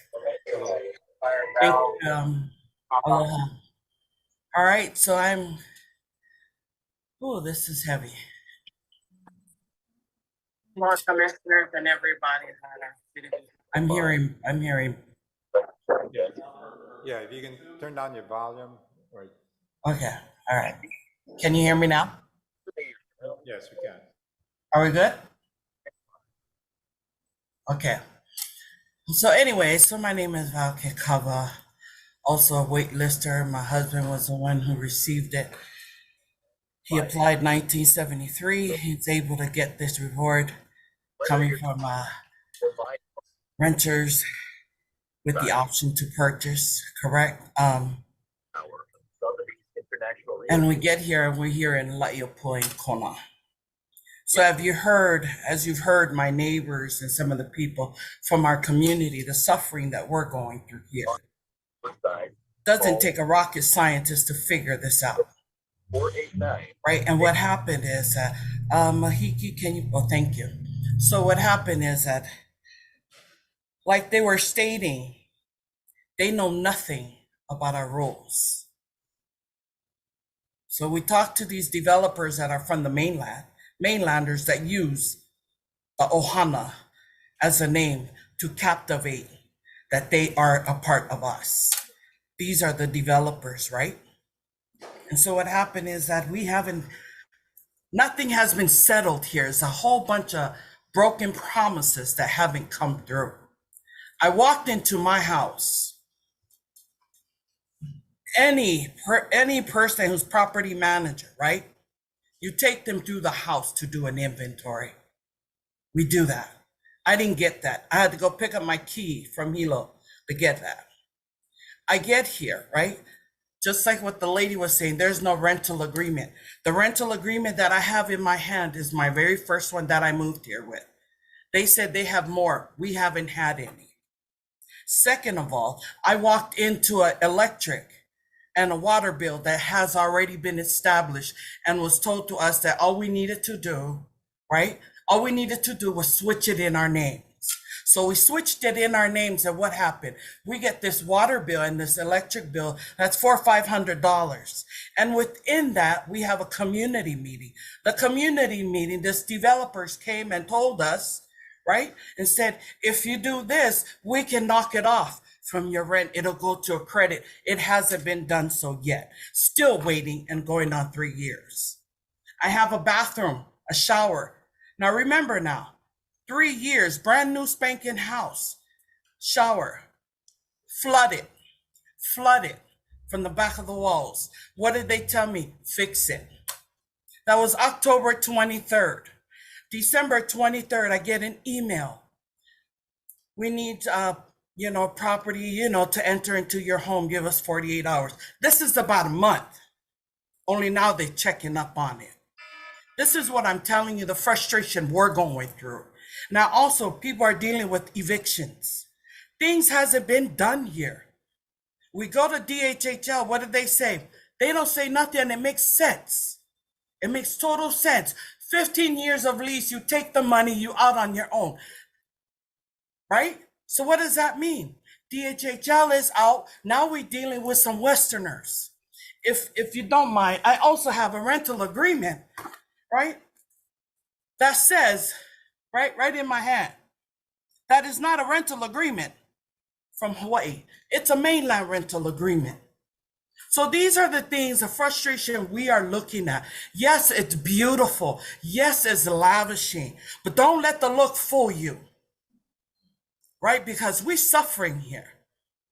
And then every time we go to DHHL, this is this. I have videos.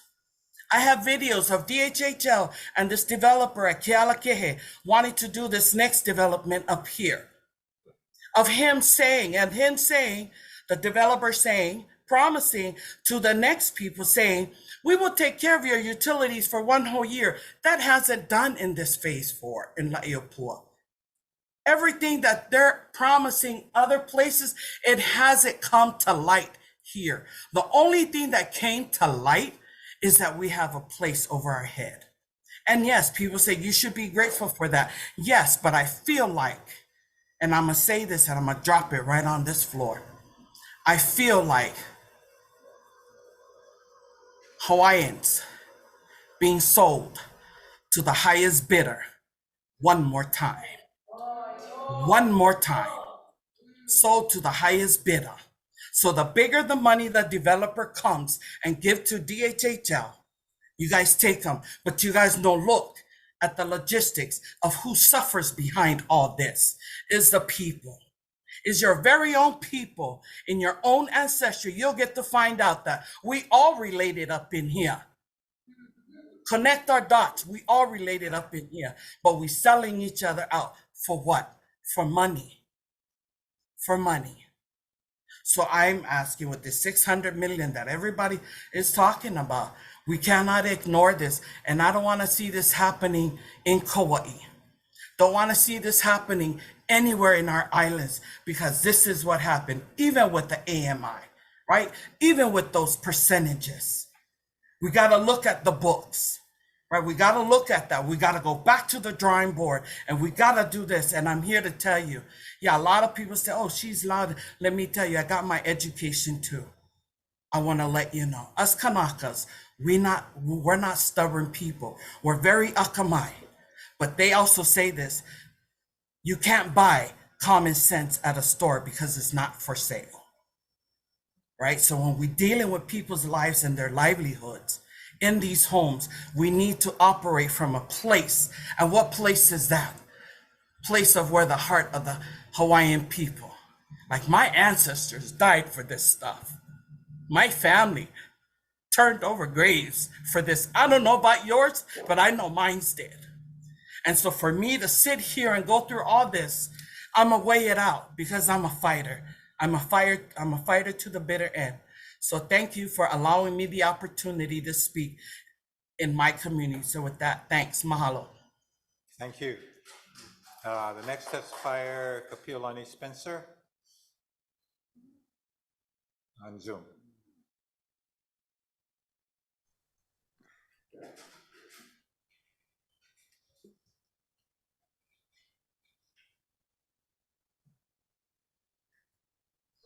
Kako Spencer Ko'uino o Kealakahe Village of La'iupua, Cal 4, Phase 1. Mahalo, Commissioner, and West Hawaii Commissioner Makai Freitas. You're the two I'm going to be addressing during my testimony. Today I'm going to be testifying on behalf of my family's experience and not only my own experience of the rest of the residents here at LV4. I just want to start off with that during our May 15th, 2023 meeting, it was promised a sit-down discussion with our West Hawaii. Mr. Freitas, do you remember that conversation that we had? I just want to ask again today if we can please have some kind of sit-down communication with the community here at LV4 Phase 1 in regards to the turmoil that you guys know that we're all going through. Just by listening to everybody's testimony, and just for the ones that have testified for our LV4 community, I don't need to recap on anything that they already discussed because I am in full agreement with them on that, on those issues, as well as my family. Also, you know, we were sucked into a responsibility that shouldn't have been ours to begin with, and I'm talking about our water issue to start with. Also, the fact that approximately 20 families right before Thanksgiving got 20 eviction notices. These weren't certified mail. They were either delivered by hand to the door or taped to the door. So pretty shitty, excuse my language, but pretty crappy coming home right before the holidays start, I think it was like a few days right before Thanksgiving, to come home and have something taped to your door that said you have 5 days to vacate your premises because you're being evicted. For what reasons?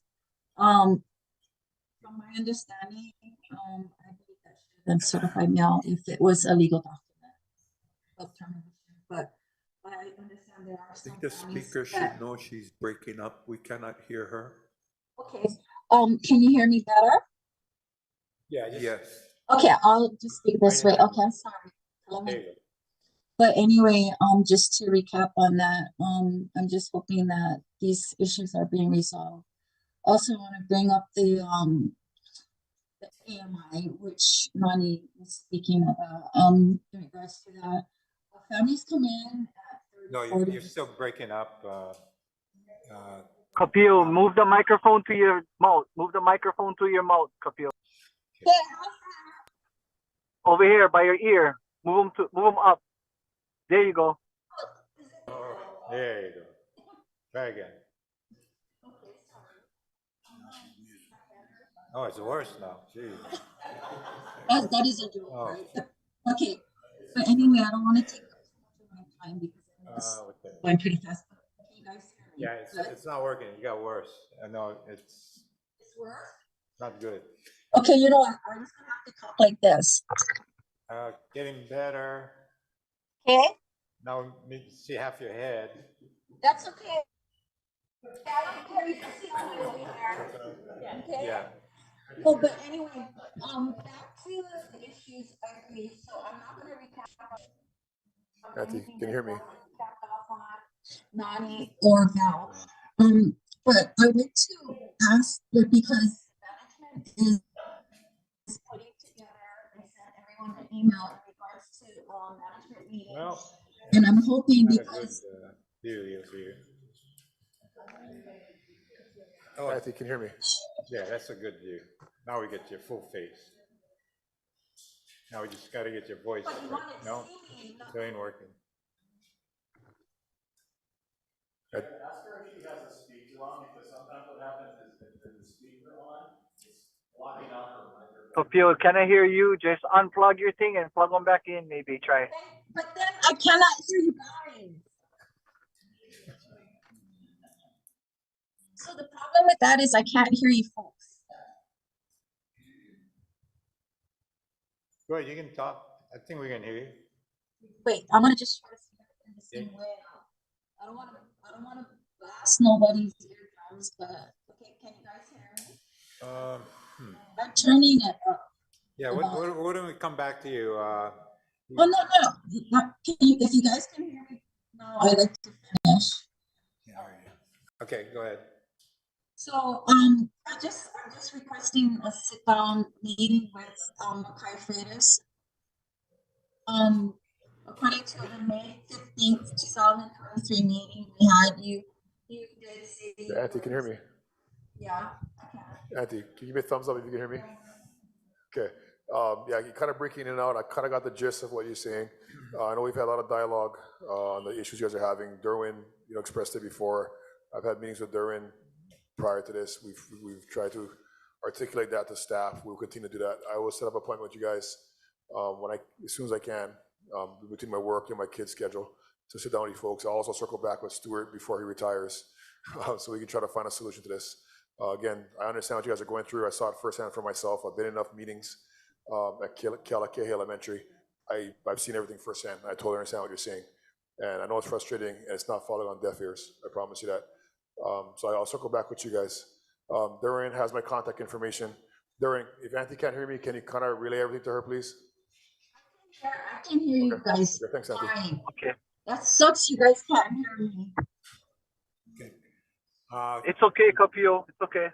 Yeah, we'll connect there. Who's the next? Rupert. Yeah. Next testifier, Rupert Rowe. The name from the past.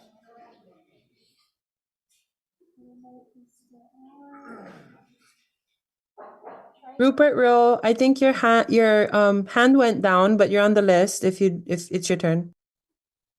Okay. You just muted yourself. Okay.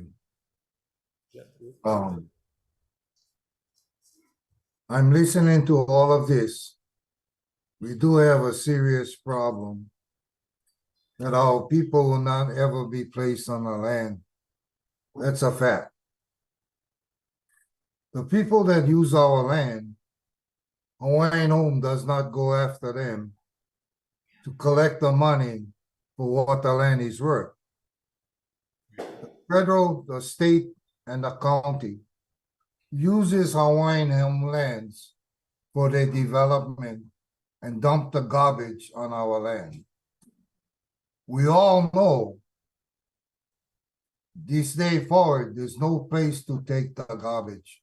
So why is Hawaiian Homeland accepting the garbage from the state of Hawaii for their development? They must pay a fair market value. Right now, we're looking at the chicken feed that is on the ground. Let's go after the people that needs to pay their share to occupy our land, especially the Opala, because we cannot be blind, okay? I've been on the Hawaiian Home list from 1960 and never was placed. Sad. Next thing happened, we moved from the palace to the back of the post office. My records was destroyed by the rain. That's what they tell me. I told them the Mormon church record was wrong. My mother was legally adopted by her grandmother. The court papers showed that. And the commission on the OHA representative was T.C. Campbell. He seen the problem that the department itself created. So as many Hawaiians, I feel sad that they'll never get on the land.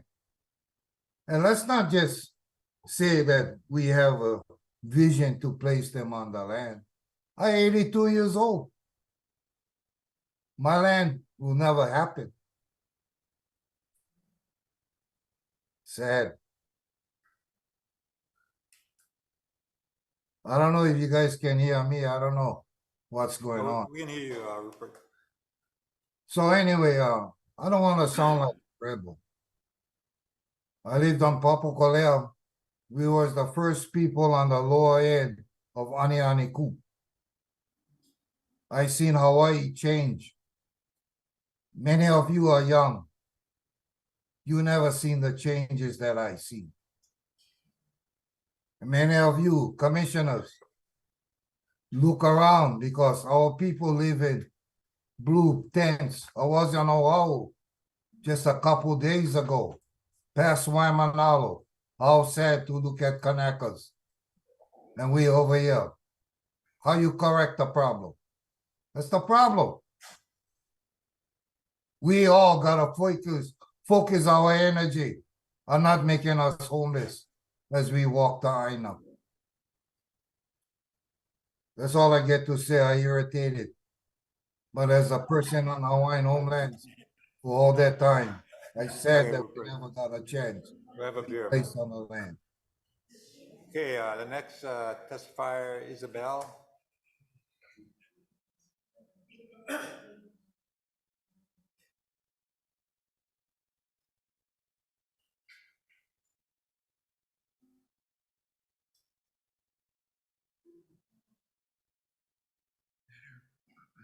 Okay.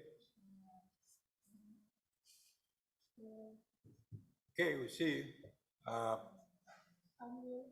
You need to unmute and ready to go. Can you hear me? Yeah, we can hear you. Can you see me? What is going on? We can see you, and Tita. hear you.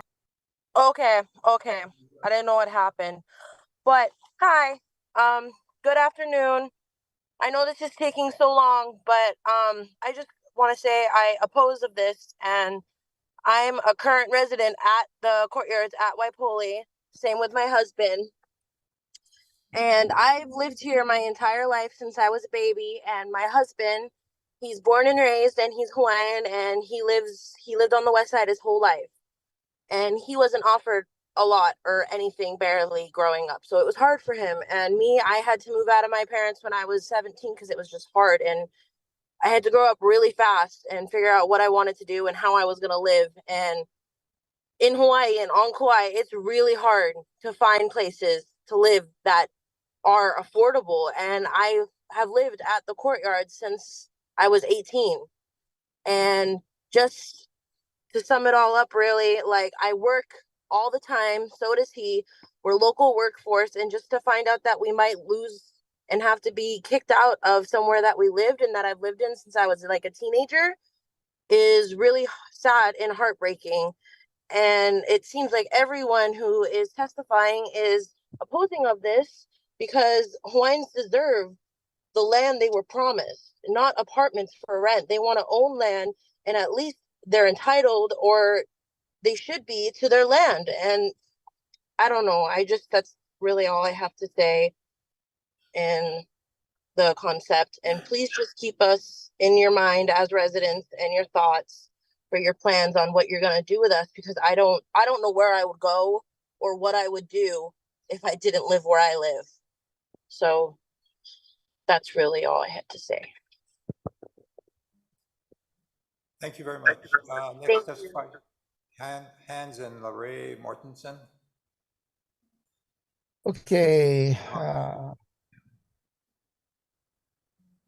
Can't start your video because the host has stopped it.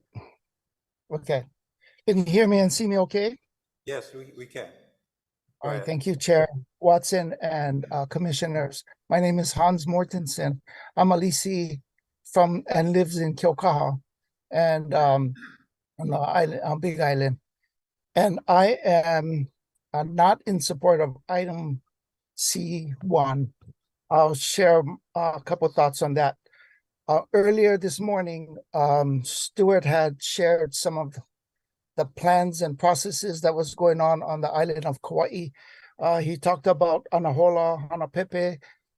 These items were part of the strategic plan. I am for getting people on the land.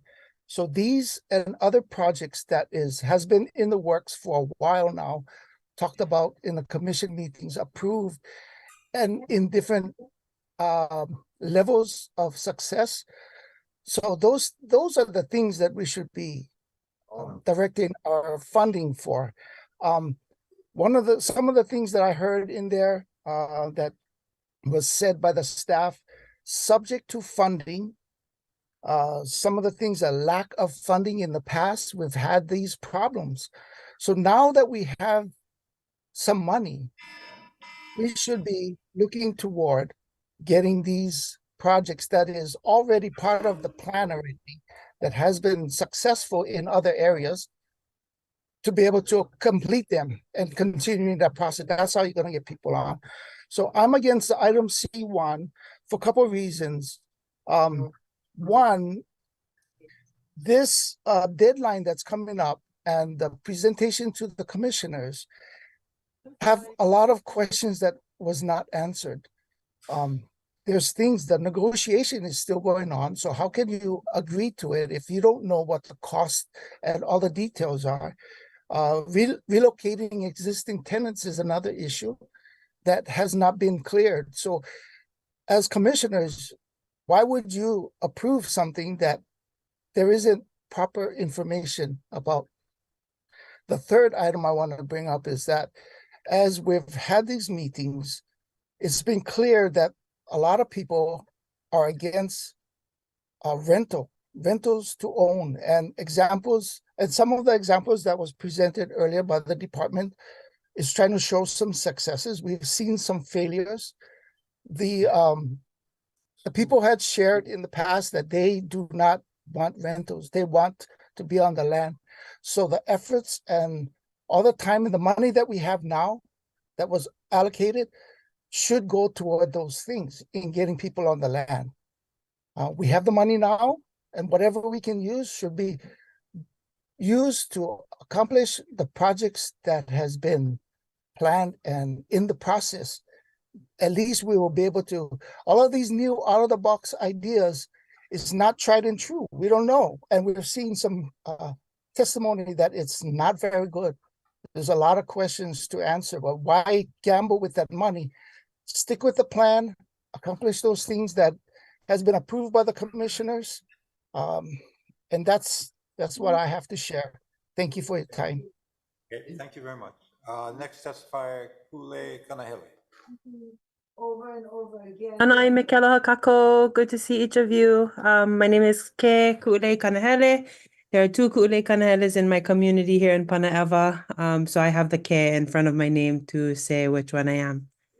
I am a successor for our Ohana Aina Ho'opulapula here on Hawaii Island, where we care for pigs, cows, and other crop trees. Although I'm here to represent myself, I'm also a board member for the Keaukaha Panaeva Farmers Association. My grandfather was the president of that same association in 1984. I was reading through his testimony earlier as he went before the commission and other spaces. I'd like to give my aloha to you, Chairman Kali Watson, for your letter of support as we fought against Bill 107, which did die recently, and for all the ways you support us Aina-wide, and to the commissioners who voted no on this subject matter the first time around. I humbly ask for your sustained no, and mahalo to each of you. I'm testifying today in opposition of Agenda Item C1 as it goes against the mission of the DHHL program. I was looking earlier at the Aina Ho'opulapula article. It's a 1983 to 84 report, and it talks about the purpose of the act. It says that Territorial Senator John Wise, at the opening of the 10th Territorial Legislature in 1919, became the first Hawaiian to propose any formal legislative action on the rehabilitation question. This is Senator Wise, and this is Prince Kuhio in this awesome photo. Senator Wise is my kupuna kane kualua, so I'm very grateful to come from him. I am also, this was 104 years ago this month. This picture is 104 years old as of January. Regarding rehabilitation, just to say again, the purpose of the act and the purpose of the DHHO program is to rehabilitate people through homesteading. Auntie Sherry Cummings earlier reminded us that the intention of the program is to rehabilitate the people through homesteading, which is characterized by subsistence agriculture, home preservation of food, and may also involve the small-scale production of textiles, clothing, and craftwork for household use or sale, as Kavaio Havaiki referred to in her desire to start her own business and generate residual income for my family. For her family. The background portion of a separate report accompanying House Joint Resolution 32 of 1997 also supports the purpose being rehabilitation. I want to share that Senate Concurrent Resolution 103 helps us to understand what health is to Kanaka Maoli people or to Hawaii people. And it expresses that OHA recognizes, this is what the resolution says, OHA recognizes that the health of Hawaiian people, as we believe it to be, is related to the Lokahi system, which is the connection between Kanaka, Aina, and Akua. The apartment and the acquisition of these apartments would not address our wellness as defined by that Senate Concurrent Resolution 103, as it does not allow us access to that Aina portion that was described there. So I humbly and gratefully request that you folks say no to this agenda item C-1. I know it was a long day, so I'm just grateful for each of you and your time. Mahalo. Okay, thank you, Kule. Next testify, Yun Park.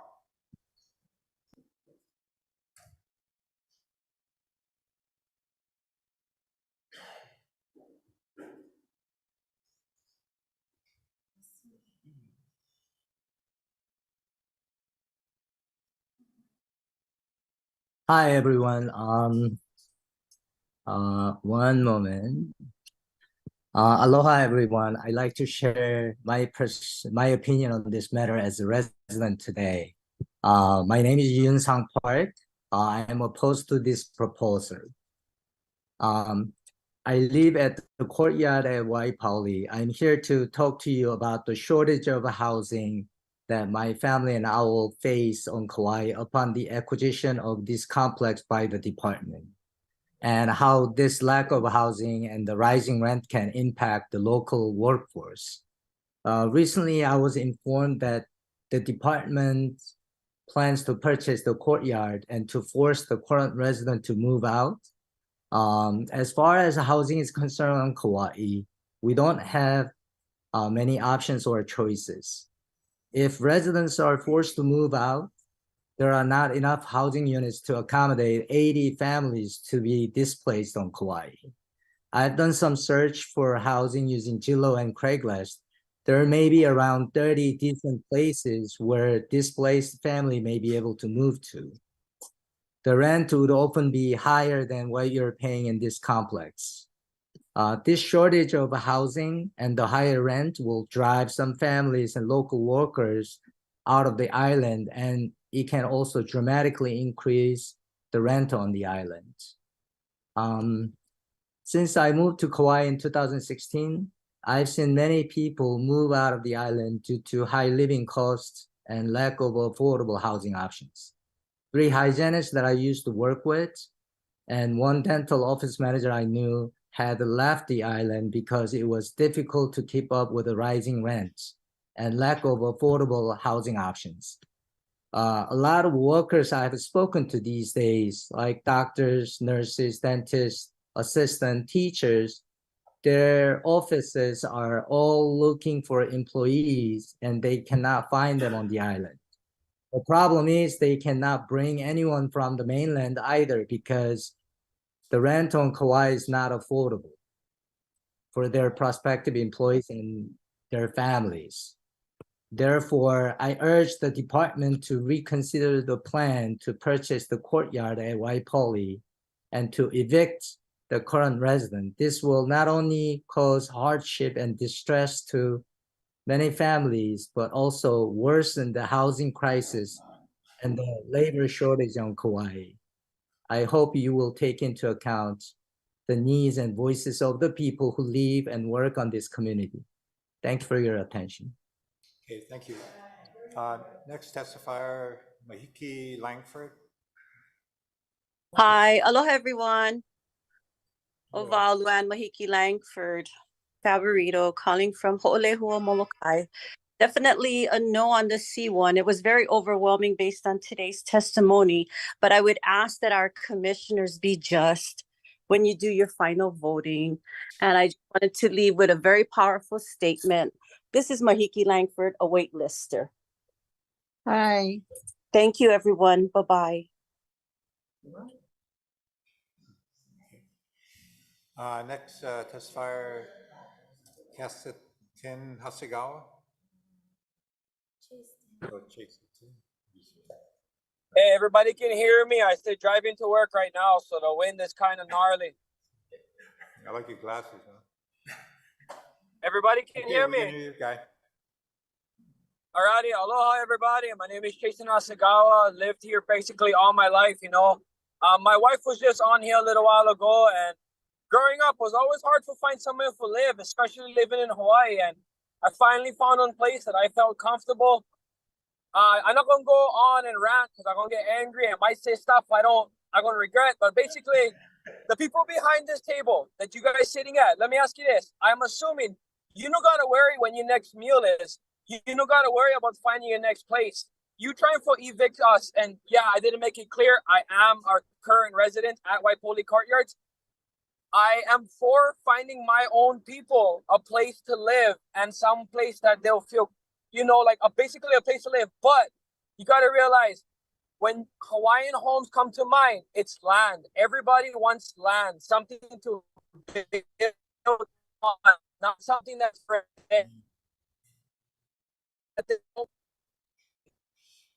so with anything going on. And yet, I am Hawaiian, and I am glad you're trying to help out the Hawaiian people, but you're doing it in a wrong way. Use the money the right way. Help out.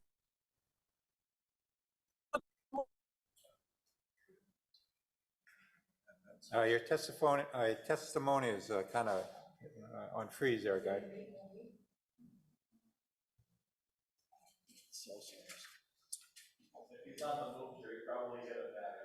Yeah.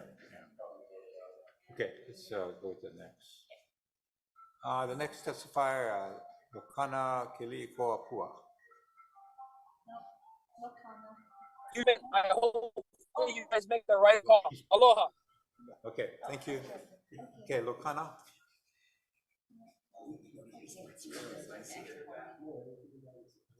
Okay, last testifier, Mulane Chendel. He's done. Oh, there she is.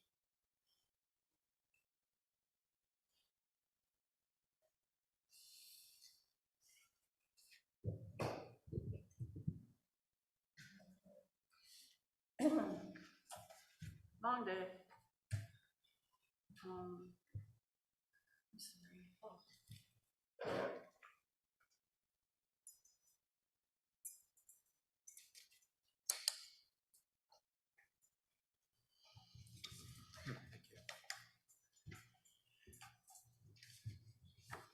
Hello, Michael Cole, Commissioners, Chair Watson. My name is Homelani Shadell. I'm president of Molokai High Residents Association. However, today I'm here providing comments and testimony in my individual capacity as an advocate for our beneficiaries and our trust. What you see before you is not a mistake.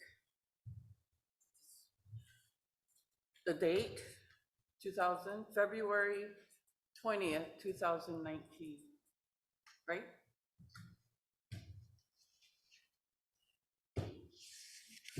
Last week, Wednesday, I reminded you all what your kuleana and fiduciary duty is, and each of you voted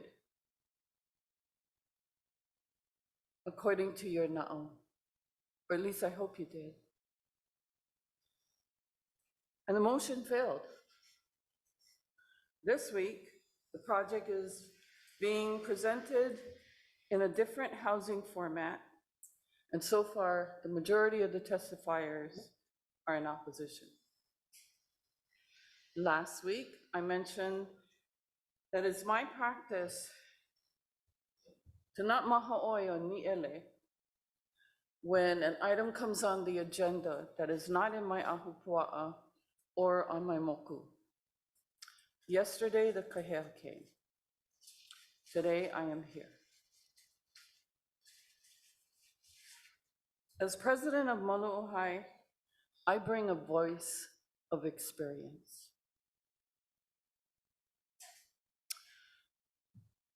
I walked into this room late because I was frantically trying to pull stuff and find stuff so that I could present it to you in a package. And I was trying to make copies, and my printer, for some reason, just wouldn't cooperate. Earlier, a gentleman walked in, and he sat here, and his name is Darren Awong. On the last page of what I've just provided to you is an article in the Advertiser. Read it. You don't have to read it now, later. When I saw him walk into this room, I was almost in tears because I was so frustrated of trying to get this packet together. And I finally said, okay, Keiko, I get it, I have to go.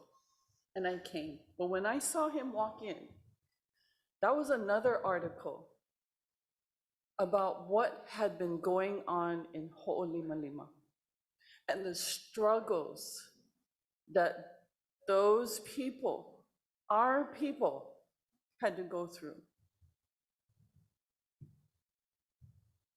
Cameras,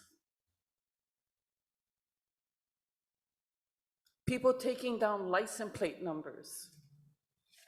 If somebody moved out of the home, then they were not allowed to use that bedroom. It had to be locked and barred.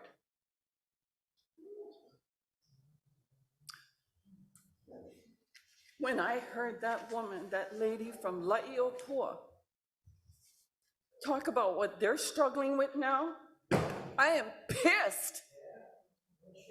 You know why? Look at what I gave you. 21 questions I prepared 4 years out. And I came to this department, I sat with Joby Masagatani, I sat with Stuart, I sat with LMD, LDD, and the chair.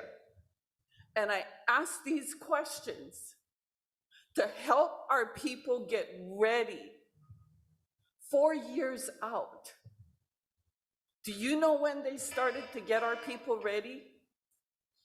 A year out. The department couldn't do it because under this agreement, it had to be the developer. You yourselves heard Darren Wong say, Mark Development, Aole. I thought with this new group that was coming in, Ikaika, Ohana, and UHC communities, that they would do a better job using the information that I provided this department. It didn't sound like it to me, and it hurt my heart that these people are going through what they're going through now.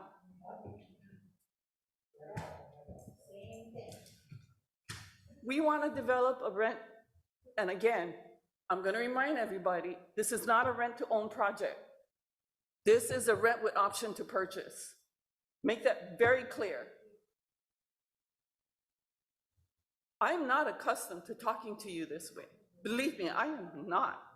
But until I get that tap on the back of my head, then I'm going for it. Please. Our people have waited so long that they deserve the very best that we can provide for them. A project like Waiopuli I might support it if it was on Oahu. Why? We don't have land. 10,000 people on that list, they want to live on Oahu. But the 1,700 on Kauai, they want to live on Kauai.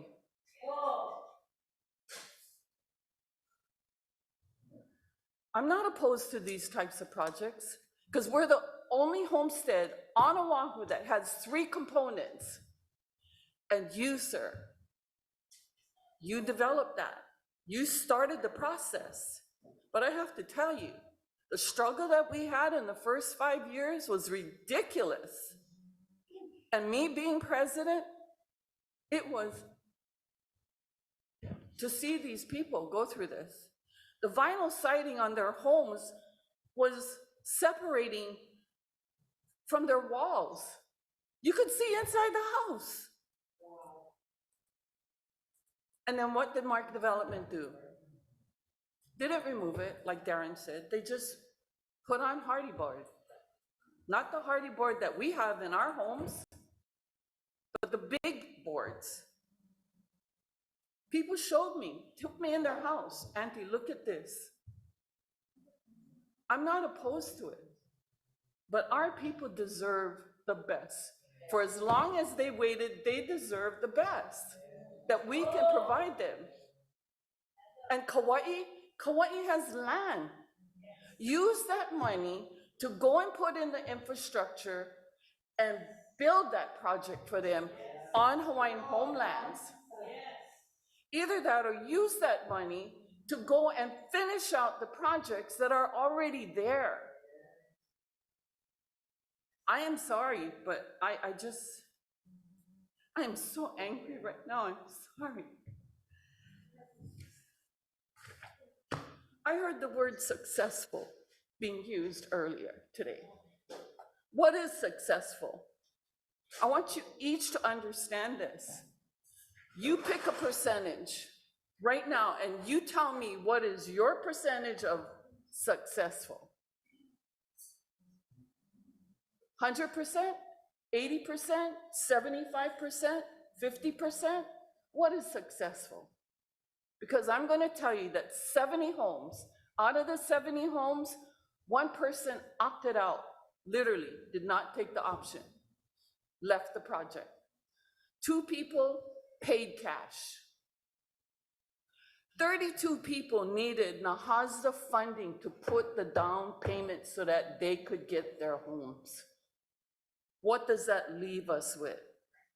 35. So is 50% a successful project? In my mind, it is not.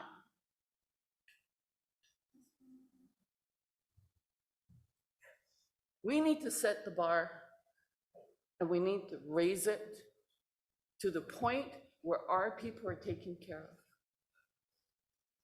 I don't know Waiopuli. I'm not from Kauai.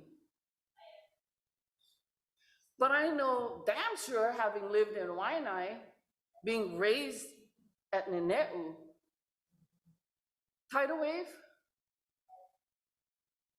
Is this project in a tidal wave inundation zone? Because guess what? They're gonna need to pay for insurance. Kauai gets hit by hurricanes. Everybody in Hawaii has to pay for hurricane insurance. My hurricane insurance for my house in Maluahai, $1,800 a year. You tack that on to their rent, or I'm sorry, when they purchase their homes. I know many of you will be here, God willing, Kyoko willing, maybe I will be, I doubt it. But in 15 or 16 or 17 years, if this project goes forward, guess what these people are gonna have to pay?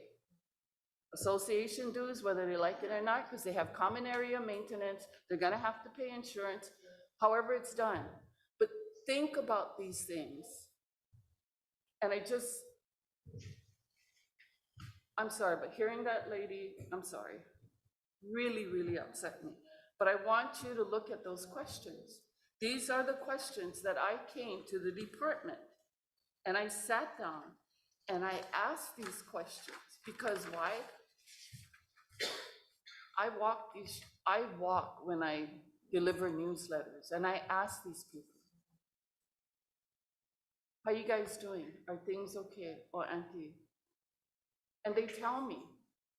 And I called the department and I'm told we cannot do anything because it's the developer. Once this project gets turned over to the developer, the department hands are tied. But preparation, not a year out.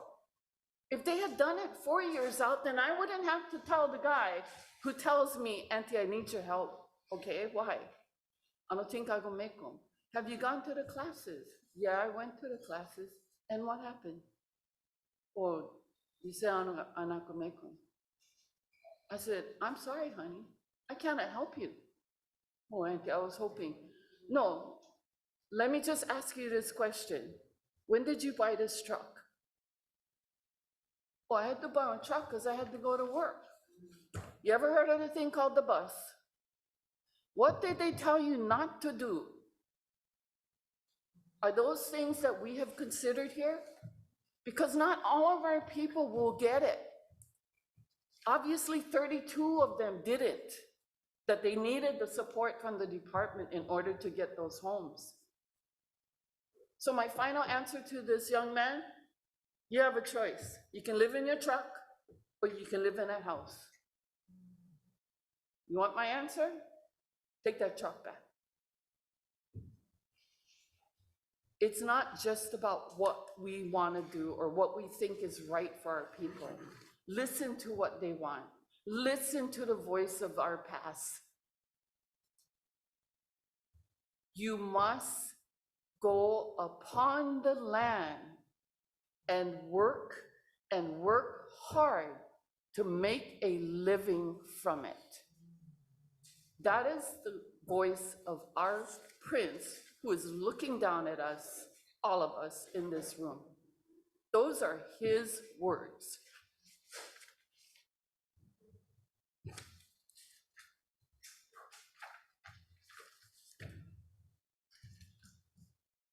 With that, I'm done.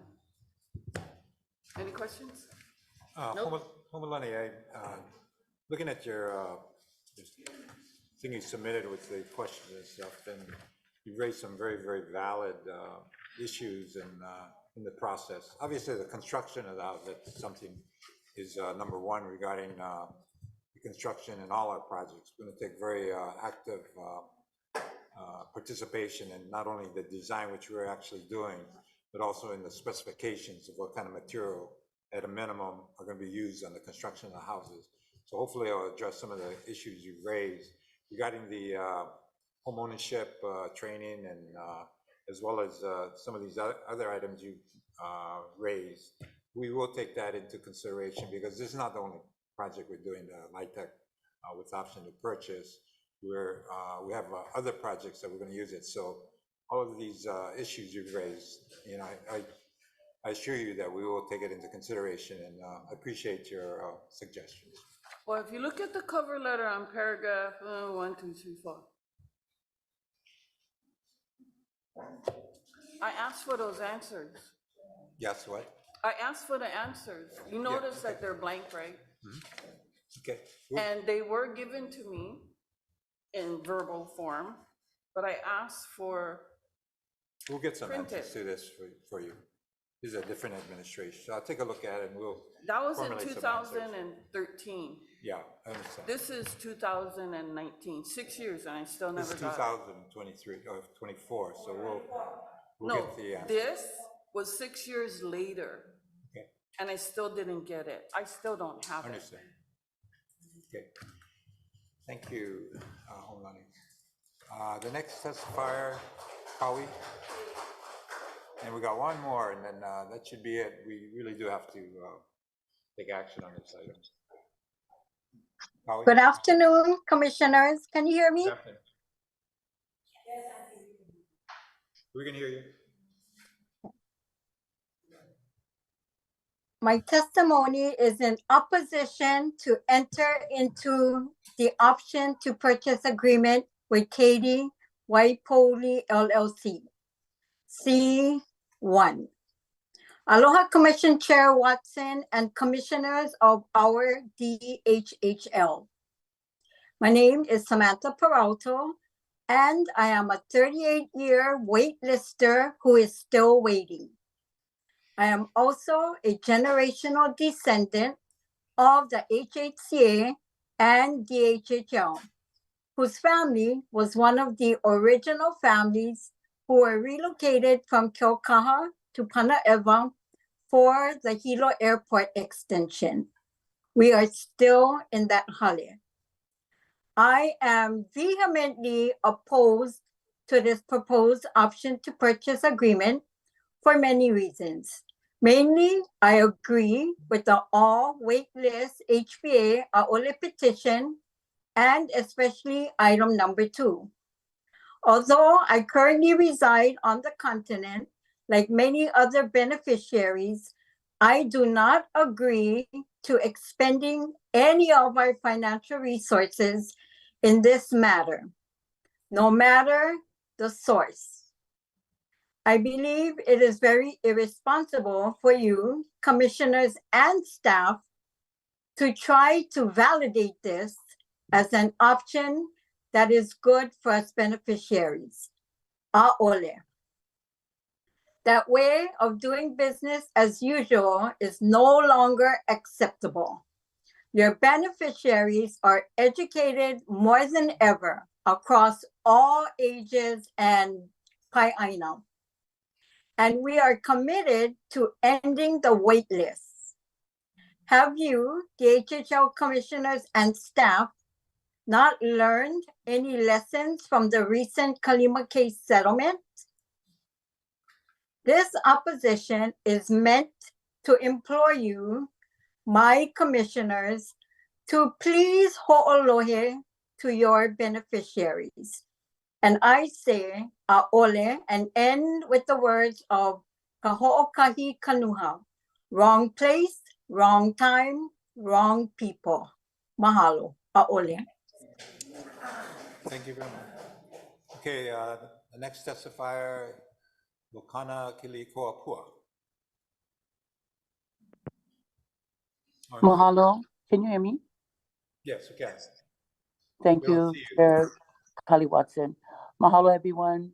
My name is Lokana Kilikoapua. I'm a blessed served beneficiary DC at YNI Valley Homestead. Second of 4 generations in our hale. Thanks be to God and our parents Joseph, Bully, and Jermaine Keli'ikoa. Our mother was the first successor, our brother the second, Kaleo Keli'ikoa, followed by myself being the 3rd successor. I have my daughters and my mo'opuna living with me. It is so important to realize the impact having land and home ownership does for our ohana. Even as kupunas, it was in their heart to continually have something for their ohana going down. And this is what we are living in, that legacy of Prince Kuhio. Today, as I was last week, I'm in strong opposition of C1 acquisition of the courtyards of Waihuli Kapa'a Kauai. Though it is on another moku, it has a bearing on all beneficiaries. Last week, having the privilege of being in the presence of our commissioners and our chair, the vote was taken. As we all know, 5 was Aole, and 4, with the chair's vote, was I. I am gravely concerned of the precedence in voting and the value it holds going forward. The option of calling a special meeting called by our chairman, Kali Watson, can any chairperson or commissioner do so before more information has been discovered, whether it be advantageous or not? I'm just wondering of the precedents that we set when we start something. Being new to this and still learning as I've been open about that, I don't know if this has ever happened in the past, but for this particular agenda item, C1, the vote was taken. So as leasees and successors of land ownerships, I believe this is the greatest intent of our prince and the Hawaiian Homes Commission Act of 1920. Commissioners, please defend our beneficiaries, unserved and served. Do what is pono, for you are the voices of our people who are calling, who are crying out to be heard.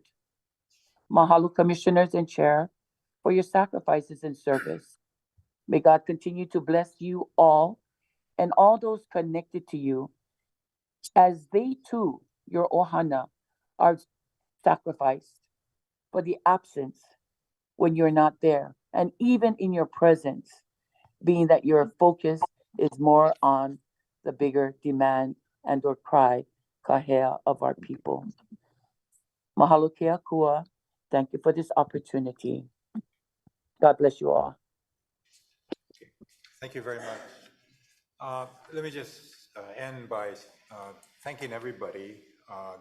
There's a lot of different testimony. And it's always appreciated that we're not always going to agree on things. But the main thing I think all of us want to see is that this program move forward in a positive way. And whichever way we go on this, I just want to add that it will be positive. There's always different ways of addressing issues. This is one way, at least being proposed. There's others. And there's a lot to be done in the coming years.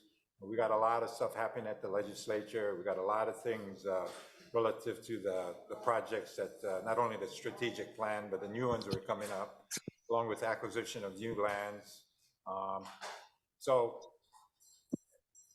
it's going to be an ongoing process, and hopefully we will move forward in the most efficient, effective, and collaborative way. Like I said, we're not always going to agree, but I think everybody on this commission, has a right attitude and a dedication and commitment to trying to move the program. And I do want to thank all the commissioners, including all the people that have testified, and especially the staff that really provided the effort and put together the presentation. It was all well done and appreciated. So at this time, what I'd like to do is first have a motion made, and then we'll take a roll call on the vote. Chair, I have a comment before we go Sure. to the motion. I just have, based on the testimony, I'm a little concerned that we're having problems with our rental option to buy, okay, from what we've heard testimony, okay? I'm concerned about that, because if we're not, if we're gonna move forward, we need to fix our rent option purchase program first. On number 5, we talk about general lease to a limited tax credit investor partner. Who is that? Do you know who that partner is? Well, we. Not identified. Well, the developer is DHHL. This is kind of a unique and kind of a novel approach where DHHL is now the main developer. And with respect to the developer fee, that comes back to the department, which you can use to do other projects. We do have a nonprofit that we have to identify. We do have the tax investors that actually purchase the tax credits that generate the revenue that we use to construct the project. So they need to be provided with a lease, which basically provides them with the ownership that they can then write off and use the tax credits that they purchase in order to shelter their income. So this is kind of a standard approach, other than the fact that the department is now stepping into the role of the developer, and this has been done on the mainland. I think that when I hear all these complaints about how the thing was run and whatever with respect to the developer, we're the developer, so we not only take on that responsibility, but the obligation of making sure it's done right.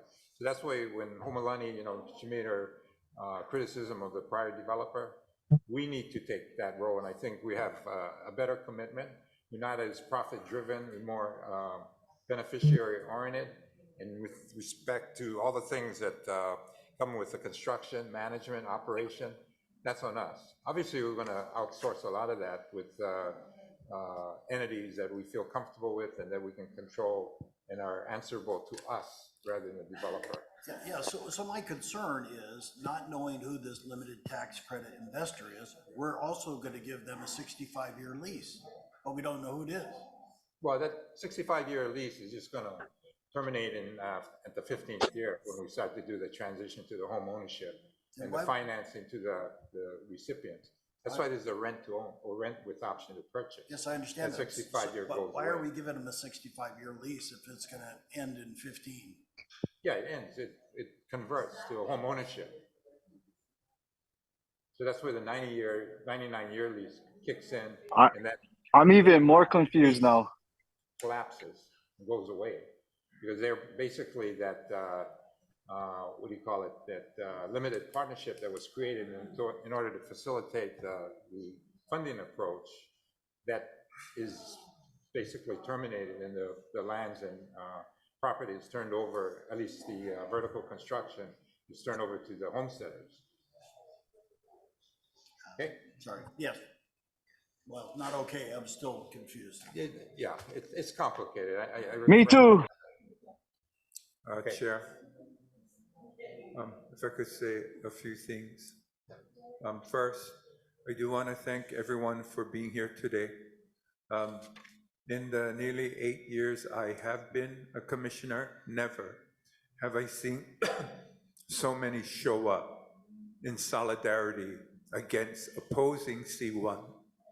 So for me, when I hear it can go positive either way, I don't agree. Because if it goes against the voices who have assembled here today, it's not positive for all of you. I also take strong exception to the nearly 5,000 people who participated in a survey only to hear somebody say, "How dare you dream for a better life? We know better than you what we should be giving you as a consolation prize because we know better." I take strong exception to all Hawaiians being thrown in the poverty bucket because that is not true.